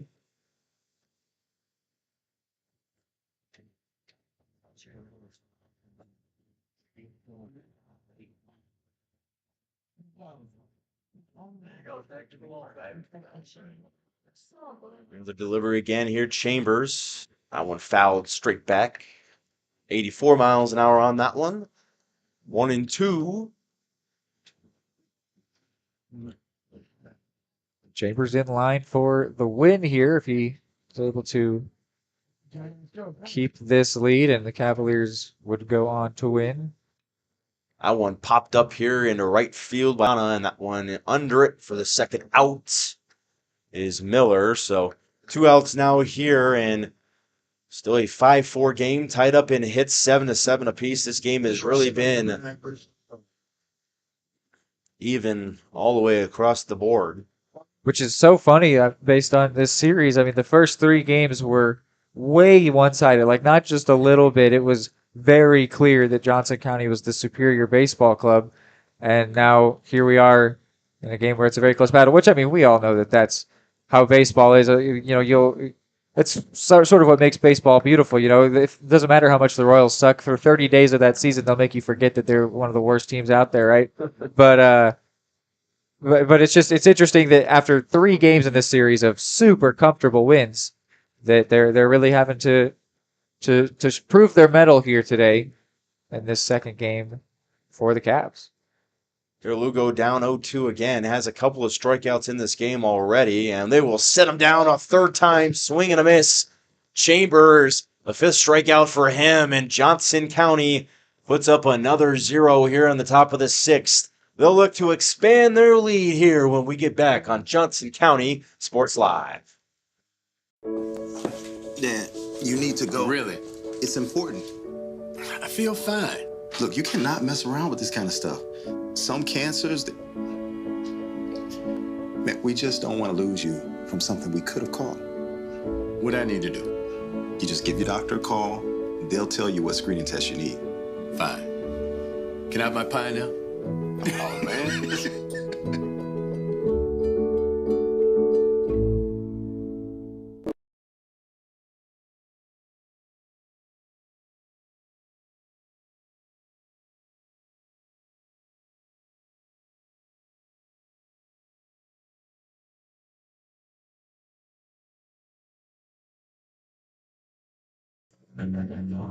Fair, welcome back in here to Johnson County. Bottom of the 6th about to take place.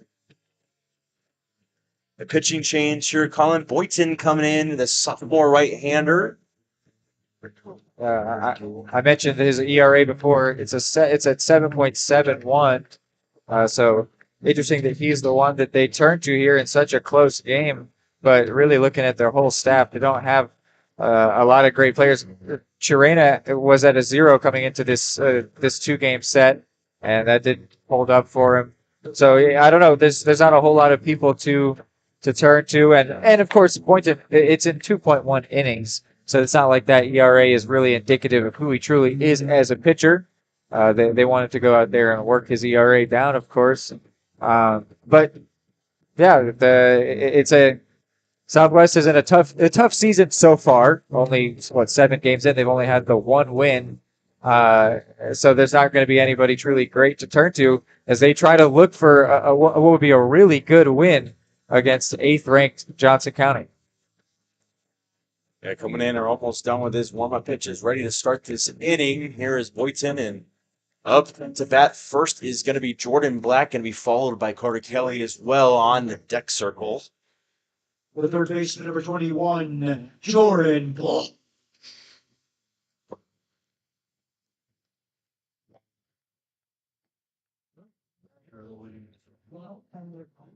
Got to see some of the power that you were talking about here. Missed on the last one, sent it to left field, and it was just a fly out to the shortstop. Yeah, that wind, it's still present, so you can see that flag out in center field. But it's definitely not very strong. I mean, 9 miles an hour is not a whole lot in terms of carrying a baseball. I'll let you take it, Dylan. Yeah, that one hit into left field. This time kept it on the ground to left and receives a nice little base hit to start off the inning. And that brings off Carter Kelly here with a man on first. No outs. Yeah, got some game from my day. So that breaks up the hit tie as well in this game. 8-7 now in favor of Johnson County. Yeah, DV, you asked me about what I thought the Cavs needed to do about Lodge. I didn't even really consider, but of course, one of those options is simply outlasting him, just getting him to throw a lot of pitches and then get to the bullpen. We'll have to see what Boynton has to offer here, but the stats are not pretty. So that's even though they did get the lead off of him, and Lodge is in line for the loss. I think that he did do a lot to hold the Cavaliers at bay, but they've now gotten onto the bullpen, and now they might be able to really let loose. So Carter, this open here for Johnson County. They've won by about an average of 11 runs the first 3 games versus this team, and now in a 5-4 battle here late in the game. Throw over to first bounced. Lucky that didn't get away, as happened quite a few times in the first game of this doubleheader. One takes high and outside ball 2, ringing up at 94 miles an hour. There's some very mild action in the Cavaliers bullpen. No one actually throwing, but a couple people stretching.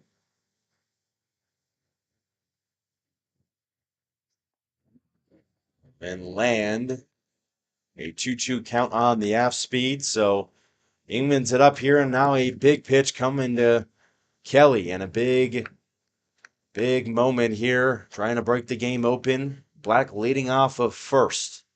Got a big lead over there. No swing and a miss, and the throw to second not in time. So Black will get the bag, but Kelly will receive the strikeout. So 1 away here in the bottom of the 6th.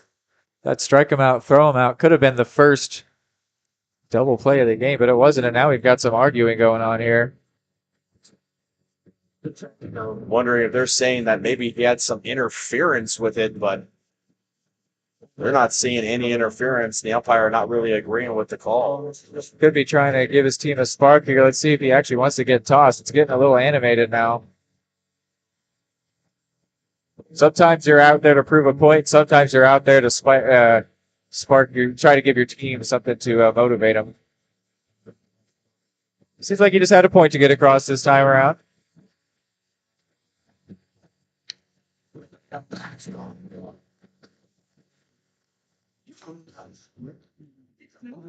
No one. So after that extracurricular activity here from the coach and the umpire, a still 5-4 game, 1 out, man on second, and it is Black there at second. This one a bunt, and it's going to be a strike 1 call. Yeah, Black got a really good jump on that one, and unfortunately it was on a strikeout swing from Kelly, but Black was never really in danger of getting caught over at second base.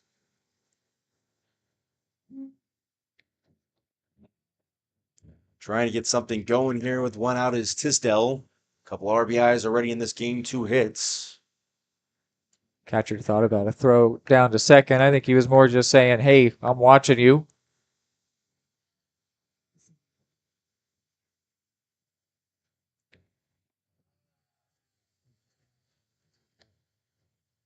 So then ball 2 in a 2-1 count. There's some communication going on between the second baseman Maximiliana and the pitcher Boynton. We might be seeing a pickoff move in these next few pitches. Not too big of a lead here for Black off second.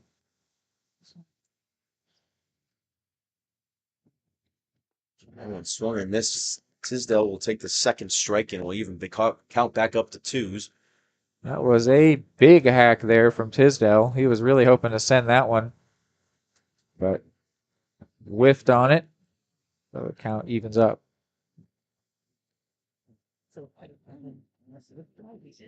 That one outside. Aims 3-2.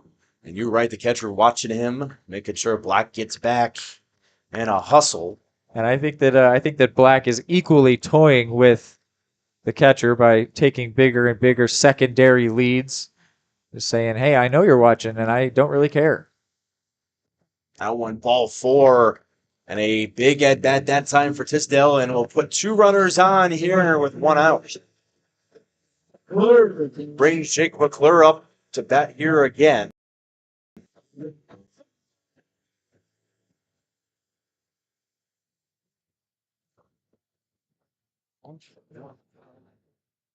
Big spot for Jake McClure.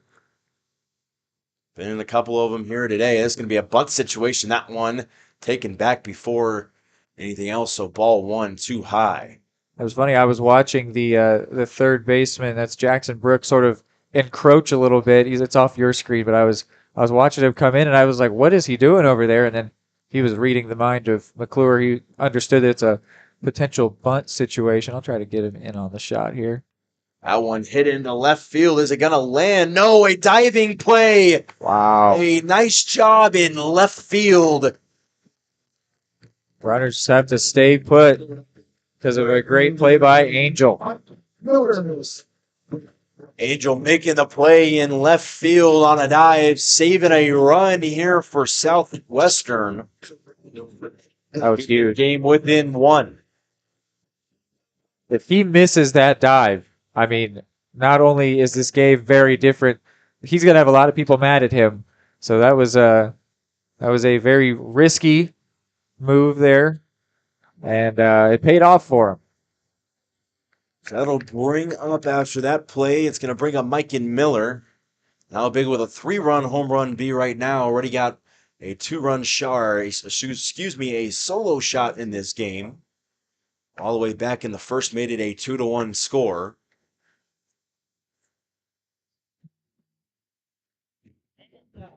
Now left too high again.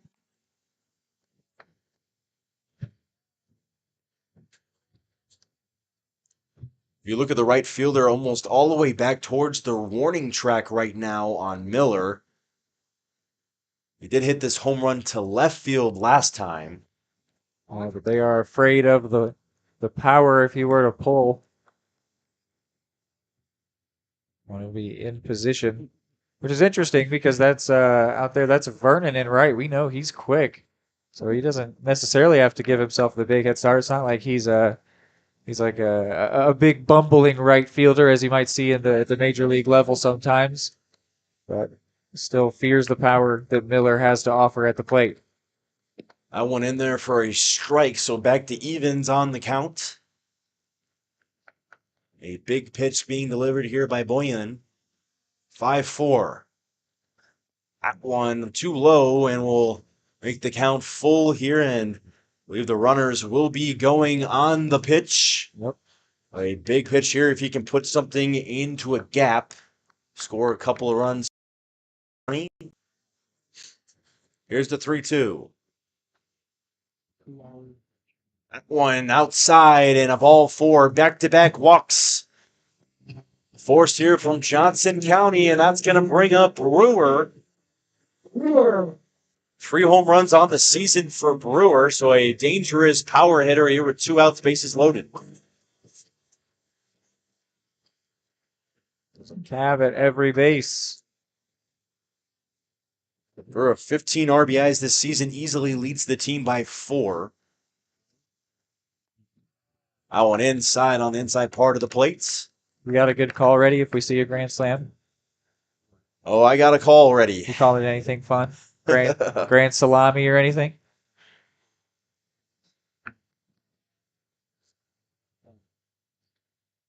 That one didn't really want to swing at it, but did anyway in an 0-2. Brewer putting himself here in a hole with the bases juiced. Don't need all 4 here. I mean, the Cavs just 1 or 2 more would be some really big, some big insurance runs, some nice cushion to this 1-run lead. That one a big swing and a miss. Huge strikeout for Southwestern, and Johnson County will get blinked here in the 6th. Brewer, the strikeout. Boylan, the big pitch for it, and Johnson County still up 1. We'll come back here in the 7th.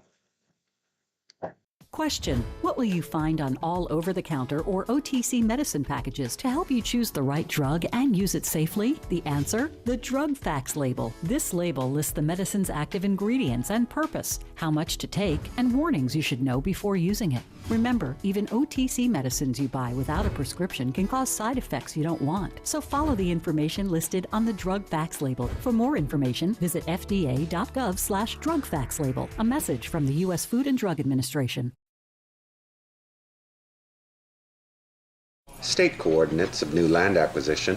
Oh, you know that big oak tree that got struck by lightning? Negative. The barn with the funny cow mural? Negative. One-eyed scarecrow? Negative. Giant water tower? You're not from here, are you? I've never seen him. Robots don't know you. We do. Hey, how's your dad doing? For over 80 years, we've built relationships first and plans second. It's your future. Let's protect it. Contact Farm Bureau Agent Anthony Brown in Eudora today at 785-615-0516.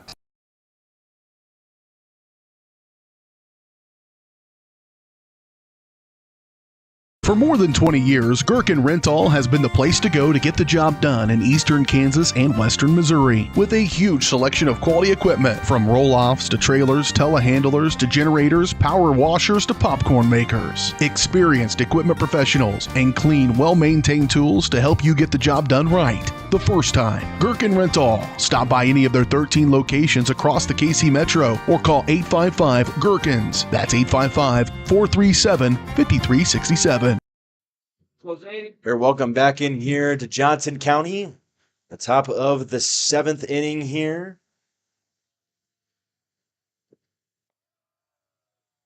That one high up for the first pitch of the inning. Johnson County had a chance with bases loaded at the start of it. That one hit towards first. Kept in here. Easton Rose making a nice play. Hit center.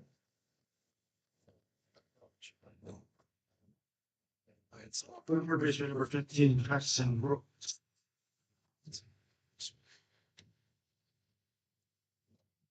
So Brooks steps in, the third baseman. Definitely worth mentioning that the bases loaded out got the entire Spartans bench very hyped up. So they are coming in with some excitement here as they try to work on this one-run deficit that they face. Come on, Jack. There's an 0-2 count here for Jackson Brooks. 1 out, 5-4. Chambers, the delivery. That one really just a check swing. Going to be almost like a bunt. And ends up in front of Kelly. So a swinging bunt infield hit here for Jackson Brooks. And that's how there's going to be one on here with 1 out in the top of the 7th. The right fielder, number 24, Bryson Glennon. Another inning for Chambers here. They're asking a lot out of him, but he's a starter quality pitcher. There are now people throwing in the JCCC bullpen. I'm seeing a lefty over there.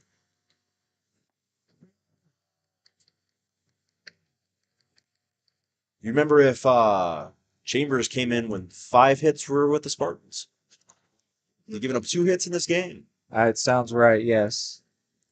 Chambers, yes, since Chambers has came in, giving up just 2 hits to the Spartans. I go up any runs. Pitched well so far. Not in a whole lot of trouble right now yet. A 2-0 count with 1 on, 1 out. That one popped up. Vernon, possible play, end up out of bounds. Checking on it was Hepburn, as well as Kelly. No dice.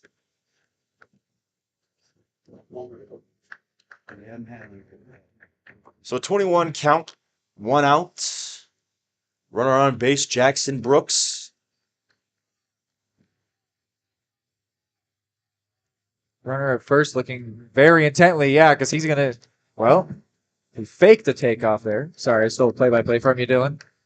But he faked the move towards second, and the pitch ended up being a ball.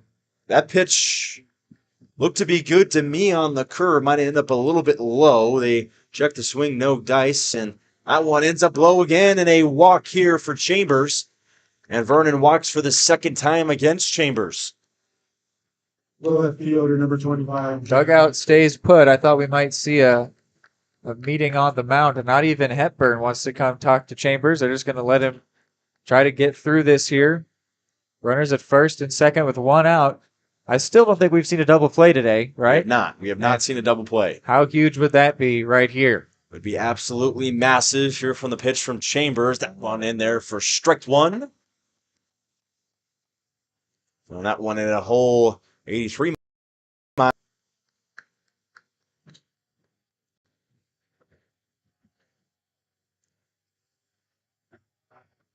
Angel trying to give a big at bat to his team. Big swing and a miss on the 77-mile-an-hour breaking ball. And now down 0-2 is Angel here to Chambers. Cavs will take a strikeout too.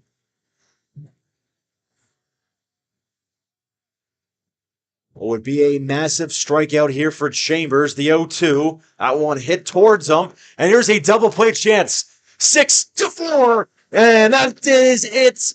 A 1-6-3 double play. And that's how they write it up here to get out of the inning. A 0 spot here in the top of the 7th, just as we were calling it, Reed. We finally the first double play of the day, bringing it back here on Johnson County. More time before you wake up in the wild.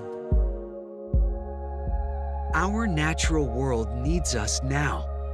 Step by step, side by side, together, we can find a way to ensure that all life on Earth can thrive. To learn more about how you can help protect and conserve nature, visit nature.org.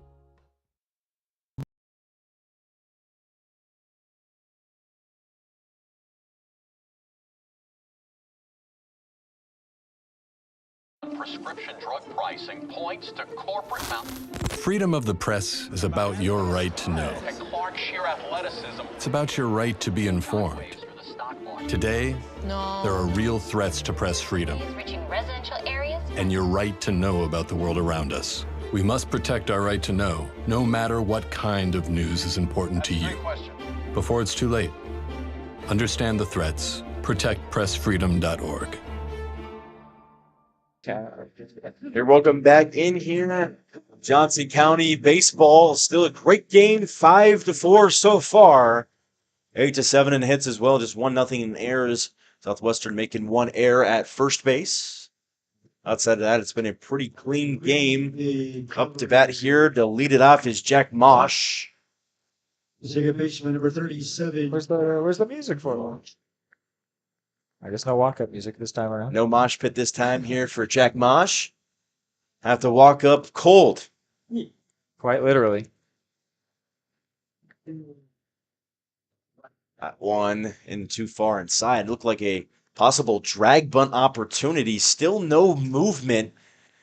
It is a left-handed hitter, so the first baseman, Unklin, not really creeping forward much. The third baseman is there, but if this is a drag bunt towards the right side, not going to be a ton of play to make. That one in there for strike one. There's one pitcher over in their bullpen, like, stretching around, looks like. He doesn't have any season stats yet, so he's not up on my roster. I'll get his name in a second. That one in the dirt.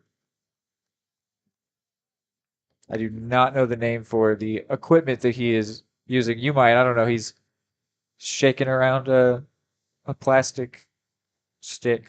Oh, one of those. Yeah, the classic Trevor Bauer thing is what I call those. One of those little poles that you shake around. Yeah, I never used one of those. That wasn't really my thing. I wasn't a pitcher, so I never really used one of those. Right. I was more of a bands type of guy. I love the bands. Use the bands all before the games and stuff, but never used one of those shakers. I'm not really sure.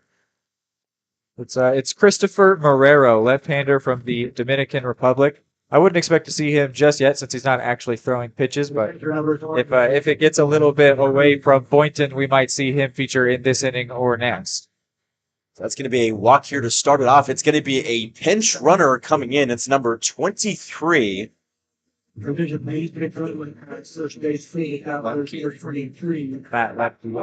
Lemke will come in here to pinch run. Has one stolen base on the year. Hasn't been caught. Did see him for an at-bat last game. He's in to run now. So he came in for Mosh. Looking at Lemke, he's listed as an outfielder, so he might either just be pinch running, or if he sticks around, there might be other changes to the lineup because I don't think he's going to come in and play second base. Taken off.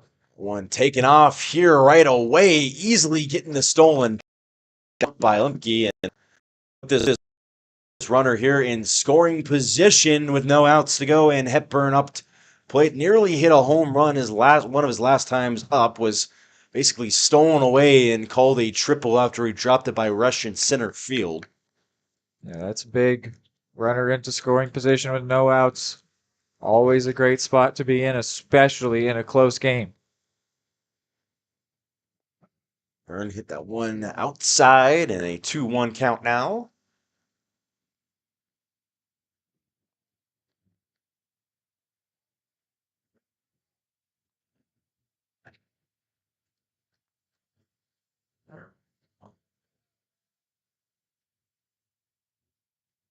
Oh, swung on a miss. Big swing that time by Byrne. Winds up empty off the off speed. 2-2 count. Man on second. Matt Lemke just checked in for Jack Mosh. Got a little bit of speed on him. Has a stolen base, his second of the year. If he fouls this one off, we'll see another pitch to sixth.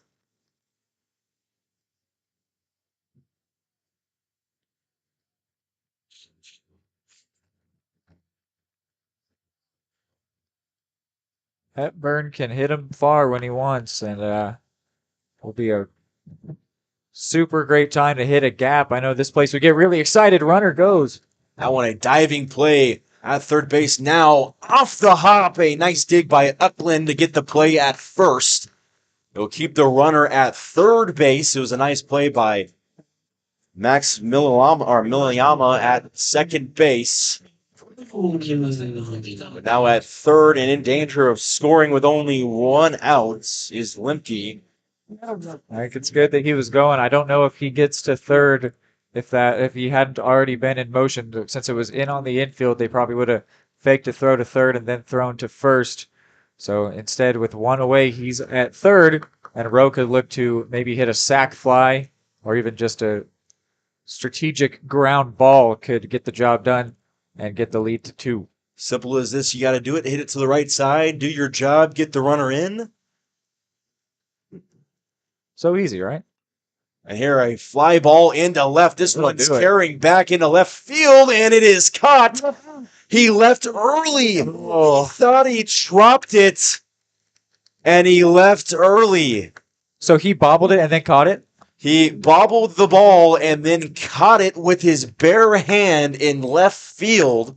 Another solid play by Angel in left, and leaving early was now with 2 outs. There's no chance for that sac fly play that they're just trying to set up. I'm going to say something that Matt Lemke might not like to hear, and I haven't read the rules for community college baseball as opposed to the MLB, but I would assume they're exactly the same in terms of this one rule. He could have taken off there because it's all about when the fielder contacts the ball, and the reason that rule exists is so that a fielder can't just do a juggling act and bring it in and then catch it and hold you at third base. It is when the ball contacts the outfielder, he can take off. So he could have taken off and scored there, but he held up instead because someone out in the crowd here called you in early. If he might have a chance here. It was Lemke thinking about going home, smart to stay, but he was free to score there on that bobbled catch by the left fielder. I'm a big rules guy. I love reading rules books. Learn about, I love finding little weird rules like that. That's literally my favorite part in sports. And so that was an interesting one that came into play there, and Lemke didn't know it because it's a very obscure rule. I'm not blaming him for not knowing it, but maybe a coach should have ushered him down the line. But instead, it's just still 5-4. A 1-2 count here now with 2 outs. Almost out of it here is Boyland. He's still waiting at third with a chance to score here with Black at the plate.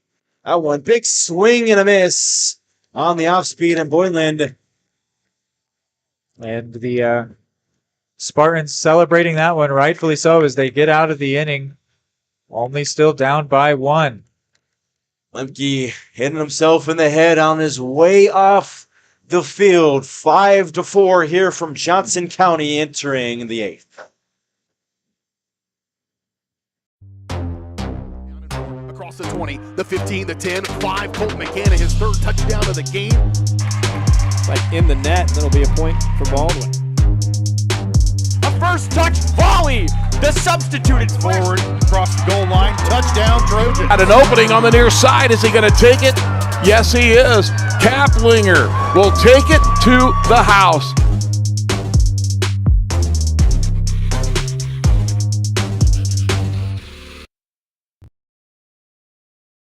Question: what will you find on all over-the-counter or OTC medicine packages to help you choose the right drug and use it safely? The answer: the drug facts label. This label lists the medicine's active ingredients and purpose, how much to take, and warnings you should know before using it. Remember, even OTC medicines you buy without a prescription can cause side effects you don't want. So follow the information listed on the drug facts label. For more information, visit fda.gov/drug facts label. A message from the U.S. Food and Drug Administration. Welcome back in here to Johnson County. Couple of substitutions here in and out. It's Riker, Edwards, and Wright. So I'll just run them through if that's okay, Dylan. Riker, Edwards came in and right. Miller moved from right to left. McClure moves from left to second. So it seems that Lemke will not continue on in this ball game. Edwards comes in his place. That'll be too low, and 2-0 to the count to the big power hitter, Aaron Resch.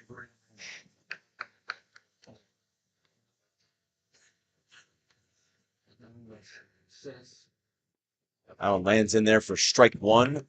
That's comeback pitch for Chambers and a 2-1 count. It's getting a little dark out here. Floodlights are on.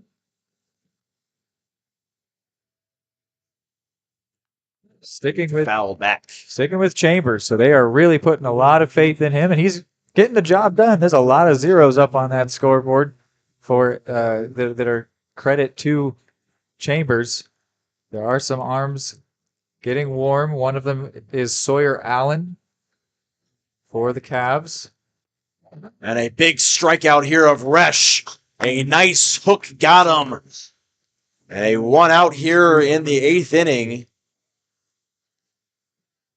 The Spartans have had all these exciting moments where their whole dugout is coming out and celebrating, but they're still down by one here, and Chambers keeps getting the better of them.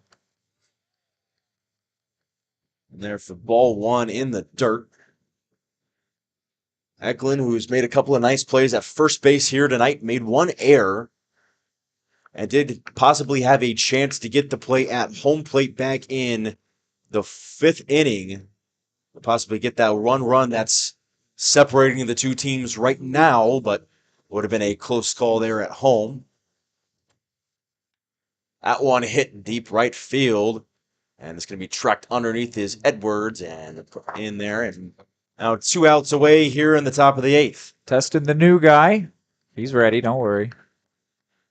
We already know that he's got some serious speed out there, but he's got the catching ability, it looks like so. His first catch of the game. I'm sure he likes that too, coming in cold, so getting a bit of a chance to run around out there, warm up a little. That one right away off the first pitch, hit towards second, slow roller, and made play 4-3 to McClure, and that is a quick 1-2-3 inning here for the Cavaliers. A 5-4 lead as they head into the bottom of the 8th, looking for something bigger. Across the 20, the 15, the 10, 5, Colton McCann, his 3rd touchdown of the game. It's like in the net, and that'll be a point for Baldwin. A first touch volley. The substituted forward across the goal line. Touchdown, Trojan. At an opening on the near side, is he going to take it? Yes, he is. Kaplinger will take it to the house.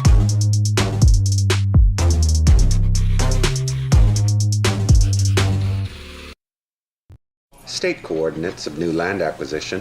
Oh, you know that big oak tree that got struck by lightning? Negative. The barn with the funny cow mural? Negative. One-eyed scarecrow? Negative. Giant water tower? You're not from here, are you? I've never seen him. Robots don't know you. We do. Hey, how's your dad doing? For over 80 years, we've built relationships first and plans second. It's your future. Let's protect it. Contact Farm Bureau Agent Anthony Brown in Eudora today at 785-615-0516. Hey, welcome back in here to Johnson County. Bottom of the 8th inning. It's getting close to the end here, Dylan, and it's been a really good game. It's been a while since scoring once again. I remember last time we said that we ended up jinxing it. Maybe that'll happen here as the Cavs are about to come up to the plate. They've won to the good after all that early scoring for the first 3 innings. Only the 1 run let up by Boynton, who's still out there. But that's the difference right now with such fine margins. Cavs out to a 5-4 lead. Could maybe make it bigger here. And I think they really need to make it bigger because these Spartans clearly they love those exciting moments, and there's nothing more exciting than tying it up or even taking the lead in the top of the 9th. So the Cavs need to try to make that as hard as possible for Southwestern.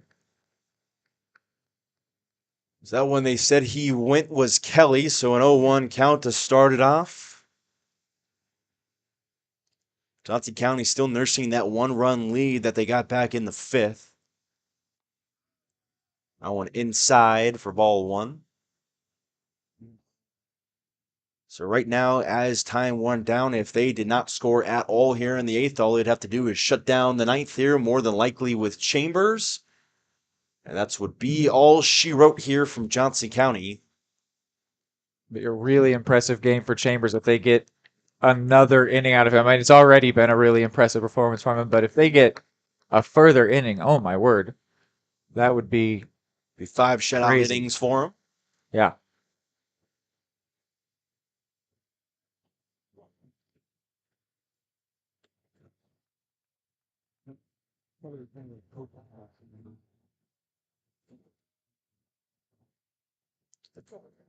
Here the 1-2. That one hit into right field. Can it find the line? Oh, tailing foul.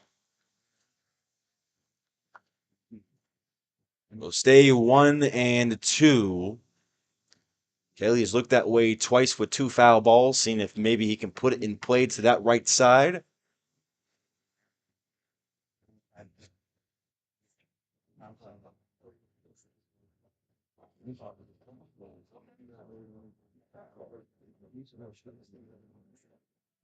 Southwest must have a very specific method of warming down, which is something that I've heard is important. I'll let you take this for a sec, Dylan. It's going to be a strike 3, but drop third strike, throwing out Kelly at first. And 1 down here already in the bottom of the 8th. Warming down is important, or at least I've been told so. I don't really partake in warming down as much as I do warming up, but the starting pitcher, Lodge, is still running around and stretching around in the bullpen. So they must have a very specific method for trying to keep their guys healthy, which you got to respect. I know a lot of routine after games has to do with running, have to do a lot of arm movement just so you don't get that lactic acid in there. That one thrown, strong throw from short, beats him in time. It was a nice play that time to throw out Tisdale. It was shortstop Chris Lugo, and now 2 away here. And brings up McClure again. McClure now the second baseman. This game is the left fielder, showing off his utility.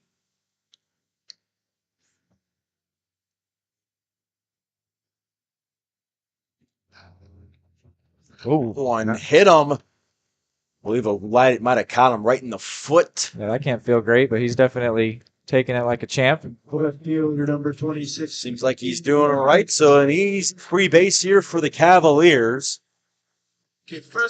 Might have bounced right off his guard that he had on his right leg. Hopefully. Looks like he's not in any type of pain at all. So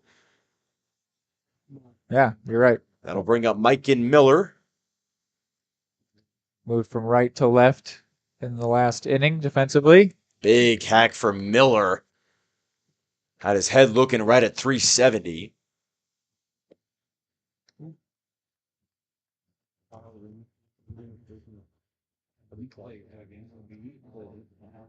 Miller already 1 home run to left center here today. Looking for another big hit. This one right down the middle. It looked like maybe on the outer side of the half, and we'll take it for strike 2. And now in a hole. Johnson County doesn't get anything in this inning. We'll just have to shut down 1, 2, 3 in the 9th. We'll walk away here with a series sweep and 2 wins tonight. Yeah, they'll really be sweating it if they don't get this one. Runner. A runner towards and safe. Is it going to be called off? And What was the controversy there? It seemed like he beat the throw comfortably. Did he maybe come off the bag?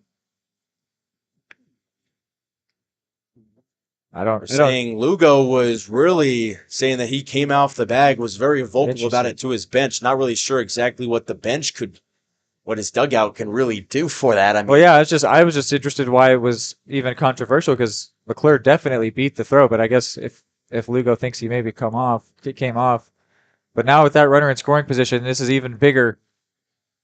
I thought it was interesting too, that pitch that on the previous on the steal attempt was pretty close, but because the catcher doesn't do anything to frame it when you're going to throw down to second, it just ended up being called a ball. Here the 2-2. That one just missed outside for Boylan. Now throw it in there. Same spot. Can't hit it. And 3-2. Now full count. 2 outs. You'd almost rather McClure be back at first so he could be in motion with momentum rather than standing at second, but he's quick enough that it won't matter that much.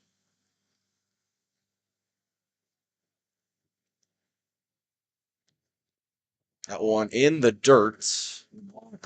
And we'll vote for a ball 4 here for Boylan. And taking that is Miller, bringing up England Brewer. So this is going to be a big at bat again for Brewer. Had the chance with bases loaded just a couple of innings ago. I will now have the chance here with first and second, a pinch runner coming in. It's going to be number 18. That's going to be Drew Veach, right? The freshman utility player. One bag on this one yet, so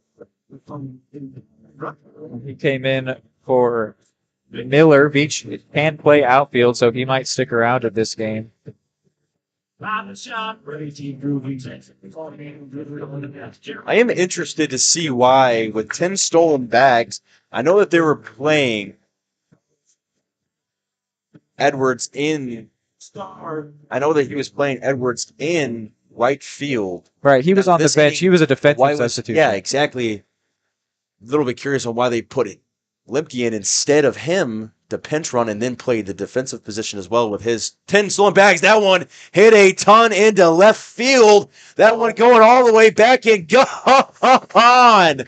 Brewer, a big Cavalier crank here in the 8th, and it is broken. This game open 8-4 now in favor of Johnson County. That one was absolutely a tower fest into left field right over 320, and Brewer will take his slow trot around the bases. A big-time 3-1 shot for Dagan Brewer. Cavs love that one, and rightfully so. I was just talking about the Spartans have been living off of those exciting moments, which, of course, I mean, that's how any team should operate. But that is the most exciting moment we've seen here today. The Cavaliers now have their opponents doubled up.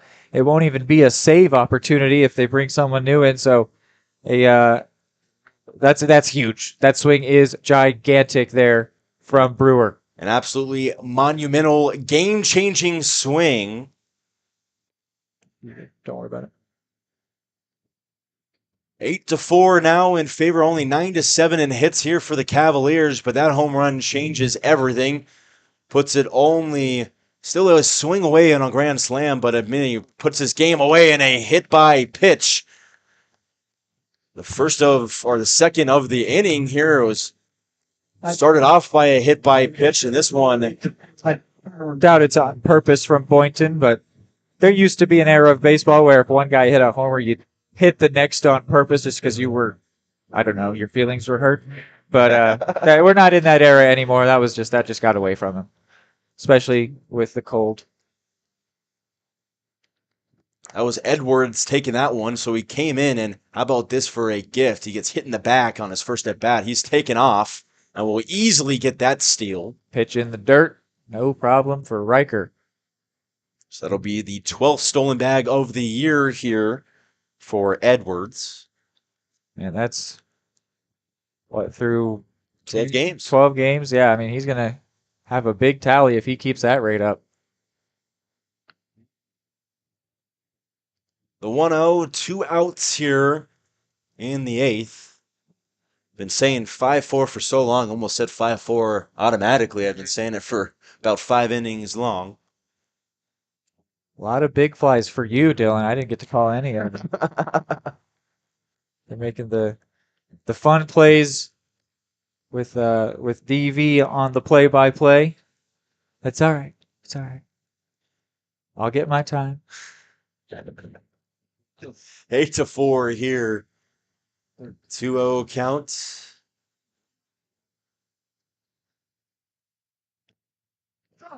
That one, a strike on the outside. Not necessarily agreeing with it is the entire dugout for Johnson County. You heard their reaction right after the pitch was called. Yeah, Hepburn took a look over to the third base coach, and I think they actually shared a laugh at that one.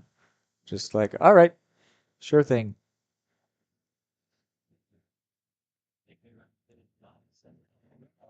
That one too low this time. Looked like in the same location on the plate. You got to respect 31. Got to respect the home plate up, just standing there, like for this entire game. It's getting cold. If you're standing still at this point, it is genuinely cold, and he's standing still the whole time. I want a walk for Hepburn. Now coming up here is Easton Rowe. They do have a player up in the pen. It's the lefty from the Dominican that I mentioned earlier. I feel like the situation at this point would lend itself to call upon the reliever, but not doing so. Sticking with Boynton, who really was doing very well. And then that 3-run shot, I mean, a 3-run shot would be the undoing of any pitcher's day. And not only a 3-run shot, but a 3-run absolutely tower of a home run into left field. And 2 outs, which just makes it even more painful. I mean, Boynton really was doing a great job at reconciling that nearly 8 ERA, but that's this game looks a lot different now. And unfortunately, it's because of his continued involvement. Dragon Brewer really made up for an inning, couple innings before. He struck out with the bases loaded. Comes back 2 innings later and hits a 3-1 shot to put his team up 4. Great mindset for Brewer entering this game, and that one will go in there for a off-speed strike. Cavs would love to add on here, though, because, I mean, I have seen much crazier comebacks on a baseball diamond, and 4 runs could be earned in the swing of a bat. So they'd love to make it what could essentially, as the runners go here, what could essentially be called a 2-possession lead. I won't call it that because that's weird, but you know, something along those lines. You understand the sentiment of it, of something that would take multiple swings to overcome. They would love to get into that territory. Called a little 2-swing lead. Something like that. 3-1, 2 outs here for Boylan, and he'll throw that one in. That one, Loki scared me a little bit. It's coming right back to me. I know there's a net in front of my face, but you know what? Sometimes, still react a little bit, Yeah. I jumped back a little too. The net is easy to see through for our convenience, but then that makes you get the crap scared out of you when the ball's coming at your head and you don't realize that you're actually completely safe. I will hit back towards foul to the left side again. That's what my car is. So it'll be the 8th pitch of the at-bat. It's a full count with 2 outs.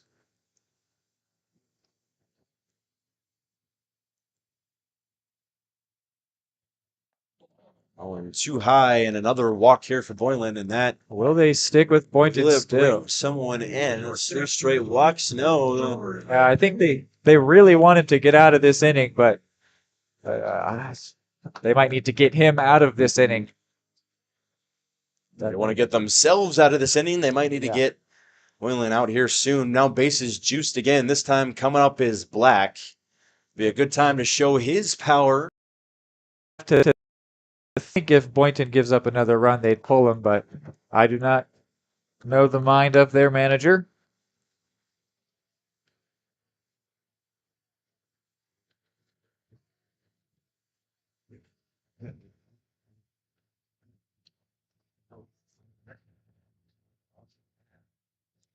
The pitch in that one, Black wanted it for a second, laid off it, and ends up in an 0-2 hole.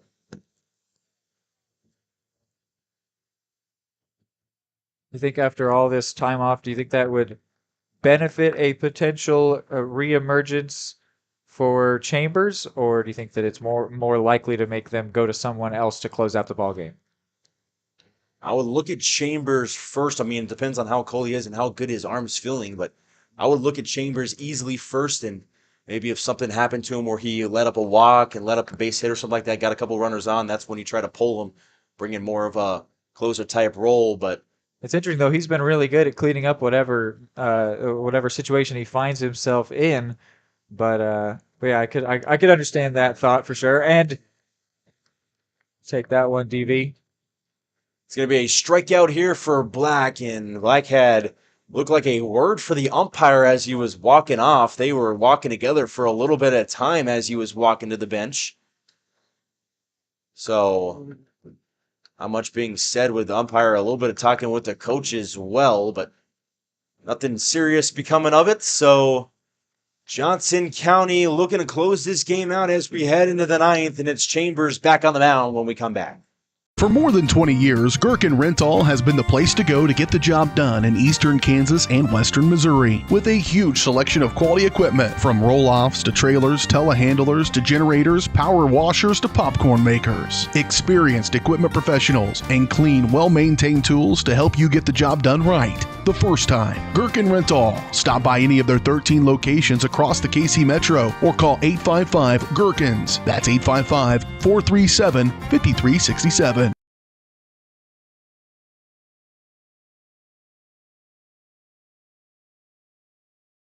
Yeah, he is a catcher. Okay. Welcome back in here to the field. Shout out to Diaz for this song and him making this an absolutely amazing closing song.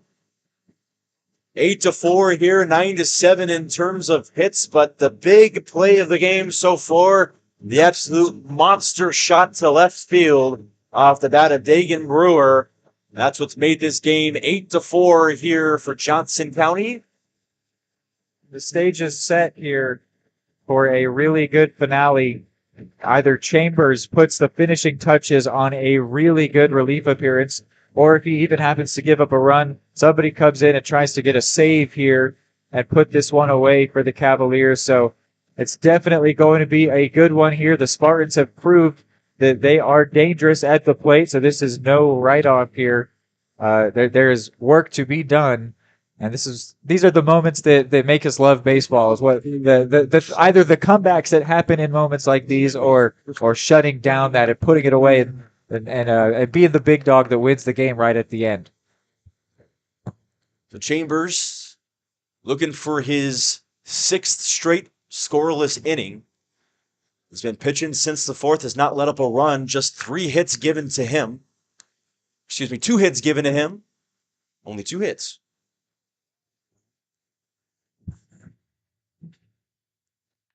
That one hit hard to Kelly. We'll take it on 2 hops, make the strong throw over to first, and 1 away here in the 9th.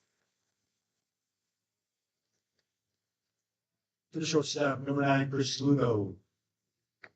Johnson County now just a couple of pitches away here. Also, taking the series sweep. Go ahead, Reed. Veach has entered the game. The pinch runner has stayed in at left field. So he just fills right in for Mike and Miller, who he filled in for on the base paths. Mike Miller done for the day. Hit a home run. Apple Taco.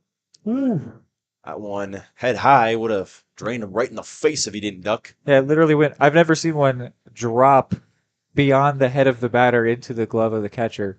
That one had sink on it. 2 balls and a strike here with 1 out. Chambers looking to close out this game. Done a phenomenal job so far. That one pops up right into second place. He can't see it. There's no one that's able to see it, and the entire time it was Jack Mosh that looked straight up from the right beginning and said, look, guys, I can't see it. I can't see it. No one there really to help him out on that one, and we'll end up at first. Hitter number 17. That's a weird, I guess that's a poor adjective, but a weird way to give up your only third hit of the ball game if you are Chambers. But all you got to say is at least it's not the first. Yeah, true. That's a great point. That is a very fair point to make. But yeah, I guess now with the floodlights out, as it's gotten late, it was hard to track that one in the air. So the runner is at first.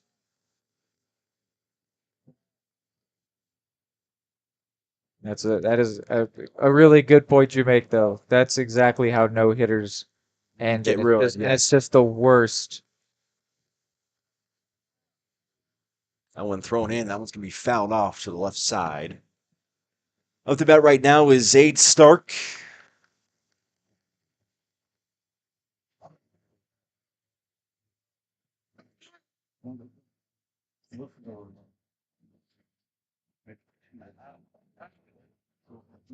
Chambers, the 2-1. That one fouled more back towards the field, but still out of play. Even the count out's at 2, and Chambers look for his 6th strikeout of the day.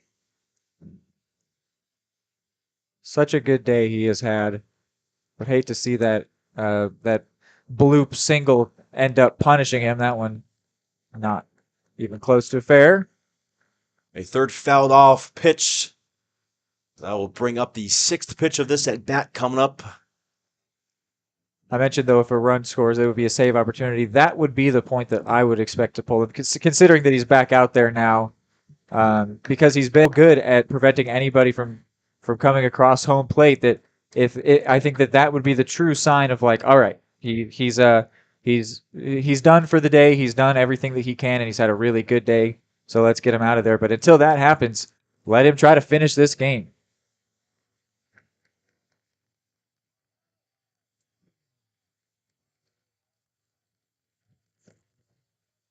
That one fouled off away again, so a 7th pitch of this at bat incoming here from Chambers.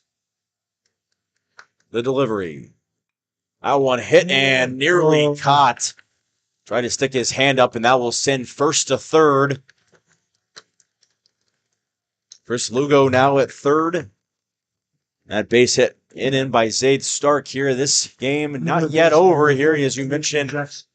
In the last inning, one swing in the bat can tie this game up.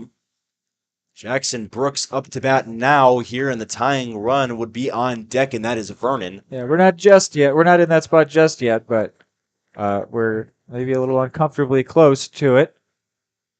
Following that hit there, runners first and third. Hepburn had to gather that one. Nice job by Hepburn to be able to block that. Saying my bad right away was his pitcher in Chambers. Giving very much credit to his catcher. That one fouled off on a check swing. Lefty and righty up in the pen. It's Michael Infranca and Austin Berggren. The two up over there.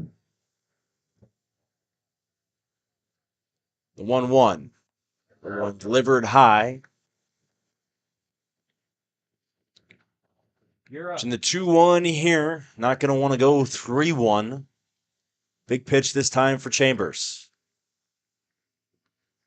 That one delivered, hit into right field. It looks like it could land in fair territory. No, it lands about 5 feet foul. McClure did his best to chase it down from second base, but only so much he could do.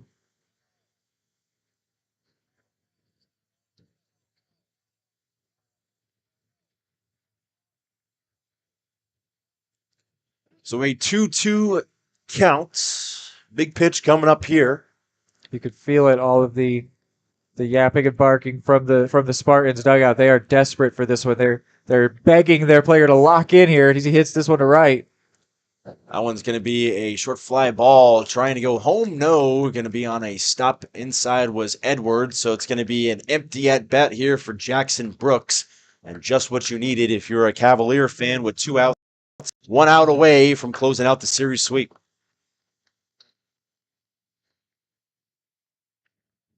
Chambers is in line for this win, and boy, would he deserve it. Chambers, as of right now, 5 2/3 scoreless, giving up 4 hits on the day. Big swing and a miss by Vernon.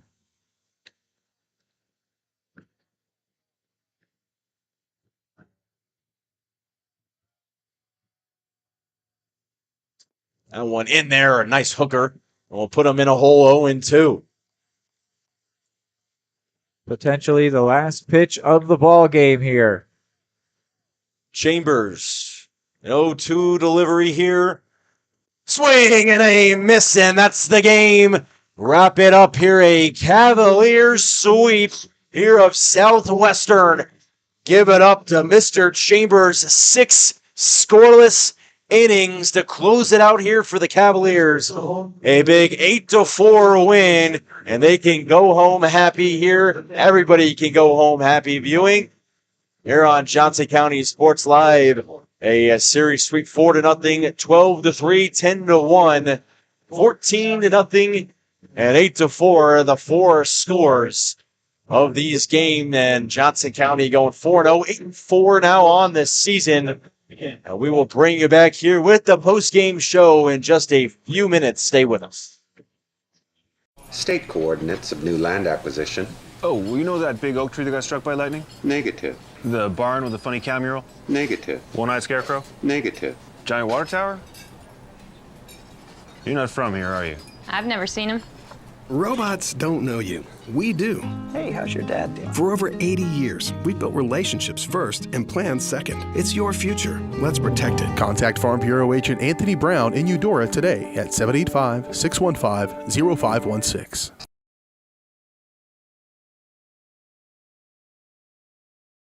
The smoothest, the creamiest, the most amazing ice cream you've ever had. That's what you'll find at Main Street Scoops and Sweets in historic downtown Eudora, Kansas. With over 100 mouthwatering Wisconsin-made ice cream flavors, including dairy-free and gluten-free options. The bakery is always serving up the most heavenly cookies, cakes, and so much more. Ask about Main Street's custom cakes for that special occasion. What are you waiting for? Come make the sweetest of memories at Main Street Scoops and Sweets in downtown Eudora, where it's always ice cream time.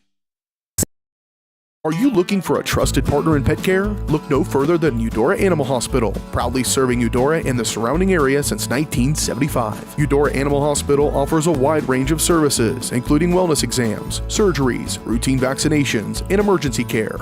Hi guys, just wanted to say thank you from Eudora Animal Hospital for all your support and go Dogs! Schedule an appointment by calling 785-542-3265 or visit eudoravet.com. Call insurance agent. Hello, customer. Oh, great. I just had a quick question about my insurance. You are 312th in line. Oh, it's just a real quick question. Would you like a callback in 6 hours?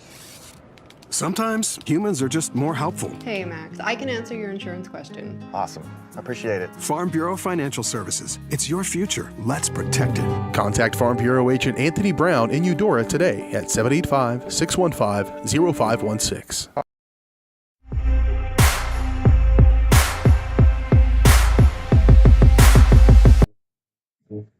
Welcome back in here to Johnson County Sports Live. The game is over here. Johnson County taking the win 8-4 here.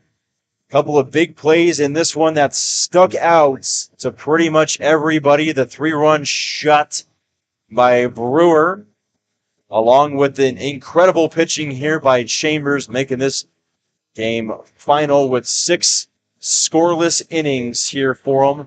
An unbelievable game for Mr. Chambers. Brewer made this game the 8-4 lead it was.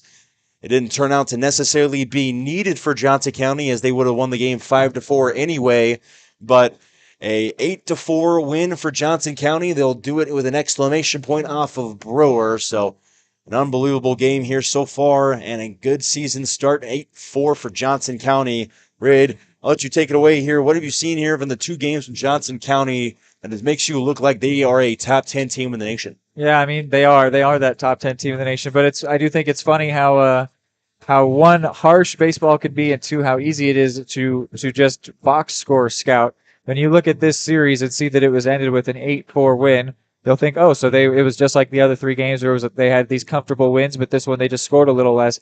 But no, this was a really close game, and to be quite frank, they nearly happened to lose this game. I think that without that 3-run shot, if it goes into the ninth and Southwestern's only down by 1, I think that they could very easily have found a run to at least send it to extras or at least to the bottom of the ninth.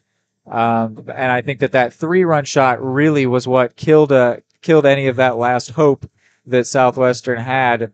And so I think that that's a really huge play that was made at a crucial time. And yeah, I mean, this clearly is a really, really good team. And today they showed that. I mean, in a game that I'm talking about, oh, they nearly lost, they won by 4. I mean, they did not even nearly lose it in the end, but it's just baseball can be a very funny thing with the way that it plays out. But today were 2 really good games for the Johnson County side of things, and I think it's good that they got tested here. As fun as it is to win 14-0 and get guys that don't have a lot of ABs some chances to play. It's really good to be tested, to have to prove that you belong, that you deserve your ranking. And that you're actually truly a really good team, and they did that. I mean, Chambers did it all by himself, basically, locking everything down, but the offense was there to support him when it mattered most. The defense made good enough plays, and yeah, so they really did prove that they're a really good team. And before I hand it back to you, we will go ahead and get into the absolute play of the game from Absolute Painting. And man, we've already made it very clear what that's going to be. That's going to be Brewer's 3-run shot that completely, I think, killed off any hope for the visiting team here. So he will be given the absolute play of the game from Absolute Painting. To take advantage of Absolute Painting's winter interior special, book from November through February to get $1,000 off plus other great offers. Some restrictions apply. For details, call 785-333-9651. Absolute Painting, where quality is absolute. And now you, DB. Yeah, Johnson County, 2 unbelievable wins today. The first one, like you said, Reed, made it look very easy with a 14-0 win. And this one, very close, 8-4. Thanks to Dagan Brewer making this game look like more of a win than it actually was. But like you said, Brewer, an unbelievable shot and an unbelievable tower shot. I mean, I don't even know if they would be able to find that ball if they tried to look for it out there. So Johnson County going 8-4 on the season so far this year. So big ones here in Crowder was a couple of them as well that they lost earlier this year. Another top 10 team ranked in the nation. So we will look to see. And you got who we play with next year, Reed? Yeah, so just next up here on Johnson County Sports Live, you can come right back to the JCCC Athletics YouTube channel for these games. There are a couple doubleheaders, same thing as today where there was a softball doubleheader as we're doing a baseball doubleheader. That will be happening again on Wednesday, February 21st, 1 o'clock. There will be a softball doubleheader beginning, and actually at 5:30 is when the baseball one begins, so there might not be too much overlap, but again, that is February 21st, Wednesday, this week. You can catch both of those games right here. And from the looks of it, it looks like Dylan Funk, Dylan Vanderveen, and myself should be there with you for that game. So even if we're not, those games will be here right on this channel. Absolutely, and that's all we're going to have for you here tonight from Johnson County. Bring you all over some post-game interviews and stuff like that from some of the players here coming up soon on Varsity Sports Now, or Varsity Sports Live, Johnson County Sports Live. So stay tuned for that here in the next couple of broadcasts. But for now, we're going to say good night here from Johnson County Sports Live, and go Cavaliers. Go Cavs, baby. At Kansas Insurance, we know one size doesn't fit all. In fact, our whole mindset is based on customized policies for you and your families. We're local, and we do what we do because we care about you. Think of us as brokers for your insurance needs. Working with Kansas Insurance gets you the award-winning service and attention to detail that only an independent agency can provide. All across Kansas, we're here to help you manage and plan for all types of risk. Contact a local agent today. Kansas Insurance. Local, independent, serving you.